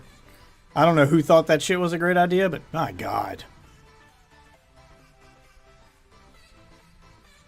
Yeah, and that's what I mean by Street Fighter knocked it out of the park. The fact that the lobby system's not forced.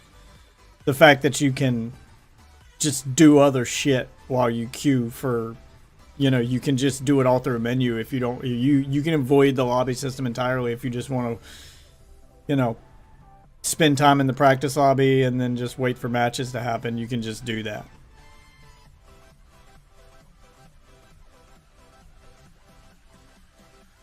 Now the custom rooms exist. There isn't any point for lobbies other than custom character fights. The custom character fights are fun. I mean, they're broken as all hell. But they're the fun kind of broken. People will probably go hang in the lobby to show off their characters. I mean, there's reason for them. I mean, other than just the, you know, there's the cosmetic shop. There's the social aspect of it, where you get to actually have chats with people you're fighting against. It's not the same as just meeting someone in a casual match through the menu. You can fight them over and over again as much as you want, and then afterward you can leave the cabinet and actually sit down and like talk to them in chat, actually like make friends. There's the classic game section, which I spent way too long grinding Puzzle Fighter on. Fighting Puzzle Fighter on. To the point that I'm one of the top 50 in the world in Puzzle Fighter. I'm way more competitive in that game than I am in Street Fighter 6, but it was really fun. I could do that. I mean, I know you can do it with custom mob, but you can't meet like random people. Like that's what I mean by the social aspect of it. Like that part you're gonna get from custom lobbies. Is doing all that same stuff you could do in a custom lobby, but with random people. So it's more for the social aspect of it. I do like that it is all completely optional. And you don't have to do any of it if you don't want. You can do custom rooms with your friends, or you can just do everything through a menu. You can avoid, if you want to be antisocial, you can. And I like that. Yeah, but who's going to do that? Who's going to go searching for a random lobby? Like, a random custom lobby? People are just going to join the main public lobbies when they want to be social. I mean, sure you can, but most people aren't going to do that. And I've added a few people to my friends list thanks to the public lobbies.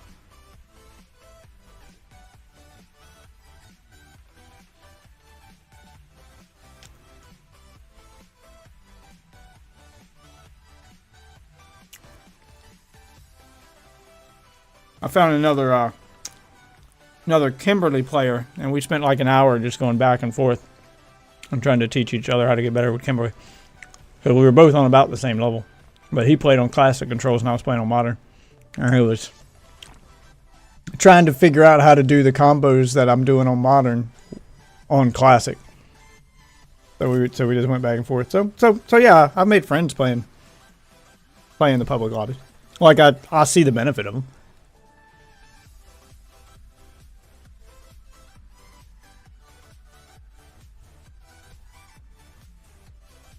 If I'd been doing, matches through the menu, I never would have found that guy.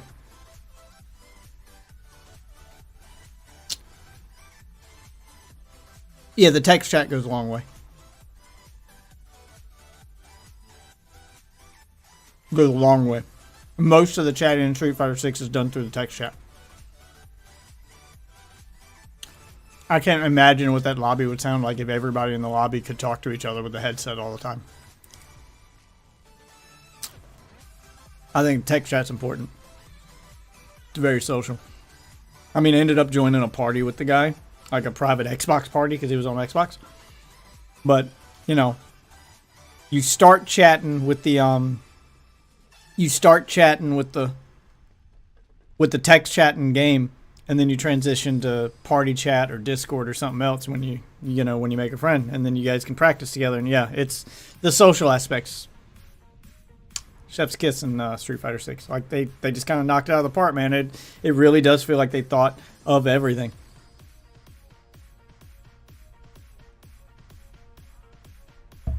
Yeah, and they thought to make it completely optional, which is even better because sometimes I don't feel like being social and I don't feel like putting up with bullshit. Why do I? Oh, this was all for my druid. This was my druid tab. Okay. How was that? Stuff. Okay.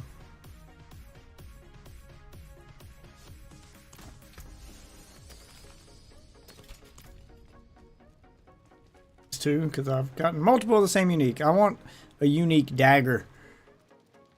I don't want a unique crossbow. That's all I've gotten are unique bows and crossbows.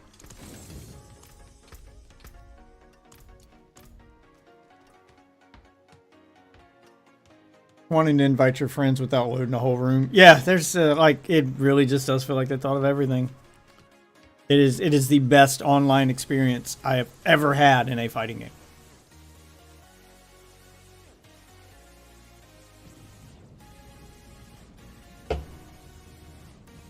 I mean, it's like that with a lot of... In defense of Guilty Gear, like most fighting games have some kind of lobby system that they shove down your throat.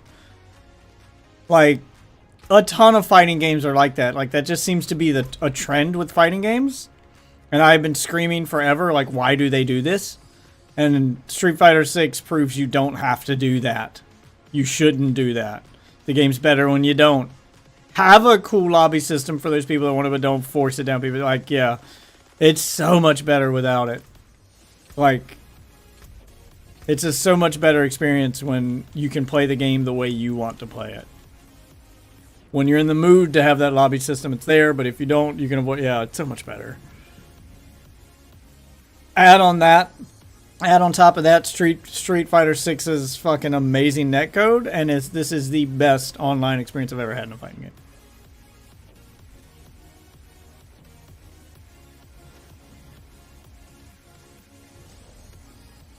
I mean, it's there in non-Arc System Works games. They aren't as elaborate, but even Capcom's guilty of it.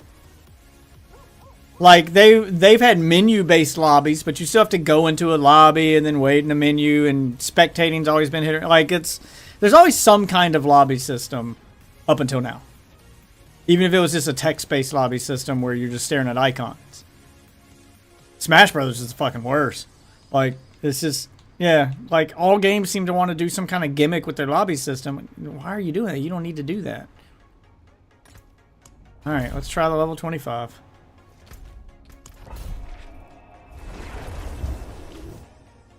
What other fighting games have forced? Oh, Smash Brothers has a forced one. I mean, there's matchmaking for ranked, but if you know, I won't say completely forced. I don't know if, is Guilty Gear's forced for ranked? I don't get deep enough into Guilty Gear to know if it's forced for ranked, but like Smash Brothers, if you want to do pubs that aren't ranked, yeah, they have a weird fucking lobby system. Past Capcom games have had weird fucking lobby systems. Not all of them forced, but they're there. Forced to an extent, I guess, depending on the game mode. There's always been some level of being forced. Not completely forced, but like if you want to play a certain game mode or a certain way, then you have to do it this way. Like, there's always been a specific way to do things depending on the game. And it's great to have one that has multiple ways to do the same thing. It's, I guess, what I'm trying to say. Christ.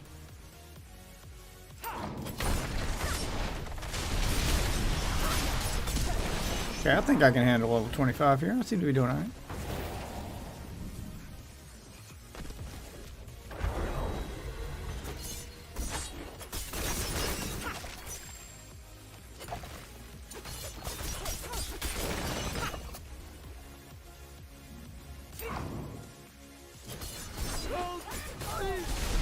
I got you, buddy.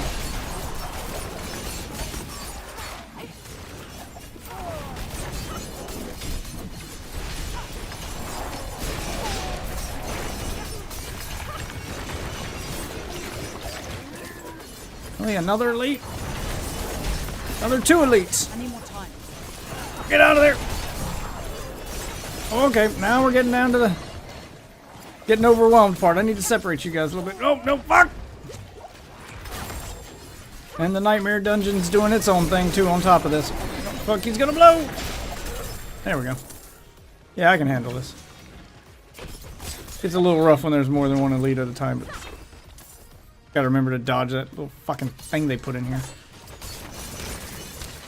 So it makes it a Nightmare Dungeon. Nightmare Dungeons are essentially riffs from Diablo 3.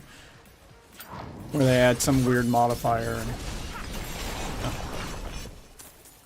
go by different tiers. Instead of running rifts, you run different tiered nightmare versions of dungeons. Same thing. It's not bad.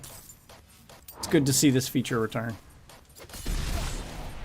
It was one of the best in-game mechanics from Diablo 3.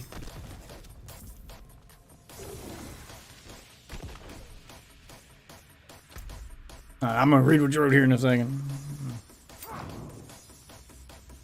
You go into the tower and like every 3 wins you level up, but now no one lower form in the system is stupid. Okay, yeah, it does. Weird. So it does have like a weird ranked based lobby system. Yeah, ranked should just be done using matchmaking through a menu. Like Street Fighter 6 does that right.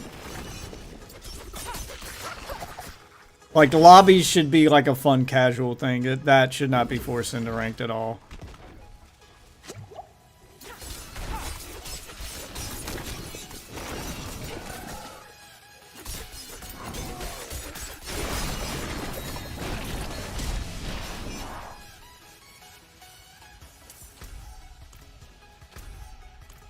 Back the other way.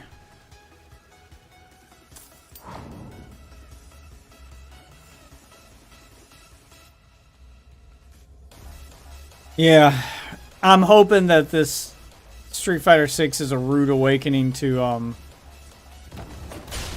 Ark's system works on how bad their lobbies are and the benefit of doing a lobby right. Like I'm hope that they fucking learn from their competition here. That they get the message that this is what players want. Like they look at the popularity of this and go, oh, that's how you do a lobby. Got it.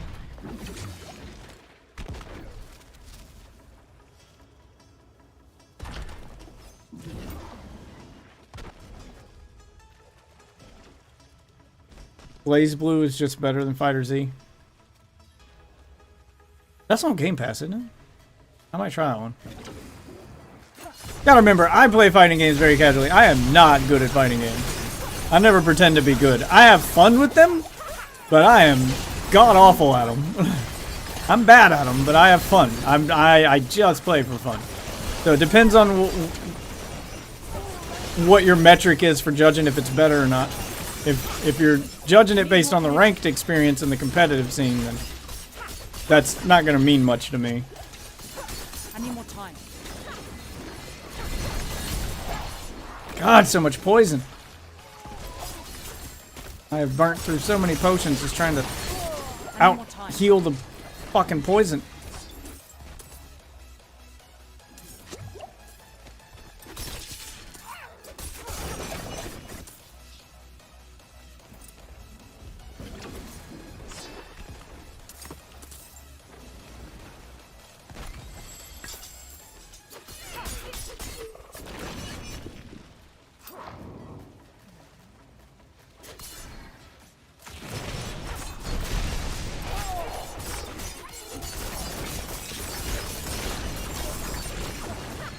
Time.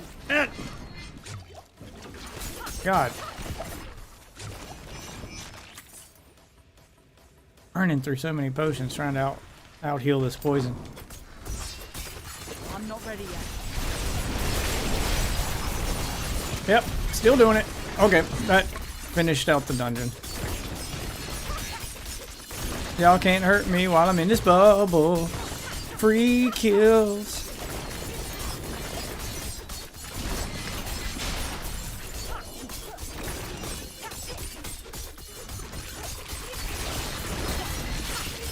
Okay, so I can handle level 25, no problem. I can probably handle the level 27 then, as long as it doesn't get too crazy.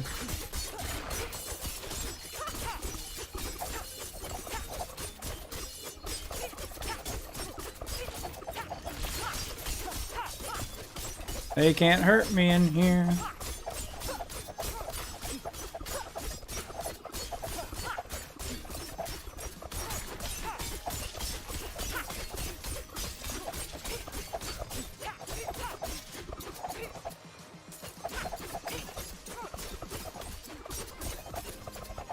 Because remember, my metric for whether a fighting game is good isn't how complex its systems are, but how fun they are.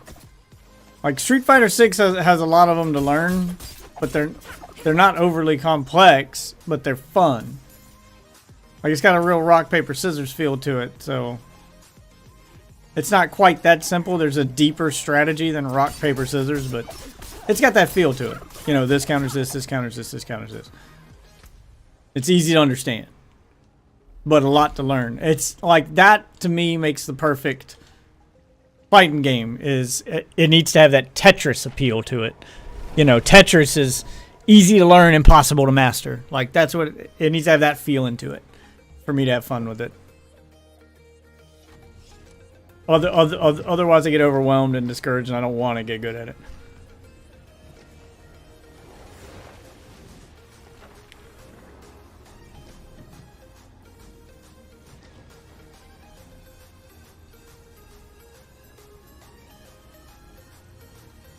Like I said, I mean, I'll try any fighting game, but Street Fighter's always been my go-to because it's easy to understand, hard to master, and I feel modern controls are a more modern take on that old school Street Fighter mentality. Street Fighter, like, if I were playing Street Fighter for the first time now and I started with something like Street Fighter 5, it probably would be overwhelming. There's a lot to take in at this point. Street Fighter's been building on that for 20 years, but I've taken, you know, 20 to 30 years to learn it. So Street Fighter kind of gets a pass in that regard, because it is kind of complicated with motion inputs and long string combos and all the different mechanics they've added over the years.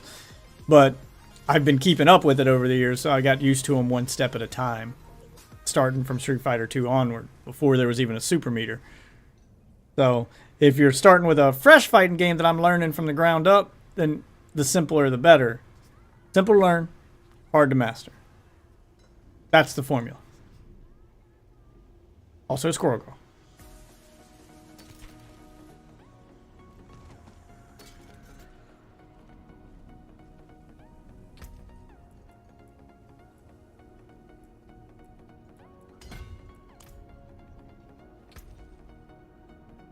$9,200.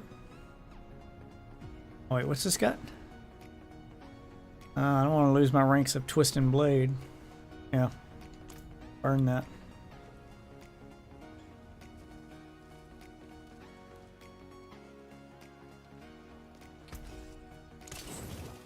Win favor, my friend.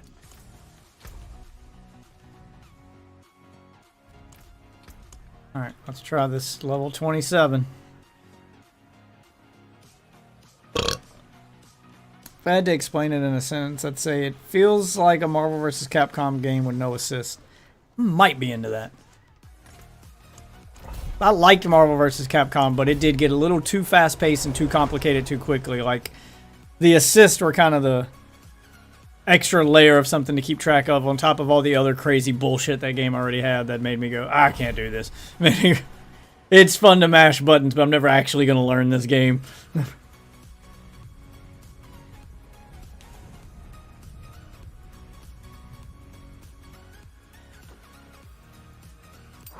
I tend not to actually want to learn assist games in general, because learning what assist does what on top of learning all the characters and all the other stuff, like that added extra layer is enough to make me go, I'll play it and mash buttons to do cool shit, but I don't actually want to try to get good and learn the game. This is too much. I don't have the time to learn this. I have a real life and a job and shit. Okay. 27 doesn't seem that much worse than 25 so far. I don't know when I hit an elite, though.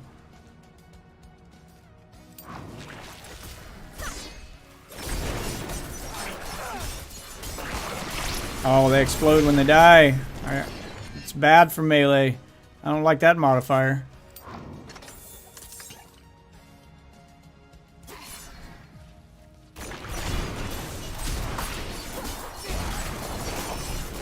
Explosions don't seem to do that much damage.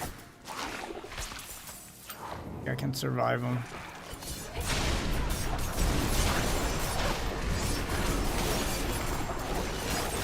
Get away from the explosion! Yeah, it's not so bad. Okay. I'm doing alright. There we go. There's an elite. Oh, get away from the freezy stuff.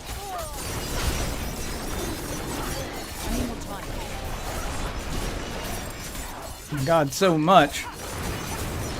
Whoa, whoa! What hit me? We get 4 revives for this. Okay, maybe this is a little too much. The leeches just aren't dying as fast.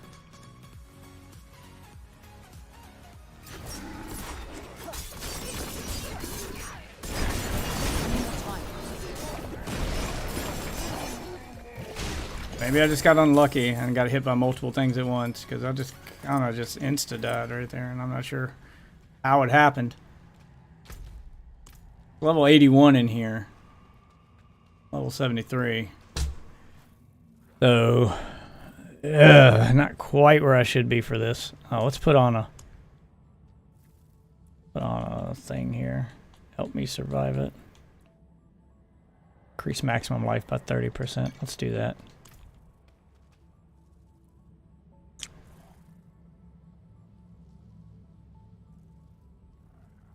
Unnecessary when your character is as oppressive as an MVC character. Yeah, I mean, as long as the balance is well done.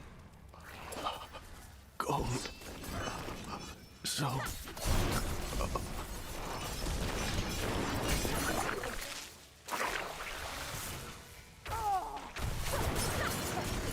Fuck off.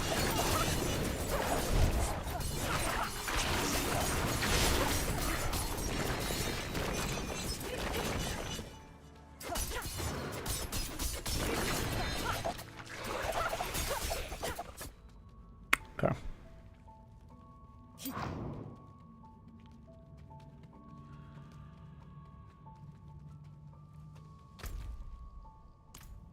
Pick this up here, right? Yeah.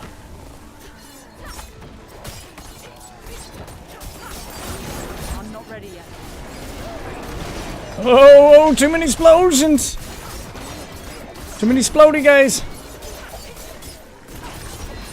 I need more energy. I need more time. Oh, get out of there.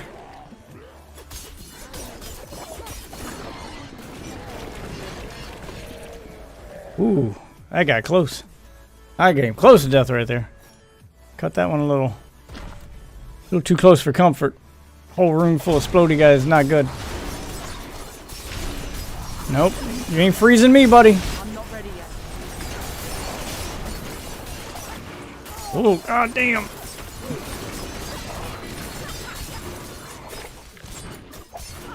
I'm low on energy. I bet you are. But you better find some energy. I'm not ready yet.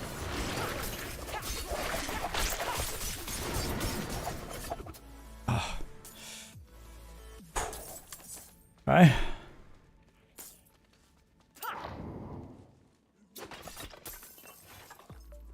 How am I taking this damn thing?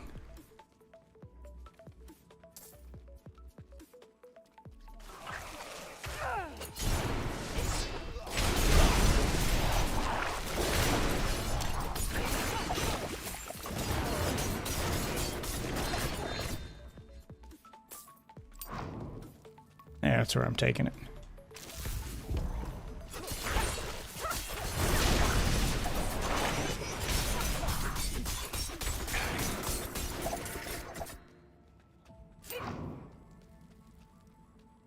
Oh, okay.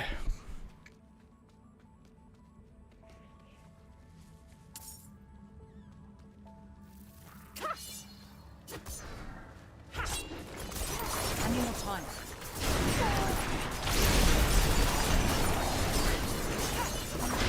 Get out of there. They definitely made combat a lot more intense in this one. Dodging and shit actually matter.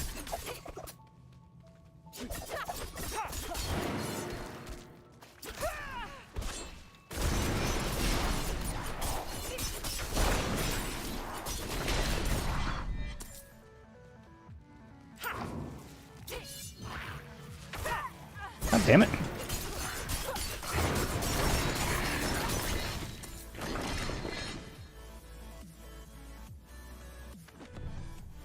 Kind of thought picking it up would spawn a bunch of shit, but I guess not.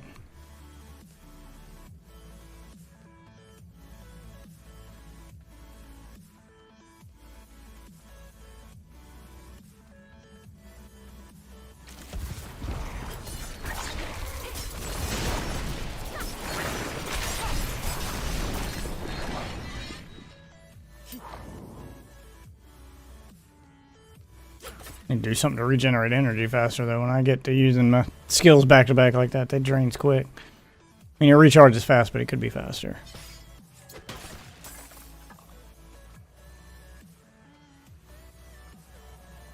Alright, boss fight time. Go ahead and end this level 27 dungeon.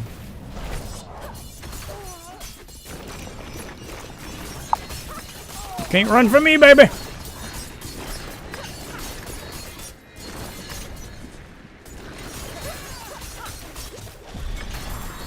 Gotcha. Gotcha, bitch.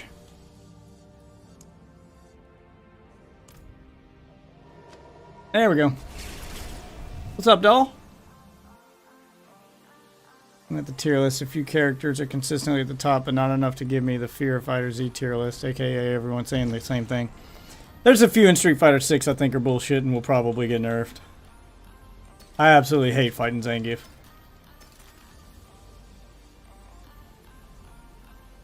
Like, he's the only one I've fought that has made me want to actively rage quit that game.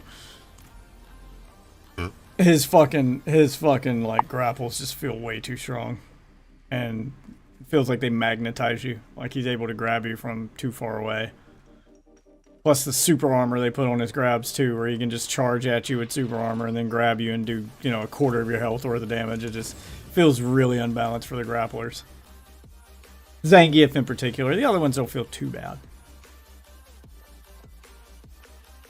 Like Marissa's got enough of a delay on her, you know, charged super armor grapple type attacks that if you're using a fast character, you can break the armor.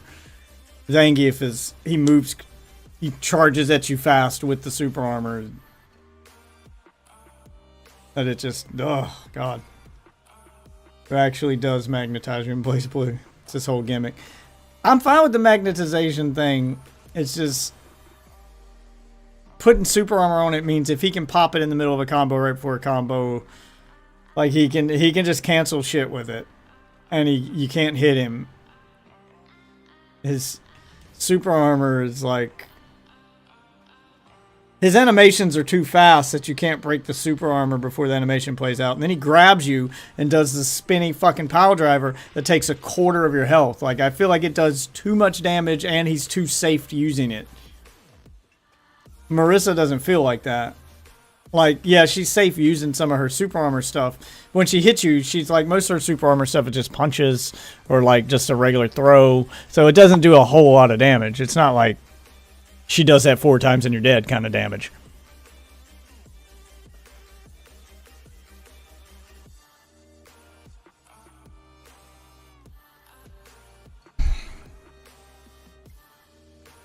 I mean, 20% damage nerf on Zangief from modern controls is a pretty big nerf considering the amount of damage he does. So you go from doing a quarter damage to like 15% damage. Or 10%, you know, 10% of their health bar, so you got to do the move 3 times as much. It's not that bad. I mean, modern controls do give you access to one button press, you know, grapples. Some of them. Charge characters, like, you do still have to charge them with modern controls. You just have one less button to press with modern controls. Like, you have to be holding back. Like, for Sonic Boom on Guile, for instance, you have to hold back for 2 seconds before pressing the special button for him to throw out a Sonic Boom. Otherwise, he's not going to throw out the Sonic Boom. It does mean you can hold back and spam the special move button until he does it, but you can't just throw them back to back. Like, it's not like that. The charge delay is still there. It does make playing a charge character on modern controls feel a little weird. Like, the controls feel almost broken, because if you forget to charge and you're pressing the button and you're expecting it to do a thing, and then you press the button and nothing happens, yeah. Charge characters are hard to play with modern controls because the charge becomes a delay on before the move comes out. So you feel like you're playing on a delay when you go to do their special moves, their charged moves. They're weird to learn on modern controls. They did not transition well to modern controls. There was a list I posted in the Discord of like top characters that benefit from modern controls. And then the characters that just do not play well with modern controls, don't try it. Yeah, like it ranks all the characters. And as you can expect, the brand new characters You know, Kimberly, Jamie, etc. Like, they play really well in modern controls, and then your legacy characters, specifically the charge characters, Guile, Blanca, etc., they do not transition well to modern.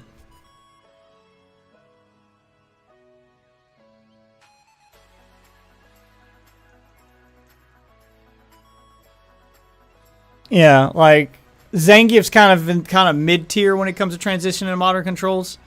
He's easy to play with modern controls, but because his moves are so strong and do so much damage, he feels like he takes the biggest hit from that 20% damage nerf. Like, you feel it the hardest with him.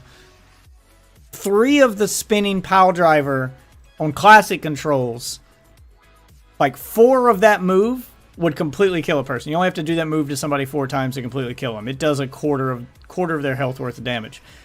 But on modern controls, you'd have to do it 6 or 7 times. Like, you have to do it almost twice as much because of the 20% nerf to your damage. Instead of doing 25% damage to their health bar, now you're doing 15 or 10%. You know, like, you're doing a lot less.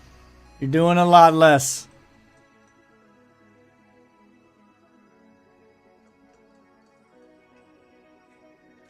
Because he does the most damage, he feels it the most. The bigger the damage number, the more damage nerf it's going to get from that 20%. 20% of 100 is 20. 20% of 10 is 2. You're going to feel 20 a lot more than you're going to feel 2 from an individual move. So he feels like he takes the biggest nerf. I mean, 20% is 20%. It's the same as the other characters. It's just the way it feels. Because he's slower and you do less moves, those less moves you're doing feel like they're taking a bigger nerf because you get less moves to work with. You get to actually pull off less moves, so you feel that damage nerf more. A punch from Kimberly that does 10 damage, now only doing 8, but you can do it back to back. It doesn't feel like you're taking that big of a nerf because you can just spam it. The slower the move and the bigger the damage it does, the more you're going to feel that nerf. It's the same nerf for all characters. Like, it's not negligible for any of them. 20% is 20%. The numbers don't lie. It's just the way it feels because of how many times you're feeling that nerf.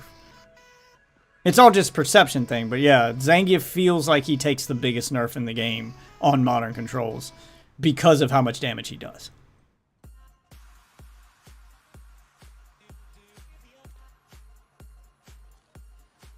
Alright, what was the one I picked up? Picked up some here in that dungeon. I got a 27 and a 28. Should I try the 28? Deal fire damage. Lightning gathers above the player. Get into the protection dome to avoid... Oh, I don't like that one. You deal more lightning damage. Blood blisters. I can deal with blood blisters. All I gotta do is kill them. Yeah, so it's all a perception thing. I'm not a fan of grapplers to begin with. So I haven't played Zangief, and I don't play him enough to know what he feels like compared to the way he traditionally feels, because I don't play him like that.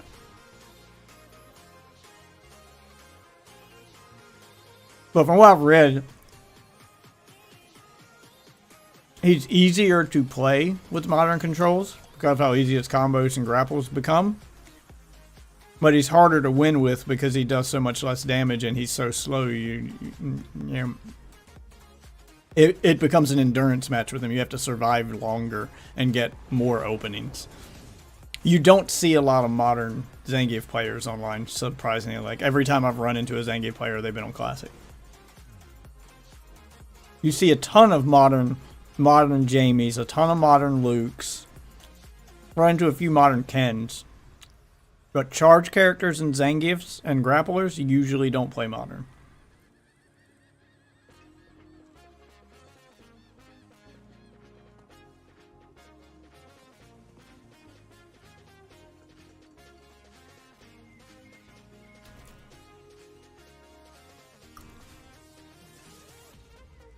Yeah, but you can't go by...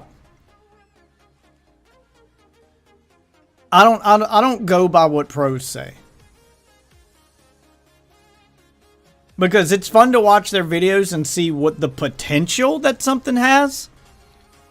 But in reality, I'm never going to be able to do the things Justin Wong's going to be able to do. Like, I'm just never going to be able to do that. Doesn't matter what control scheme I'm using. I am never going to play like Justin Wong, ever.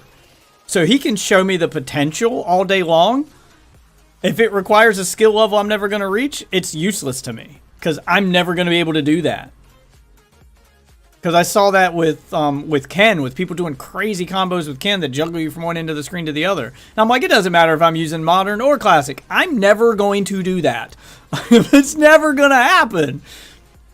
And there's little chance of me ever running into somebody that's going to be able to do that because that requires such a high skill ceiling to do. Yeah, the potential's there, but your 90% of the player base is never going to do that.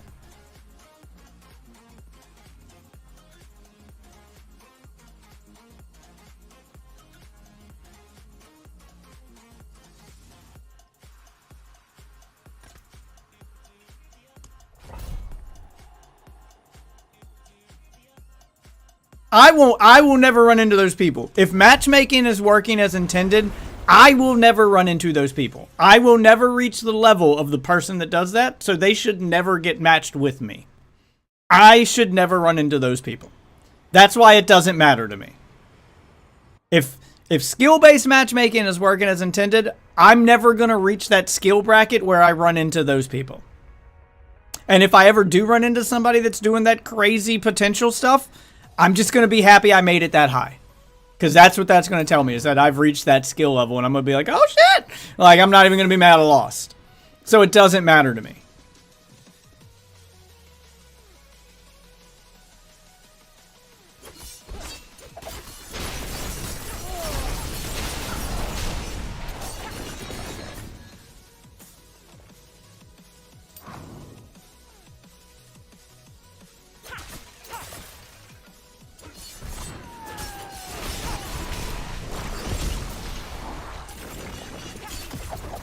You know, it's like watching an Iceman Isaac video where he's showing you the potential of guns and stuff in Warzone and how crazy shit can get.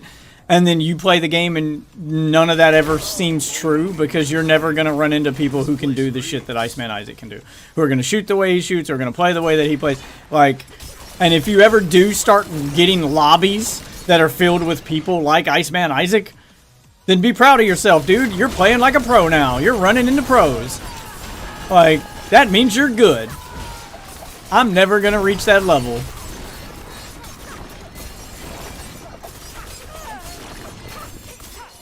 Like, I'm playing in lobbies in Warzone where the majority of the lobby never breaks double-digit kills. You know, like, it's just...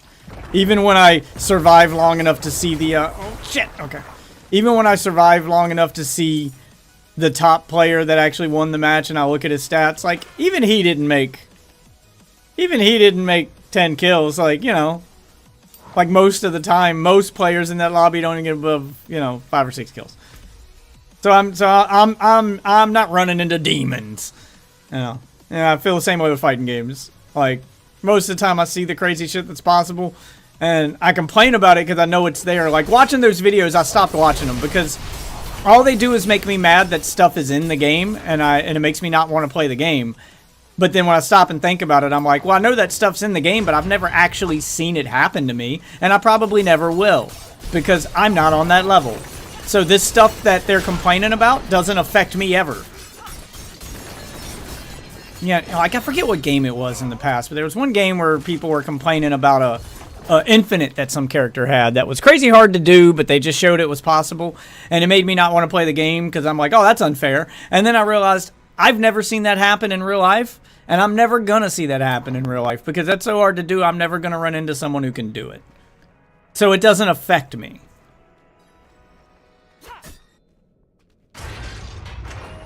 Yeah, I mean, I do occasionally get double digits. I'm talking about on average, doesn't happen. Like, I have my good matches, sure. But we're talking people like Iceman Isaac who get double digits almost every single time they play. You know, like, he's just running around just murdering way more people than the average person. Not quit the game level of effect, but you can still recognize. But I mean, it's fun to see the potential of a character, but I don't get mad about it or call it broken if it's so hard to. Like, I call it broken when it's so easy to do, anyone can do it. Like, if it's that level of broken, okay, now we have a problem. If it's broken to the level that it's only affecting tournaments and pro players, and it's not really my problem.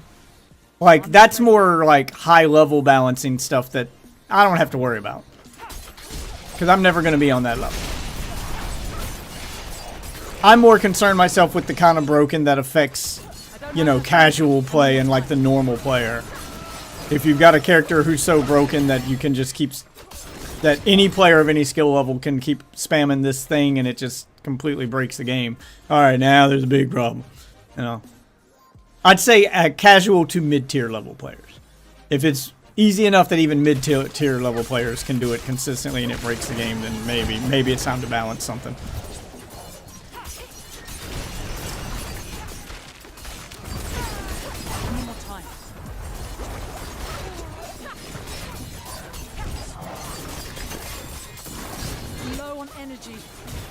Oh my god, I'm running out of energy while I'm fighting these guys. There's just too many.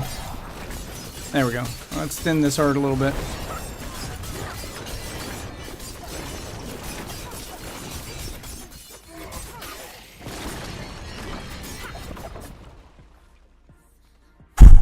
Okay. I can survive this. This is doable.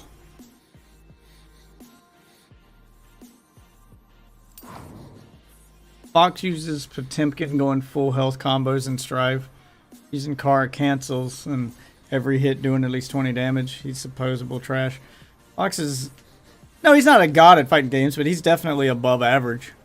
Fox is pretty good at fighting games. Like, he's a natural. He's what I call a natural. He can pick up any fighting game and learn it pretty quickly. It's going to take me way longer to learn how to play like Fox than it's going to take Fox to learn a new fighting game from scratch. He's a natural at them. Like, he just understands them.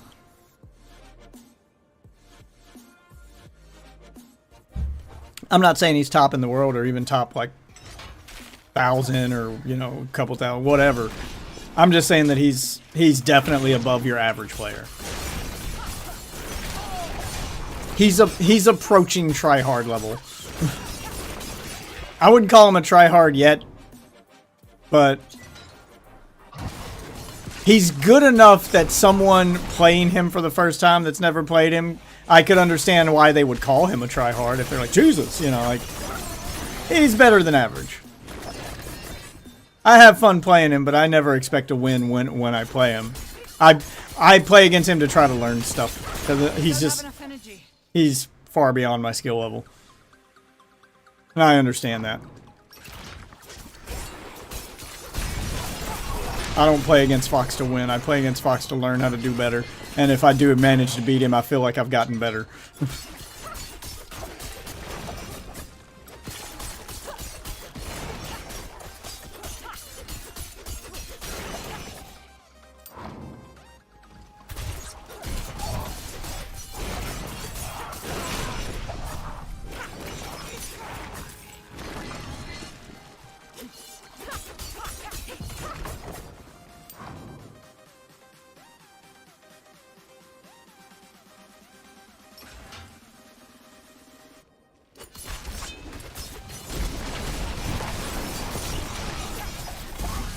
I think it also depends on what fighting game he's playing too. Some of them he seems to just be naturally better at than others. Same thing with me. Like I'm pretty good at puzzle games, I feel. But there's certain style of puzzle games I tend to do better at than others. I'll pick them up quicker and I'll learn them and I'll just feel like a natural playing them. I'll just do well playing them. Even though they're, you know, some are better than others. Like, I'm not particularly good at like Puyo Puyo, but something like Tetris or Puzzle League, even Puzzle Fighter. Puzzle Fighter I'm only decent at. There's too much RNG involved in Puzzle Fighter for me to say that I can just master it. I feel like Puzzle Fighter is one of those games that's 1 part strategy, 2 parts RNG.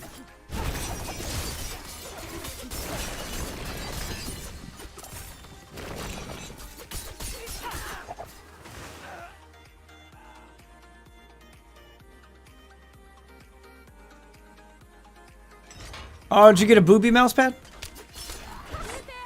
Came here to purge this evil. But now... I can't leave my friends here. Not like this. We can't do it alone. I got you, baby. The only way out of this is to fight.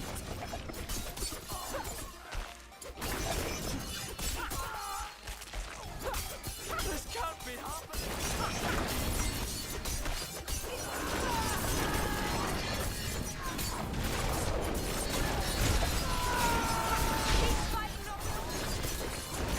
I don't know how I'm gonna protect all of y'all like this. I mean, I need more time. I don't have a whole lot of AoE attacks here. Oh, that's gonna hurt. Oh, good. A bubble popped right before it happened. Perfect. I'm not ready yet.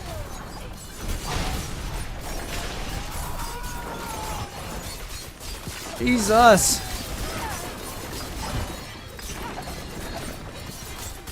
I'm not ready yet.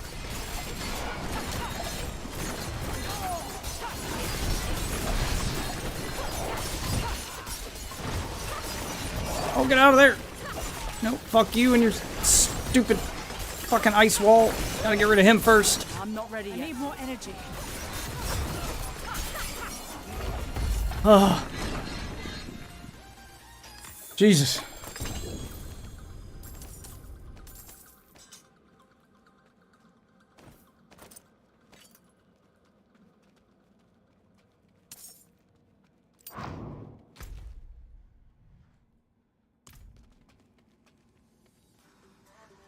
All right.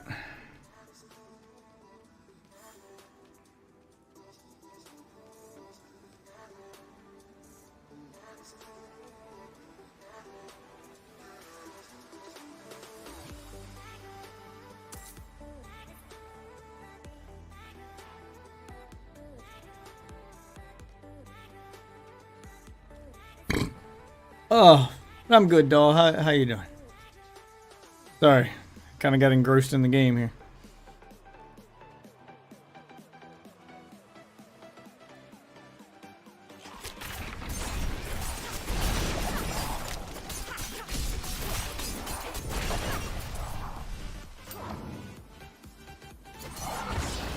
I need more time.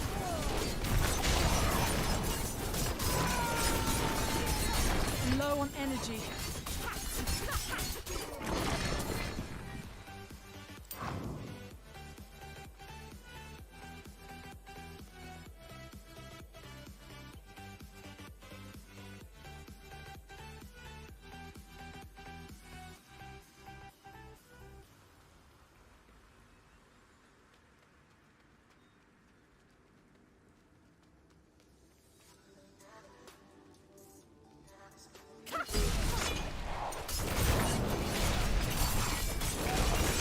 I need more time.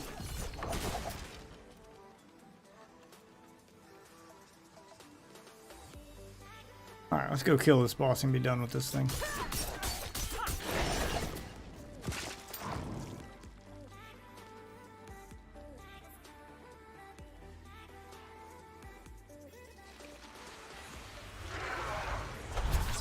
I'm not ready yet.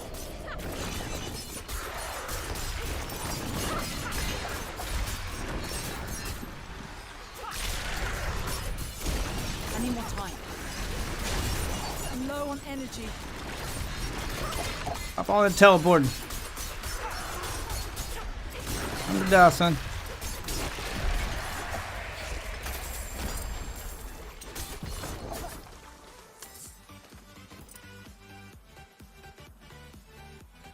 There it is. I was about to say, where's the fucking dome?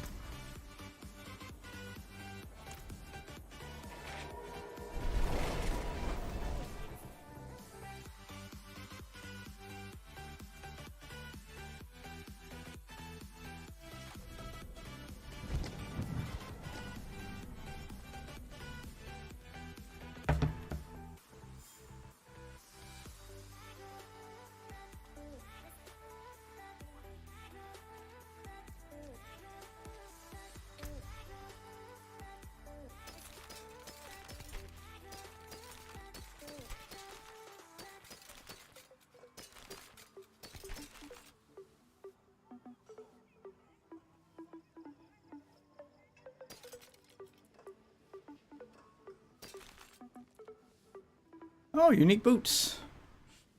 Leave behind a trail of frost that chills enemies. You deal 9% more damage to chilled enemies. Okay. Not better than what I'm wearing, though.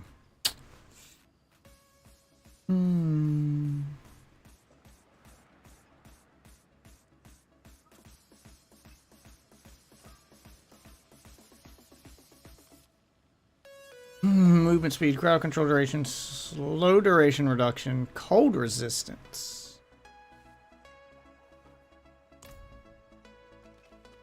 I'm gonna level that up. Finally got a unique that's not a crossbow. I kind of want to use it. Level it all the way up. See if it's better than what I got. I don't know, I'm wasting a lot of crafting mats doing this, but...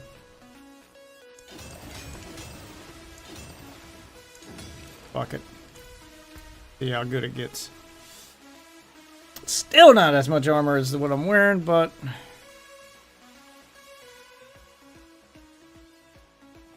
I lose lightning resistance. I lose fire resistance. I lose evade cooldown. I lose dexterity. I lose willpower. Alright, I'm at 9215 and 7285. Put this on. Oh, it takes me back under 9,000. Fuck, I want to use it though.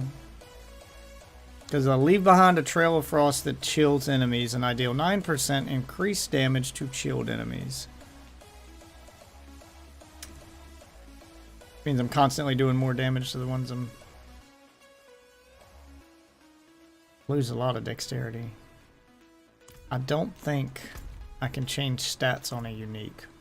Go see if I can re-roll a stat on a unique. I'm gonna get rid of one of these stats and try to replace it with dexterity to get my attack power back up. May have to do that. That may be the right answer. I doubt it'll let me. I think uniques are set in stone. You just have to get better rolls of them by getting another one.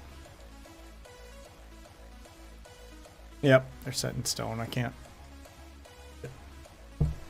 Fuck, man.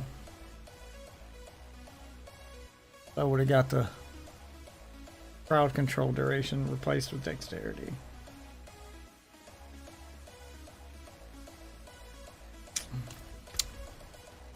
Well, that sucks. Put the other one back on. Don't need that one. Put it in my stash. I'll keep it. Maybe I can give it to another character.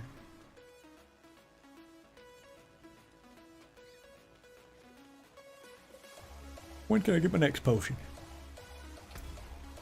Oh, 80. See you again soon, huh?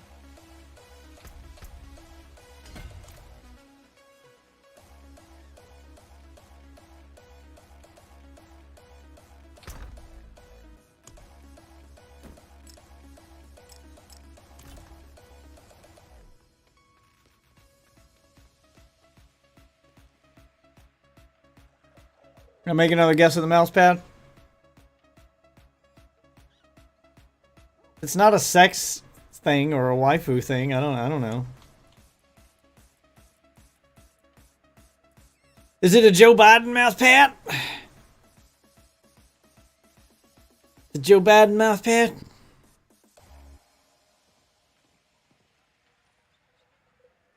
It's probably Joe Biden.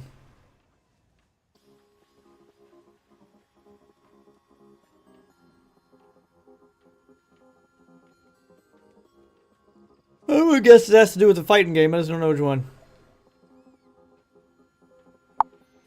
Probably them's fighting herds.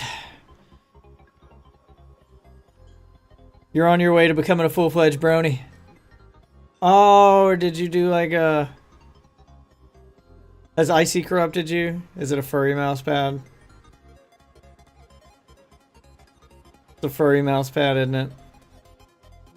Yeah. Icy's got you. You got one of those wolf mouse pads where it's got the little wrist pad, but the wrist pad's covered in fur, so you get a nice little furry wrist pad for you, yeah.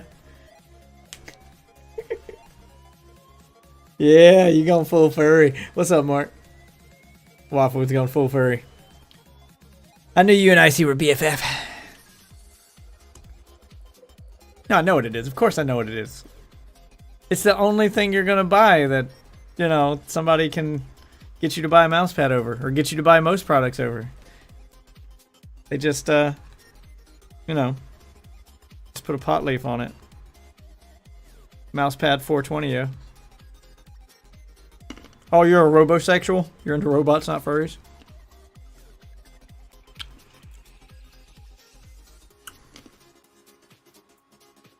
I mean, I ain't trying to kink shame.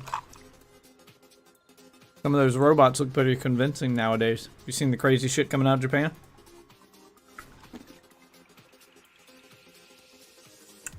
So, a robot with a bong? I was close. I mean, I knew it had something to do with weed. You're easy to pander to. Just put weed on it somewhere. Or have it weed themed. Nothing wrong with that. I'm not saying I'm not hard to pander to. I'm pretty easy to pander to. Just put boobs on it.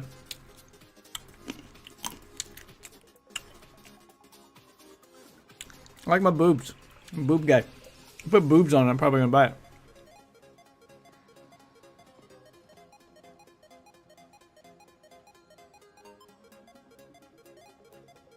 Yeah, that's what I'm saying. It needs to be weed themed.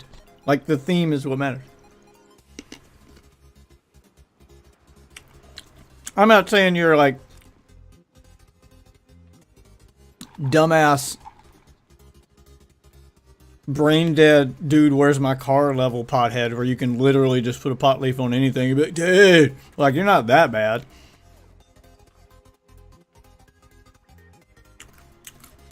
But it's definitely easy to get your attention. Just make it weed themed. It's easy to get my attention too, just put boobs on it.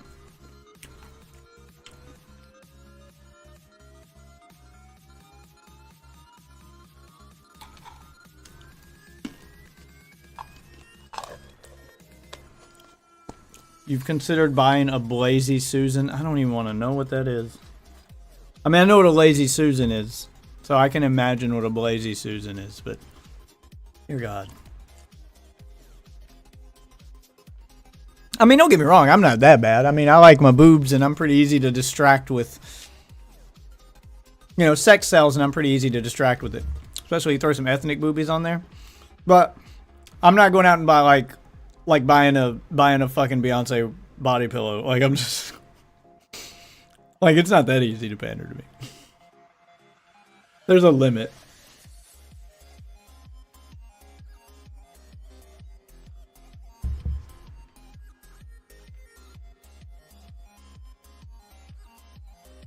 Rotates like a lazy... Oh, yeah. Okay. Yeah, I could imagine. I was pretty close. I got a mental image. It's not far off what you just said. Helltoad's back. I don't even know if I'm going to do Helltide this time. I've already done it like 3 times tonight.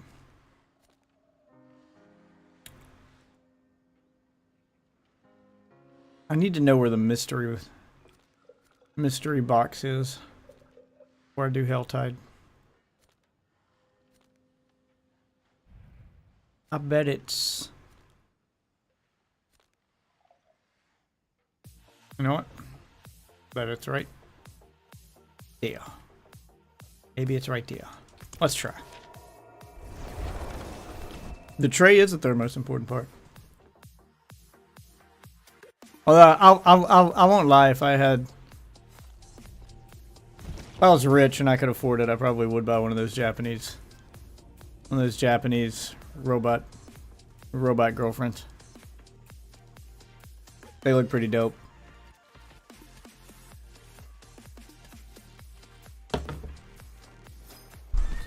If I was a billionaire. Ooh, maybe I can find one on Temu and get to shop like a billionaire. Hashtag not sponsored. I am making myself angry enough that I'm about to go on another rant. Speaking of Temu, about to go on another fucking rant. I don't know if 2 rants is gonna be. I don't know if I don't know if one stream can handle 2 rants, guys.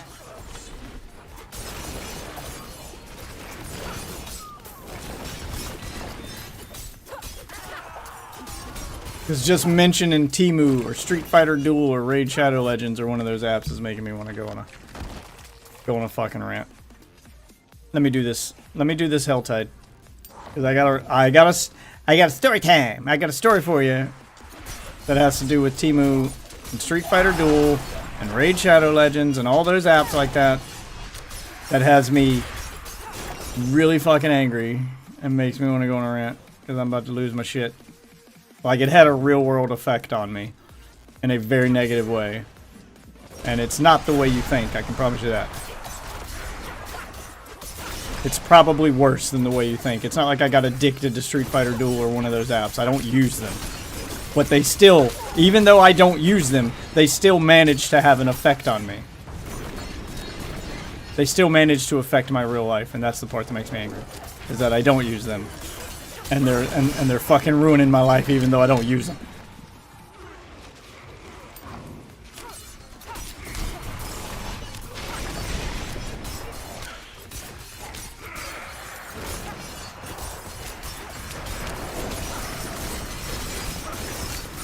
It's a rant about several things, but it involves them.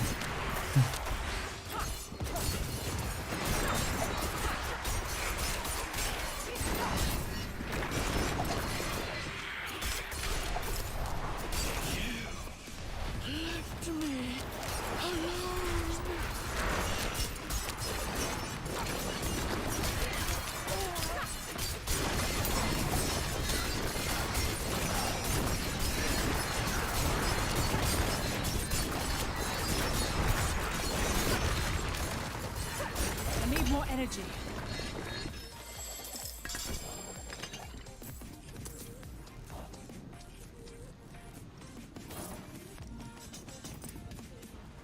Okay. Thanks.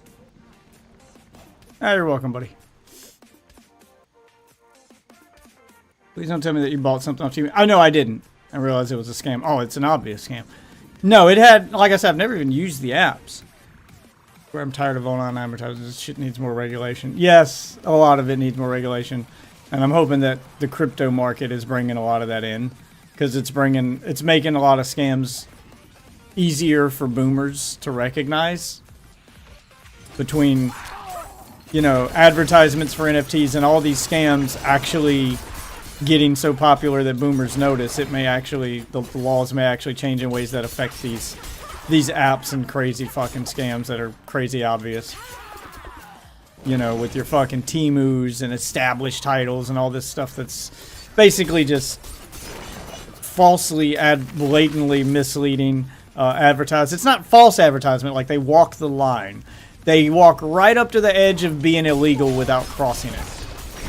So it's not technically false advertisement, but it's purposefully misleading kind of advertisement, which it's against the law to lie in your advertisement. It's not against the law to suggest something that's untrue, like being, yeah, it's that borderline illegal shit. If they all do.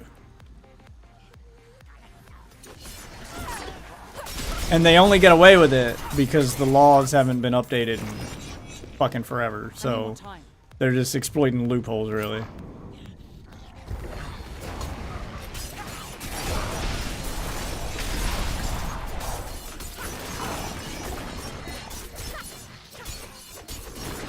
But I'll do my little rant here as soon as I find where this mystery chest is.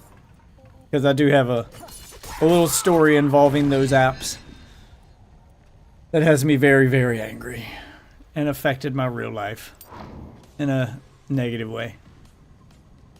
Could have been a lot worse, and I imagine it's probably been a lot worse for other people. I got lucky.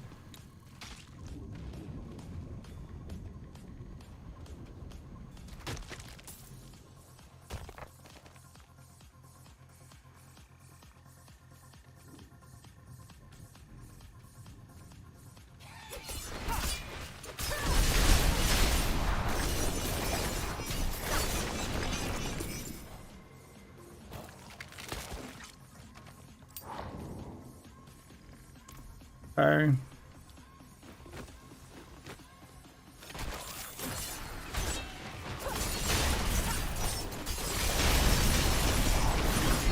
That's right, I'm a walking wave of death.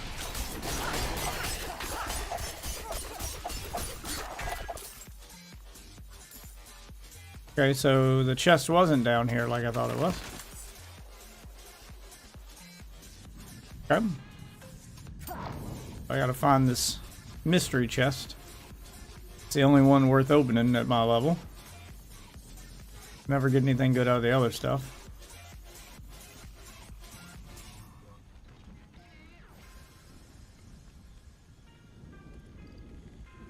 It should pop up on my mini-map.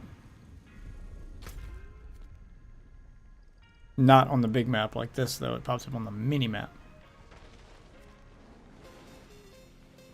For here, they usually put it at like the end of a dead end or something. Some place where you'd have no reason to go if you were just looking at the map. You don't accidentally stumble across it. They try to hide it a little bit.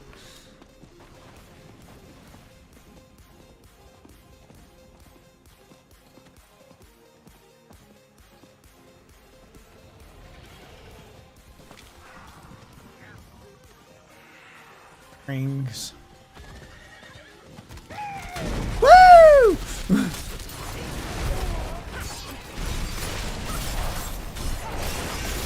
Any more time?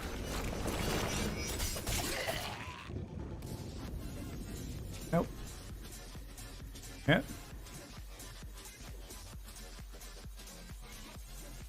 Okay, so how about that dead end?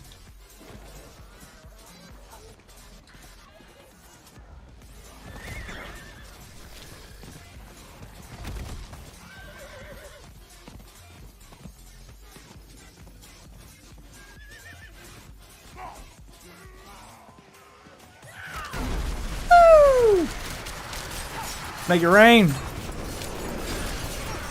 Out of energy. Mysteries. Here it is. Yep, found it. Told you it's usually by a dead end. Oh, look at that. Altar of Lilith over here, too. Oh, fuck. No, I'm frozen. There we go. Get out of there.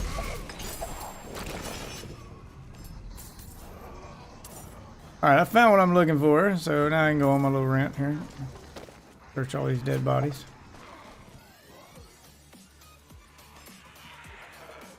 I'm sure more shit will spawn while I'm standing here. Enjoy is always hitting a dab. I haven't talked to Enjoy in a while. He just hasn't been online. Hope he's alright. Hope he didn't dab himself to death. That's what I'm hoping.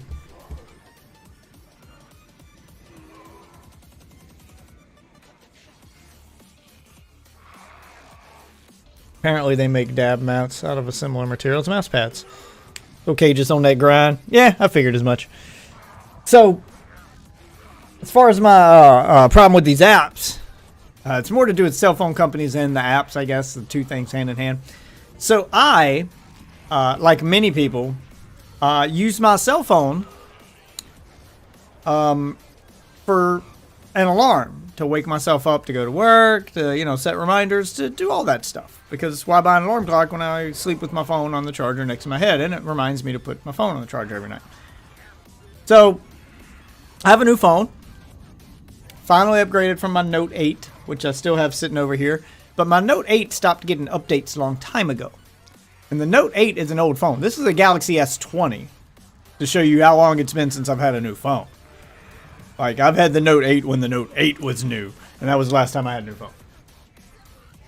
I'm going to need to plug up my phone.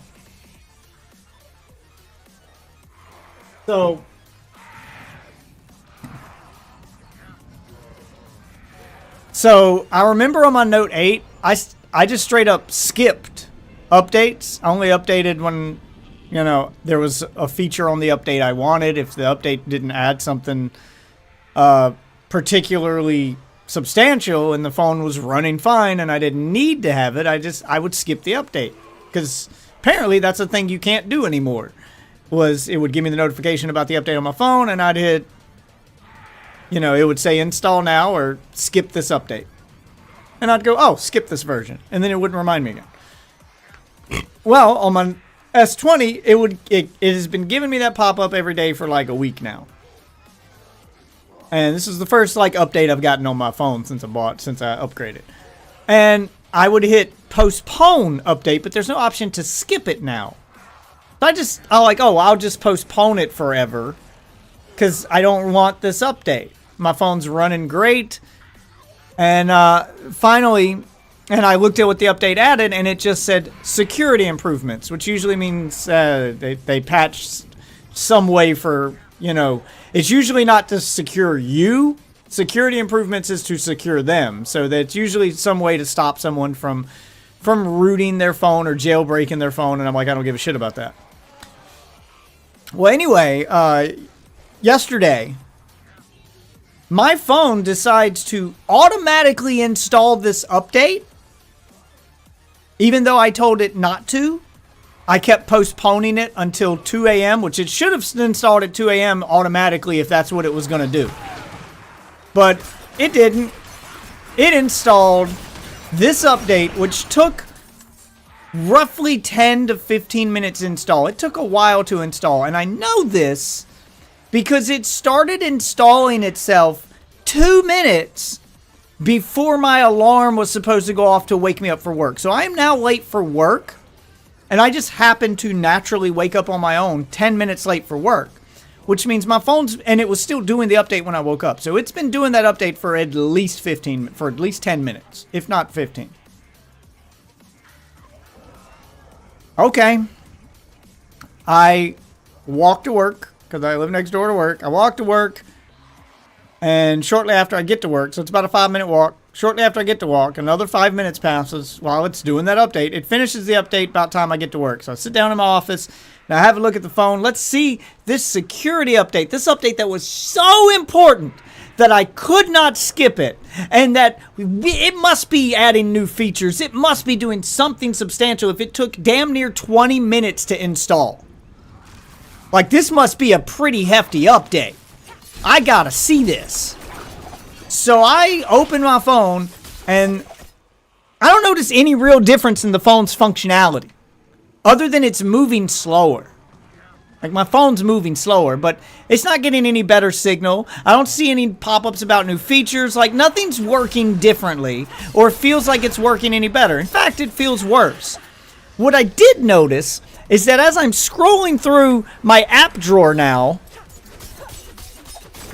to, open my YouTube app, I'm going to watch some YouTube on my phone while I'm doing office work, and as I'm going through my apps, I noticed that there's new apps on my phone that I did not agree to download, that I do not want forced onto my fucking phone, inflating that app's downloads from the marketplace. So when you open up the Play Store on Google and you look, and this app has 10 million downloads, well, how many of those downloads were forced onto people? I now have Street Fighter Duel, Raid Shadow Legends, MOO, something called Bingo Blitz. There's like 8 new apps on my fucking phone that I didn't want. I had to go through my app drawer and find them all to delete them. It gave me no notification about these whatsoever. It just forced them on me. I should have left them on there so I could record myself looking through them, but I'm just going, oh my god, how many of these are on here, as I delete one after another. And after deleting them, my phone starts to speed up and run at full speed again. So these apps aren't just downloading, they're updating themselves in the background. And it's got games like Raid, Street Fighter Duel, these games that probably take gigabytes worth of data to download. The fuck is it doing? Why? How is this okay? How the fuck is this okay?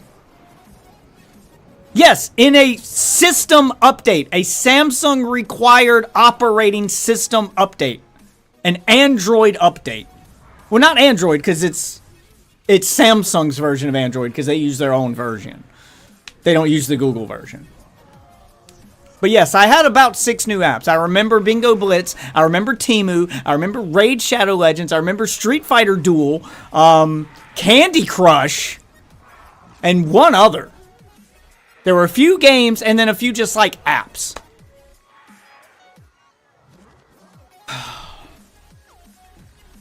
I'm sitting there in my office fucking losing it. Like, what the fuck? It's forcing this shit on people. Because I always wondered, like, how are there this many people playing fucking Raid or playing fucking, like, Street Fighter Duel already had, like day 2, it had, like, 5 million downloads. I'm like, there can't be that many people into this game. Like, I can see a few Street Fighter fans downloading it out of curiosity. I did, and I played it for a minute, and I was like, oh, no, this isn't even a real game. This is just like a fucking AFK game. This game plays itself. You just watch it masturbate. I'm like, this isn't Street Fighter.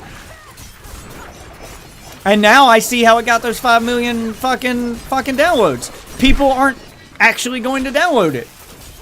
They're paying Samsung to force it onto Samsung phones as a way to inflate their numbers.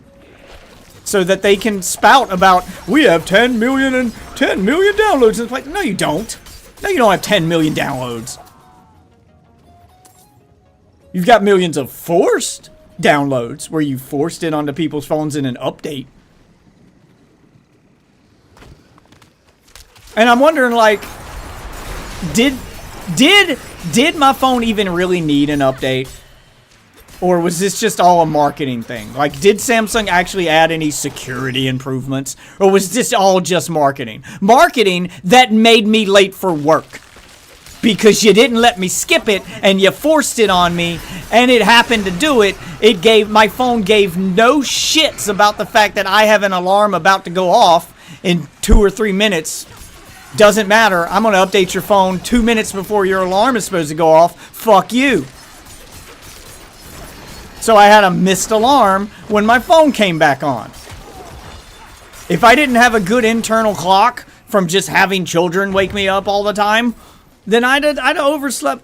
I'd probably miss work that entire day. And I never miss work. I'm never late for work.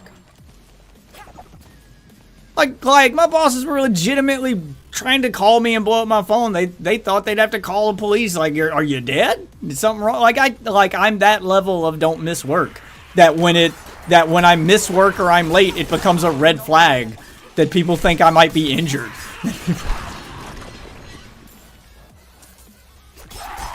Yeah. Service provider is Verizon, but this is a Samsung thing because it's a Samsung system update. It's got nothing to do with Verizon. This is one of Samsung's Android UI updates. This is like getting an update for Windows that adds shitty games to your Windows computer when you update Windows. Imagine updating Windows and getting getting Among Us installed, which isn't a shitty game, but here, well, let's go with the shitty game. Imagine installing Windows. Let's go with one that Microsoft even owns. Imagine installing an update for Windows, and it takes 20 minutes for this update to install, which is long for a Windows update. And then your computer restarts, and there's an icon on your desktop for Fallout 76. Imagine that happening. That's what this felt like.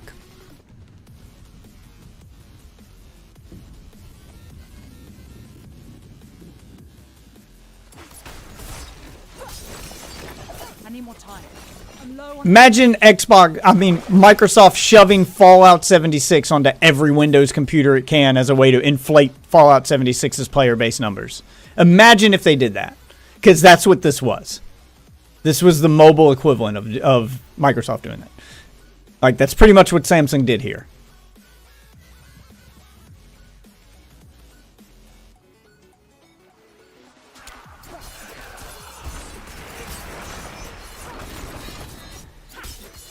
Come on, drop more cinders, guys. I need 175. Yeah, 167.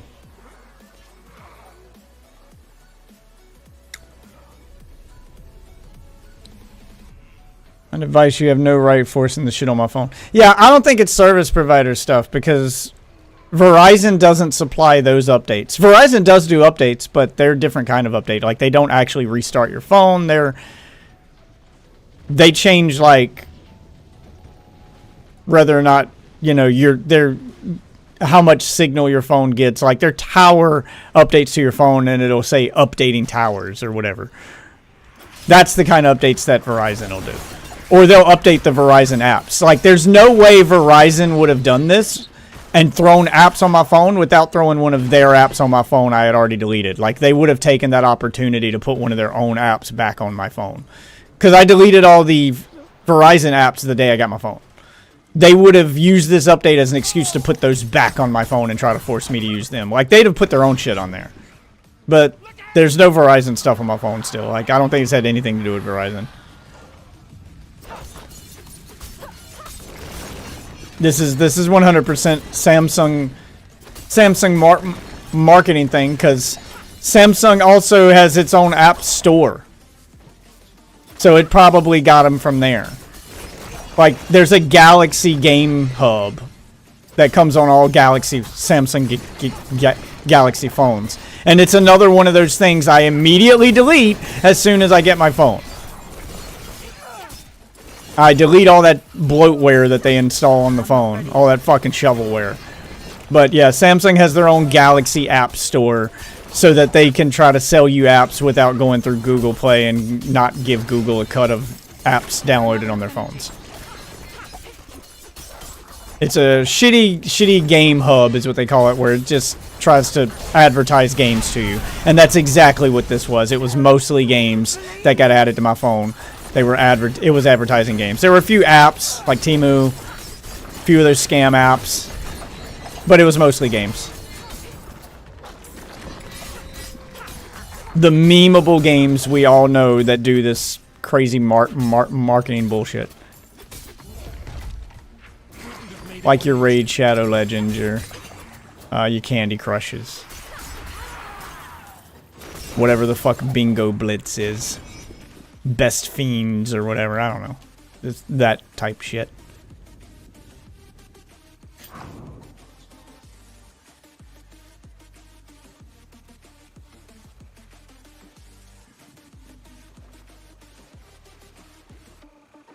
Yeah, oh, apparently they do have a right to force it on you, because... What? Oh, I thought okay, it's up here.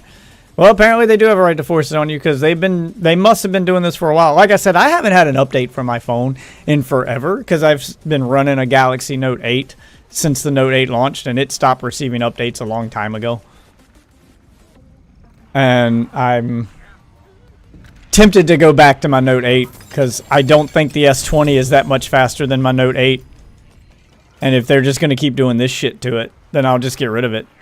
It doesn't seem to get that. The only reason I got it is because it's 5G. And I don't think 5G is that... There's only a few places I've been where I actually get 5G in my town anyway. And I don't think it's that much faster where it matters. Like, I'm probably just going to go back to my Note 8. Just because I don't have to worry about them fucking with that phone. Plus, it's got a HDMI port on it. And it's still got a headphone jack on it. Yeah, like, it's just... I feel like new phones are worse than the phone I already got.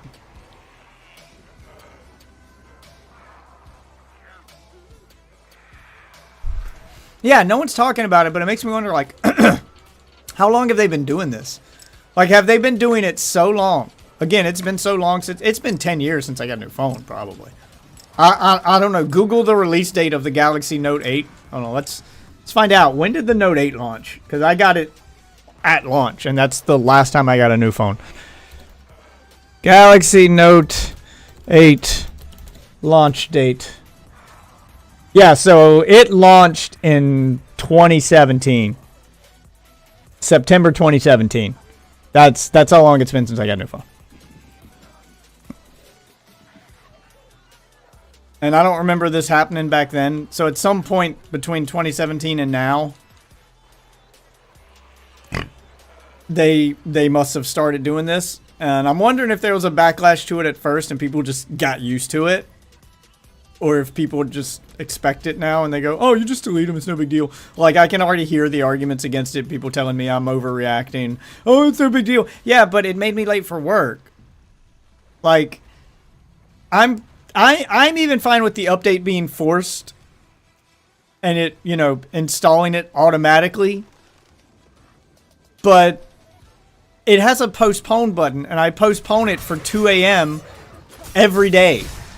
So the last day that it's going to install it, the day it doesn't let me postpone anymore, why would it not install it at 2 a.m. on that day?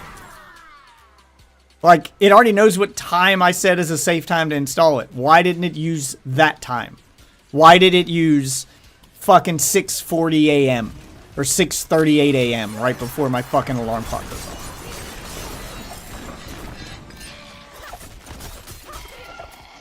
Right before your average working person's alarm clock would have went off. Probably a ton of people who set their alarm for, you know, 6:45 in the morning. Or 6:45. And you're... Or 6:40. I set mine 20 minutes before I gotta be at work because it doesn't take me long to get to work. I live next door. How many people that work from home or that don't live far from work are gonna set their alarm clock 20 minutes before they gotta be at work at fucking 6:40 and you're installing an update at 6:38 so that the phone is off when 6:40 rolls around and they oversleep?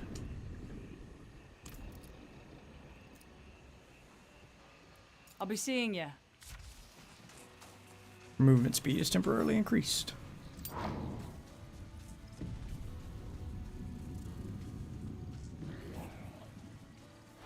Yeah, it's just...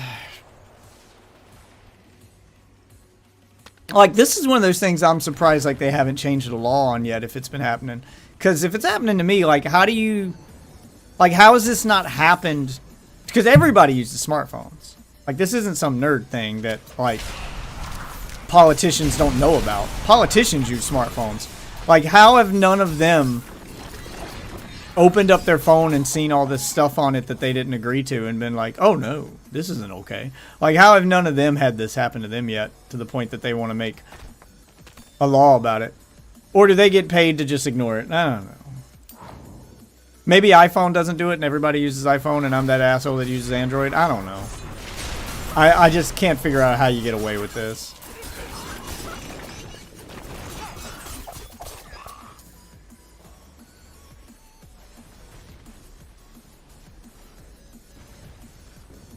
Yeah, I'm wondering if Apple does it. Samsung definitely does it. I'm wondering if Google does it or Apple does it. Like if you got the Google Pixel or the or an iPhone. I'm gonna have to look into that. I'm gonna have to find out. Because if Samsung's the only one doing it, then I'm never buying a Samsung phone again. Like if it's just a them thing. But I'm wondering if other, Motorola or other phone manufacturers are doing the same shit. Yeah, I mean, I know it's not illegal or they wouldn't do it. They're not dumb enough to do something illegal. Like, Samsung makes too much money to take that risk. But I know it's legal because they did it, but it is definitely scummy. Definitely scummy.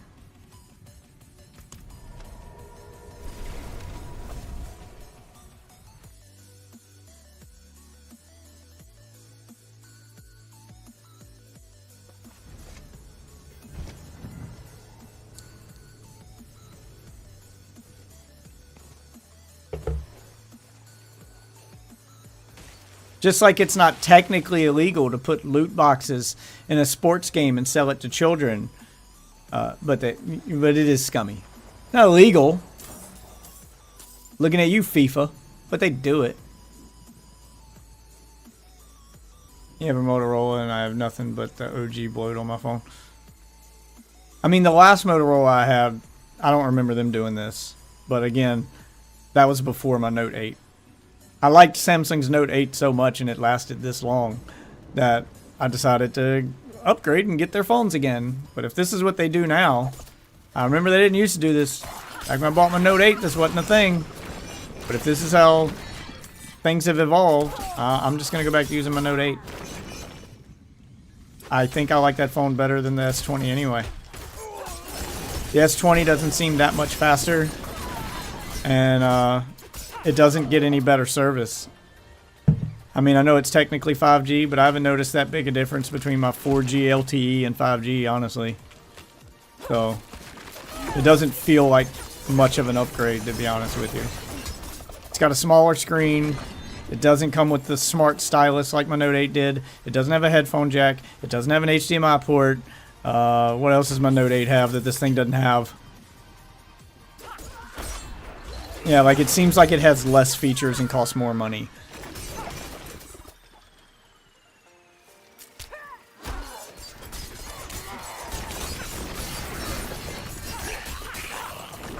And I'm not talking about apps, I'm talking about hardware-wise. Like, I legitimately used my Note 8 as a computer for a little bit. And I don't think the data speeds are that much faster to warrant the upgrade, is what I'm saying. Like, I legitimately used my like, the Note 8 came with a docking station. You could dock it with a monitor and a keyboard and a mouse, and it came with an it has an HDMI port on it. You could just plug it into a TV, and when you plug it into a TV, the phone goes into desktop mode so that you can use a Bluetooth mouse to just navigate it like a computer. It has its own Linux operating-like system on it. It's not Linux, but it looks like Linux. It functions like Linux. It's just you access... I guess it functions more like a Chromebook now, is a better comparison, but yeah. It's called Samsung DeX. You can look it up. Samsung DeX. And I guess technically that's still on the Note 8. I mean, that's still on the S20, but the S20 doesn't have an HDMI port, so you have to hook it up to a computer to get that. You can't hook it up to, like, a TV. I can hook the Note 8 up to any TV HDMI port and then just fucking use it on a TV. And it's got a, you know, standard wired headphone port on it, which is something they took away for the S20. Like, if you want to use headphones on the S20, you have to use Bluetooth. There is no headphone port on it. Which, I get it. Apple did that first, so now every company is going to do it, but I hate that shit.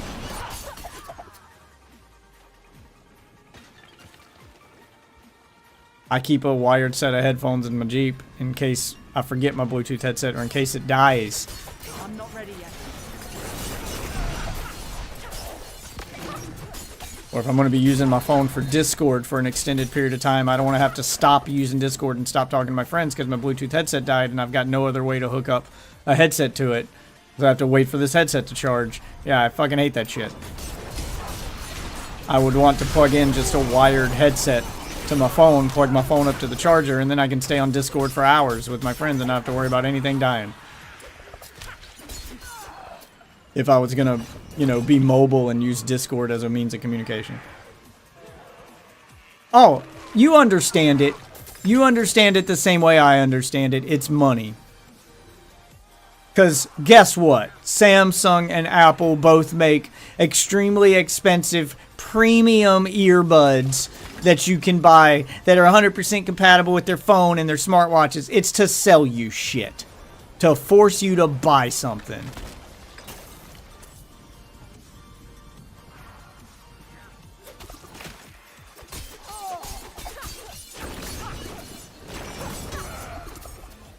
I don't understand the taking away the HDMI port. Maybe not enough people used it. Or maybe they're trying to sell me a docking station or something. I don't know. The HDMI port I don't see as being as egregious as the headphone jack. Because I get it. Maybe a lot of people didn't use the HDMI port on the Note 8. I know I use the fuck out of that smart stylus. That thing's amazing. I'm a little mad that they don't include that anymore. Like, that was included with my phone.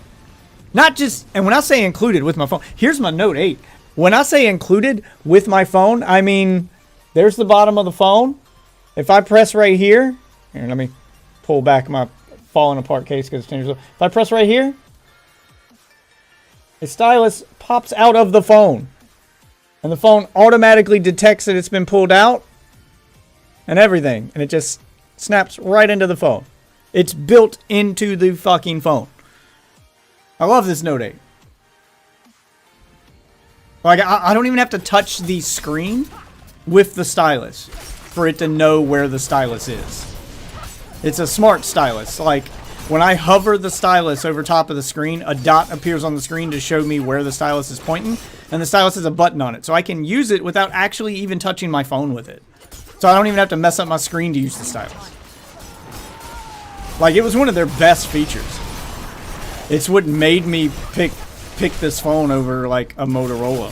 Because I was a Motorola guy before this phone, but this phone had a lot of, like, oh shit, super nerdy, awesome tech-like features that I was like, okay, that's pretty dope. Especially at the time, it had features that were unheard of. Like, no other phone was doing. And I guess no other phone does now. So, glad that worked out. why we can't have nice things.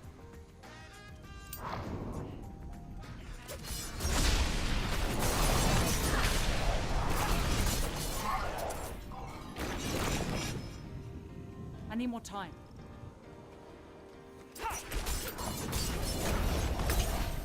Wow. Just like instant melted him.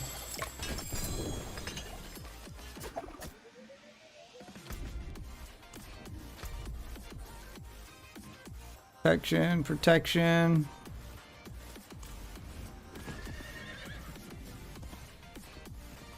Trying to farm that armor so I can dismantle it. Need crafting materials. Recommend the Moto G stylus if you want a phone that is cheap and just does what you need it to do. I mean, I don't have a problem with my Note 8. The only reason I upgraded was for the 5G. And honestly, I don't think 5G is worth the upgrade right now. So, if I'm going to go back to a phone with a stylus, I'm just going to go back to my Note 8. It's not like it's broken. It's not like I needed the upgrade. It was a free upgrade. Because I haven't taken my upgrade from my service provider in years. I finally decided to take it because I was like, well, 5G sounds like it's finally time to upgrade. Because I said I wasn't going to upgrade until the technology substantially changed and could warrant the upgrade. I had a very much if it ain't broke, don't fix it mentality when it came to my cell phone. Carrying too much.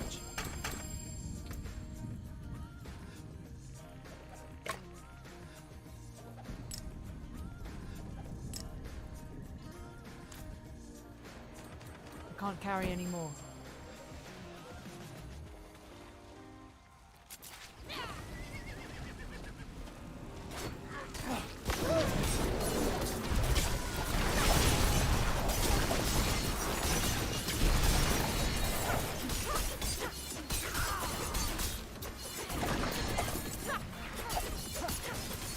See a couple of elites, I'll stop and fight them. I need more time.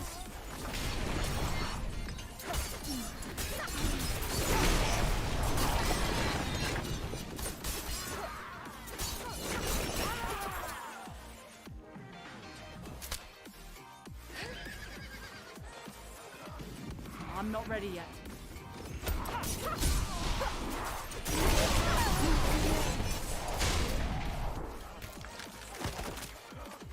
Plus my Note 8 has a bunch of older versions of apps on it that I haven't bothered to update because I've seen the reviews. Like, I never update my apps until I absolutely have to for that reason. Like, there's one app I use. This is if you ever want a reason not to update your apps. So here's a good reason. There's an app on my I have it on my Note 8 and I downloaded it again on my S20. It's a dating app. And on the Note 8 version of the app, it's an older version of the app, I get less ads. Not only do I get less ads, but I can message anybody I want for free. Unlimited, all day, every day. On the Galaxy S20 version of that app, I can message one person per 24 hours, and then it restricts me and won't let me message anybody else for 24 hours. It also shows me twice as many ads, full-fledged video ads that I have to wait through before the app even opens, and that I have to wait through when I close it. So all these new changes to their service, they implement it at the app level and not like at a subscription level. So they're tied to the app, not to like a subscription. It's weird. It's the only one I've seen that ever does that, but that does happen. Where it's tied to the app itself, like the version of the app you're using. Yeah, it's Plenty of Fish. If you have an older version of the Plenty of Fish app, you can use Plenty of Fish the way it used to be used before it became an app when it was just a website. That's how long I've been using it. It used to just be completely free, no subscription model at all. And, you know, you only had to pay for stuff like live streaming and video chats and using it as, like, you only had to pay for, like, really advanced stuff. There was no need to, like, pay to, but messaging people was always free. And searching for people was always free. And then they updated it so that, well, if you're gonna, they took away search filters. Those are now a subscription perk. They took away video messaging, they took away live streaming, they took away voice messaging, they took away all this stuff. Slowly took away more and more stuff. All dating apps do that now. They all restrict messaging. Messaging's the thing they sell now because too many people were using their apps for free, getting in touch with each other and giving out their phone numbers and then talking to each other outside the apps. So they want to make it so that you don't just instantly message each other, give out your cell phone, and then stop using the app.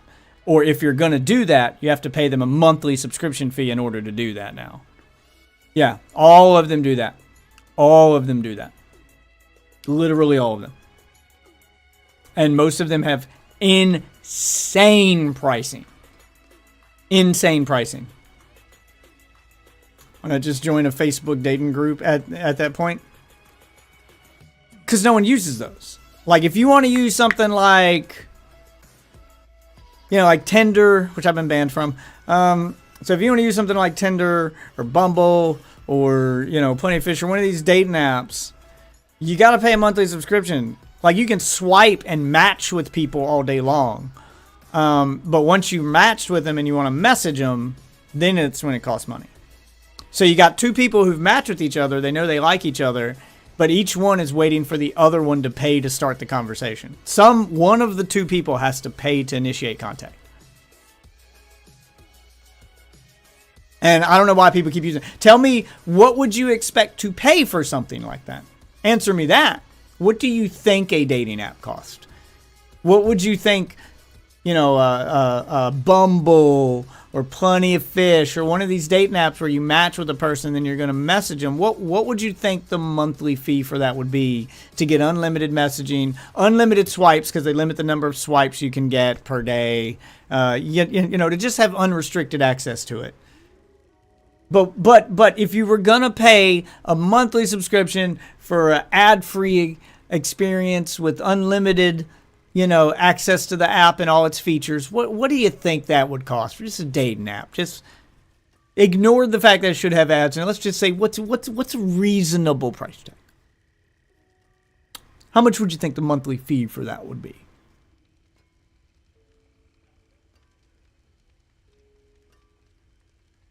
Wow, you're pretty fucking generous. That's a lot higher than I would have gave.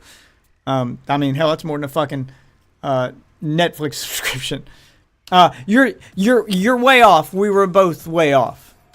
So the most egregious of them was, I think, Bumble or Hinge. One of those that I used that I laughed at when I saw the subscription fee when I went to message a person, and then I immediately uninstalled the app. The subscription fee was $64.99 a month. But they encourage you to pay for a full year. So it's $64.99 if you pay for 1 month, or, you know, it's like $100 for 3 months, or like $120 for a year. So the more you buy, the cheaper it becomes. Like, they advertise the year as being only $5 a month, but you got to buy the whole year at a time. Yeah, so it's closer to 100 than 20, yes. Plenty of Fish, I think, was closer to your figure, closer to 20 than 100. It's $30. Yeah, but they're all like ridiculously priced, like more than any other subscription service ever. And they're not providing you any content with their subscription service. Like, it's just you matching with other users. Like, Plenty of Fish provides no content. You know, Bumble provides no content. Like, they don't provide anything themselves. They just act as a place for other people to fill it with content. You know, even YouTube, for YouTube Red, its ad-free experience, even YouTube provides content. Like, even there's YouTube Originals. Like, even they at least make content. You know? I mean, dating apps aren't bad. It's where I met my wife. But they've changed a lot since the, 12 years ago when I met her, when they were new. Like, now they're all a scam. So I'd say the only thing that they provide, because I still check in on them to see like how they've changed. I've noticed that I'm constantly matching or getting likes and matches on Plenty of Fish and Bumble and all these sites with like insanely hot women. Insanely hot women that I know do not exist. They are fake profiles, and I know the fucking scam here. You're gonna constantly match with beautiful women until you pay the monthly subscription to message them, and then you're gonna message them and never get a response because they're not real. They're used to sell the subscription. They're not real people. So you get that notification on your phone. It's like every day I'm matching with these women. So you get that notification every day. If you were some incel who's just desperate and you go to one of these dating apps and then you get this notification every day. Oh shit, I got a Bumble notification. I got a Plenty of Fish notification. I got an app notification. Oh, I've matched with Jennifer. Look at her. She looks like fucking Beyonce. Oh, take my $35. Bumble, take my $35. Let me fucking message her, and then you message her, you don't get a response back. And then when your subscription expires, it tells you to renew the subscription. Don't let her get away, it'll say. It'll also tell me when I've missed a match. And that's another one of the features that you would have to pay a monthly subscription for. So if you swipe left on somebody and they swiped right on you, it'll tell you that you missed a match. Like, hey, you just swiped left on a person who swiped right on you. If you swipe right, you can match with this person. Would you like a second chance to swipe right on this person? Or would you like us to reveal who this person is so you can message them? Which, if I swiped right on them, if I swiped left, I'm not interested in them. I didn't miss a match. I just didn't match with somebody. It's not a missed connection. That's no connection. I'm not interested. But it does that as a way to entice you to go, are you sure? Maybe lower your standards a bit. This one might give you some booty. But pay us $35 because we're not going to give you that second chance for free. So it's constantly telling me I'm missing matches with people. I'm not missing matches. I'm just not matching with people. I'm not interested in them. Well, I swiped left. You understand? That's not a missed thing. It wasn't an accident.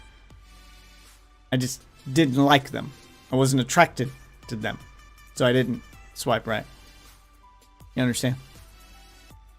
Yeah, they have all these manipulative ways that probably work on incels, that probably work on the desperate and the young. It's just disgusting.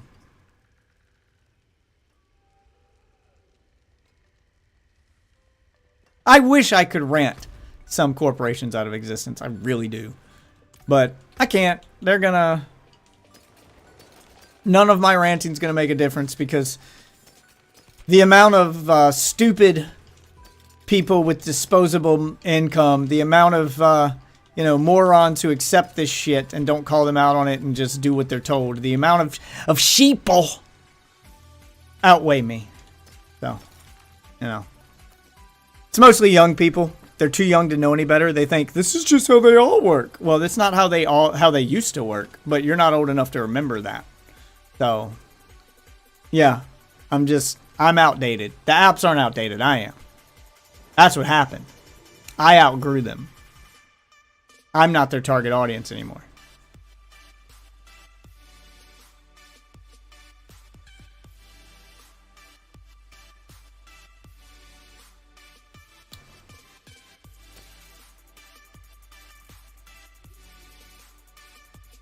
Marksman skills. Trap skills, no.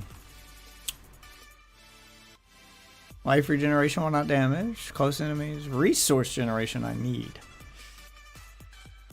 I could probably re-roll this ring, though. One of these rings. Get that now that I know that that's a ring perk.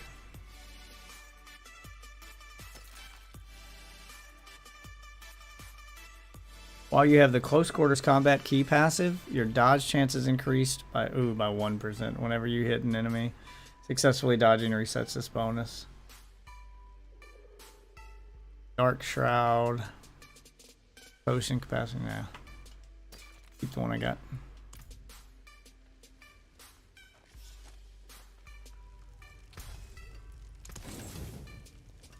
There, you know, it's crafting maps. All that work.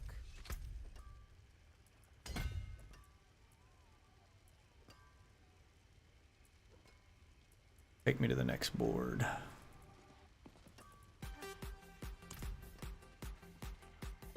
Wish I grew up in the early 2000s. Internet sounded so much. Oh, it was the Wild West, man.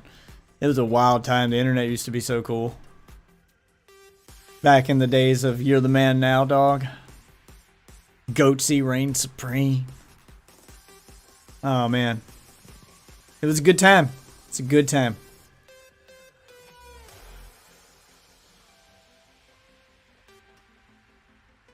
I wish I had taken YouTube more seriously back then. Everyone who started doing YouTube back then on a daily basis are the people who became successful, rich YouTubers with minimal effort. Like, it was so easy to do it back then. And it was so easy to do it because most people didn't even know the site existed. It was a relatively small website, and no one did it. Like, most people who posted the website posted once or twice and then said, oh, this website's not going to go anywhere, and then they left it alone.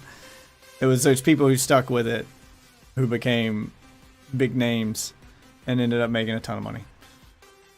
Some of which are still popular to this day. Like, I remember watching Philip DeFranco back when YouTube first launched. Like, I never posted to YouTube back when it first came out, but I watched it every day. And that was when it was all just home video shit. Like, people just sitting in front of cameras. Just, you'd see the craziest shit on there. Like, you get away with anything on YouTube. But I watched Philip DeFranco back then, and he was one of the few guys that posted every day. And it was mostly just gossip back then, not actually news. He didn't even have a proper camera. Like, he had his camera was black and white. Like, it was a really shitty webcam.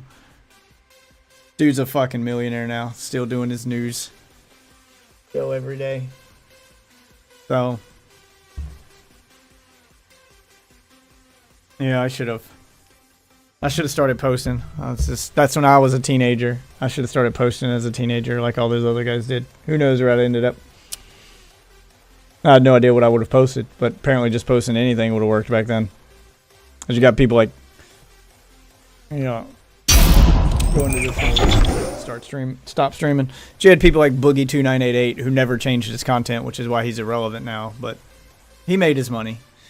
And he's just a fat guy fat nerdy guy who sat in front of his camera and talked about D&D and video games. I could have done that. Like, there was minimal effort. There was no editing put into these videos. It's not like it is today where you got to play the algorithm. You got to have a highly edited video. It's so competitive now.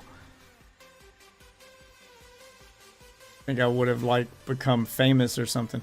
Just think I would have had more fun. Yeah, I mean, I would have done it for fun. My goal would have not been famous. I wouldn't want to be as big as someone like Philip DeFranco. I think I would have wanted to go the route that Boogie went. Boogie should have quit a long time ago. He's to the point now where it's costing him money and it's ruined his life. But if he'd have quit 10 years ago, 5 years ago, before the adpocalypse, if he'd have quit when the adpocalypse happened, he could have banked all that money and just lived comfortably with no YouTube pressure. But YouTube was his life. Like, it's the only social life he had. Like, that's a mistake that he made. He should have just became comfortable with a life outside of YouTube and then just quit YouTube. Because the guy made millions. And then he lost it all in crypto because he wouldn't get the fuck off the internet.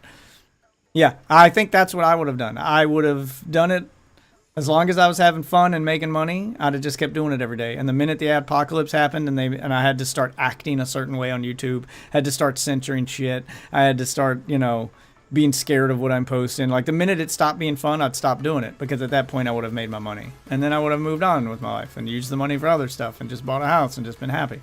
Like, that's all I want. Like, that's what I'd have done. I don't need to be Mr. Beast. Like, I don't need to be PewDiePie. I don't need to be that. I just don't want to have to live paycheck to paycheck, man. That's all. I just want to have enough money in the bank that if I want something, I can buy it and have my house paid for. That's it. I want enough money that I can send my kids to college. When I see something I want, I can buy it, not have to budget for it, and not have to worry about being homeless because my house is already paid for. And then I can just work part-time and relax for the rest of my life. Yeah. I ain't even talking about early retirement. Like, I'd still work part-time. I'm not talking about quitting a job. Just, I don't want to have to do it every day. I just want to be able to live comfortably, man. That's all I want.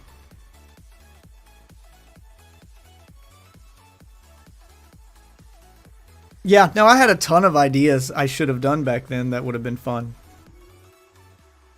Although, I'll be honest with you, as a teenage redneck in the South, most of my stuff would have been Jackass-type videos. And back then, that's probably what I would have been filming. We got into a lot of shenanigans that I should have filmed and put on YouTube back then, but didn't. A lot of shenanigans that would have been just perfect for YouTube.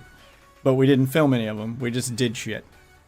They make for fun stories now, but that's all they are, stories. We could have documented them and made millions probably. Yeah, and then we could have been already set before the advertisers got there and then just kept doing what we wanted. Which there are still ways to make it without having to fold to the advertisers. Like Jim Sterling did it. Like I guess she still does her channel to this day, and I post those videos to my Discord every now and then. Still does game reviews, still does the same thing, and doesn't give a fuck about advertisers. There's no ads on Jim's channel. There's no ads on Sterling's channel. No pre-roll, no mid-roll. Like, not advertiser friendly. You can't even get ads on their channel. Their money is 100% from their Patreon.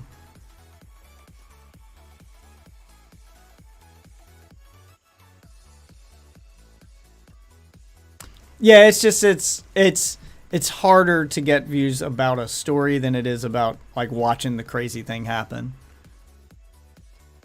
You know, like if we'd have filmed all those crazy things we did, they'd be millions upon millions of views by now because they'd have been on YouTube for so long that they would become one of those YouTube classics that people go back and show people over and over again.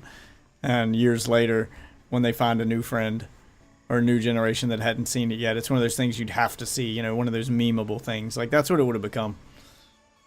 I mean, I got the thing with the goat, there's the shed, there's, you know, creating my own class in high school. There's all this crazy shit we did as teenagers that make for classic stories, but would have made for better content. And I can still tell the story, but who's going to listen to it? Being able to actually show people this crazy H of a house I lived in instead of telling stories about it, you know, all of that stuff. I didn't even have a camera, though. I think that was the main reason I didn't do it. I didn't have a camera. Like, nobody had a camera back then, too. Like, cameras were expensive. So that's why there weren't that many people on YouTube. Most people didn't have a camera.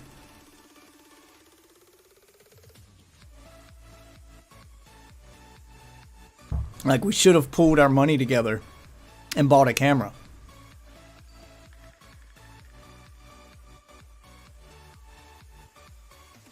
Like, the only camera we had back then was legit this big, and it recorded onto VHS tapes. We had a VHS shoulder-mounted camera, but then we had no way to get the video off the VHS tape onto a computer to put it on YouTube. That would have been another thing we would have had to buy and try to make that footage digital. Yeah, like, it was just a hard thing to do back then. No one had it. Like, even Philip DeFranco with his, like, even a cheap webcam was still rather expensive and only recorded in black and white. Yeah, like, that's what Philip DeFranco started with. Like, getting a cheap webcam back then, what would be considered cheap now, it still would have been expensive. Like, webcams were like smartphones now. They were the expensive thing. They were these expensive things that only, like, you know, rich people had. If your computer had a webcam on it, it was a fancy computer. You know, monitors were fucking this wide. I'm not talking about the screen. Like, if you turned it sideways, it was like these big fucking massive boxes, you know. They didn't have webcams in them. No one had a webcam back then. It was these people who already had money buying webcams to post on YouTube to make more money.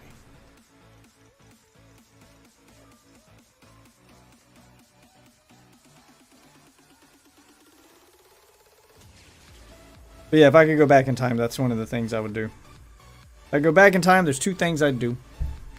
Well, the first one would be tell myself to do YouTube and start making video game reviews and video game stuff before that was popular, because that's something I've obviously enjoyed doing. I've been streaming forever to an audience of no one because I just enjoy doing it. And 2, I would tell myself to buy Bitcoin and then sell it. Yeah, so was my dad. Like, we had a fucking record player in our house and an 8-track player. Yeah, like, we had all that shit. All that old ass. I mean, outdated when I was a kid. I know it's super outdated now. It's fucking ancient now. We had a fucking 8-track player, man. Like, my dad had an 8-track player in his truck. And then he had one at home, too. Fucking record player.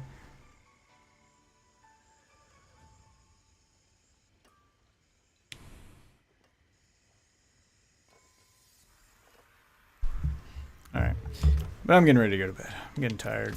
My kids are waking up, so I have to go make them breakfast. Even though I'm tired, I've successfully made an all-nighter out of this one I shouldn't have. So, that's what we're going to call it, ladies and gentlemen. Boys and girls, witches of all ages. I want to thank you all for watching. I'm going to get this Xbox turned off. And then I gotta fucking, make a video out of some of this content later today. Because I'm alright, right? I should start putting my rants on YouTube. So I got a few rants here I need to cut up. I'm going to go through this footage later. Oh, I did. There's one of those rooms in my dad's house right now. There's also old sporting goods equipment and outdated, outdated mechanics tools that go to cars that no one's ever going to drive anymore because they're from the 80s. Yeah, that kind of shit. If you want to make a thumbnail or make a background for a thumbnail, and then I can give you my picture of my face. I don't know. We can work on it. I'm probably going to catch a nap, and then once my wife wakes up, I'll catch a nap with her. I don't know. I might just take a nap now anyway. My kids can make their own food. They're old enough now. But whatever. I'm definitely getting off here for a little bit. Been streaming for all night at this point, so I need to take a break. Okay, cool. I've already closed down my Discord, but I'll check it later. I need to go lay down now. I'm losing my train of thought. I'm getting tired. Anyway, I want to thank all you wonderful witches for watching. If you're new to the stream, there's socials above my head here. Unless, of course, you're on a mobile platform, in which case check the links in the description or the profile down below. I do these streams almost every single night. And follow me on Twitter or Threads, because I have that now. I'm going to try to find a reason to post to that, I guess. But those will let you know when I go live. Discord's where the community's at. A couple hundred strong grows every single day. It's where you can get exclusive clips and content, as well as plenty of places to talk about games, talk about non-games, talk about different kinds of games. Make yourself a new friend, a new gaming buddy, hell, maybe even a new lover. For now, though, I'm going to bed. So thanks for watching, and I'll see you wonderful witches sometime later today, I guess. Have a good one, everybody.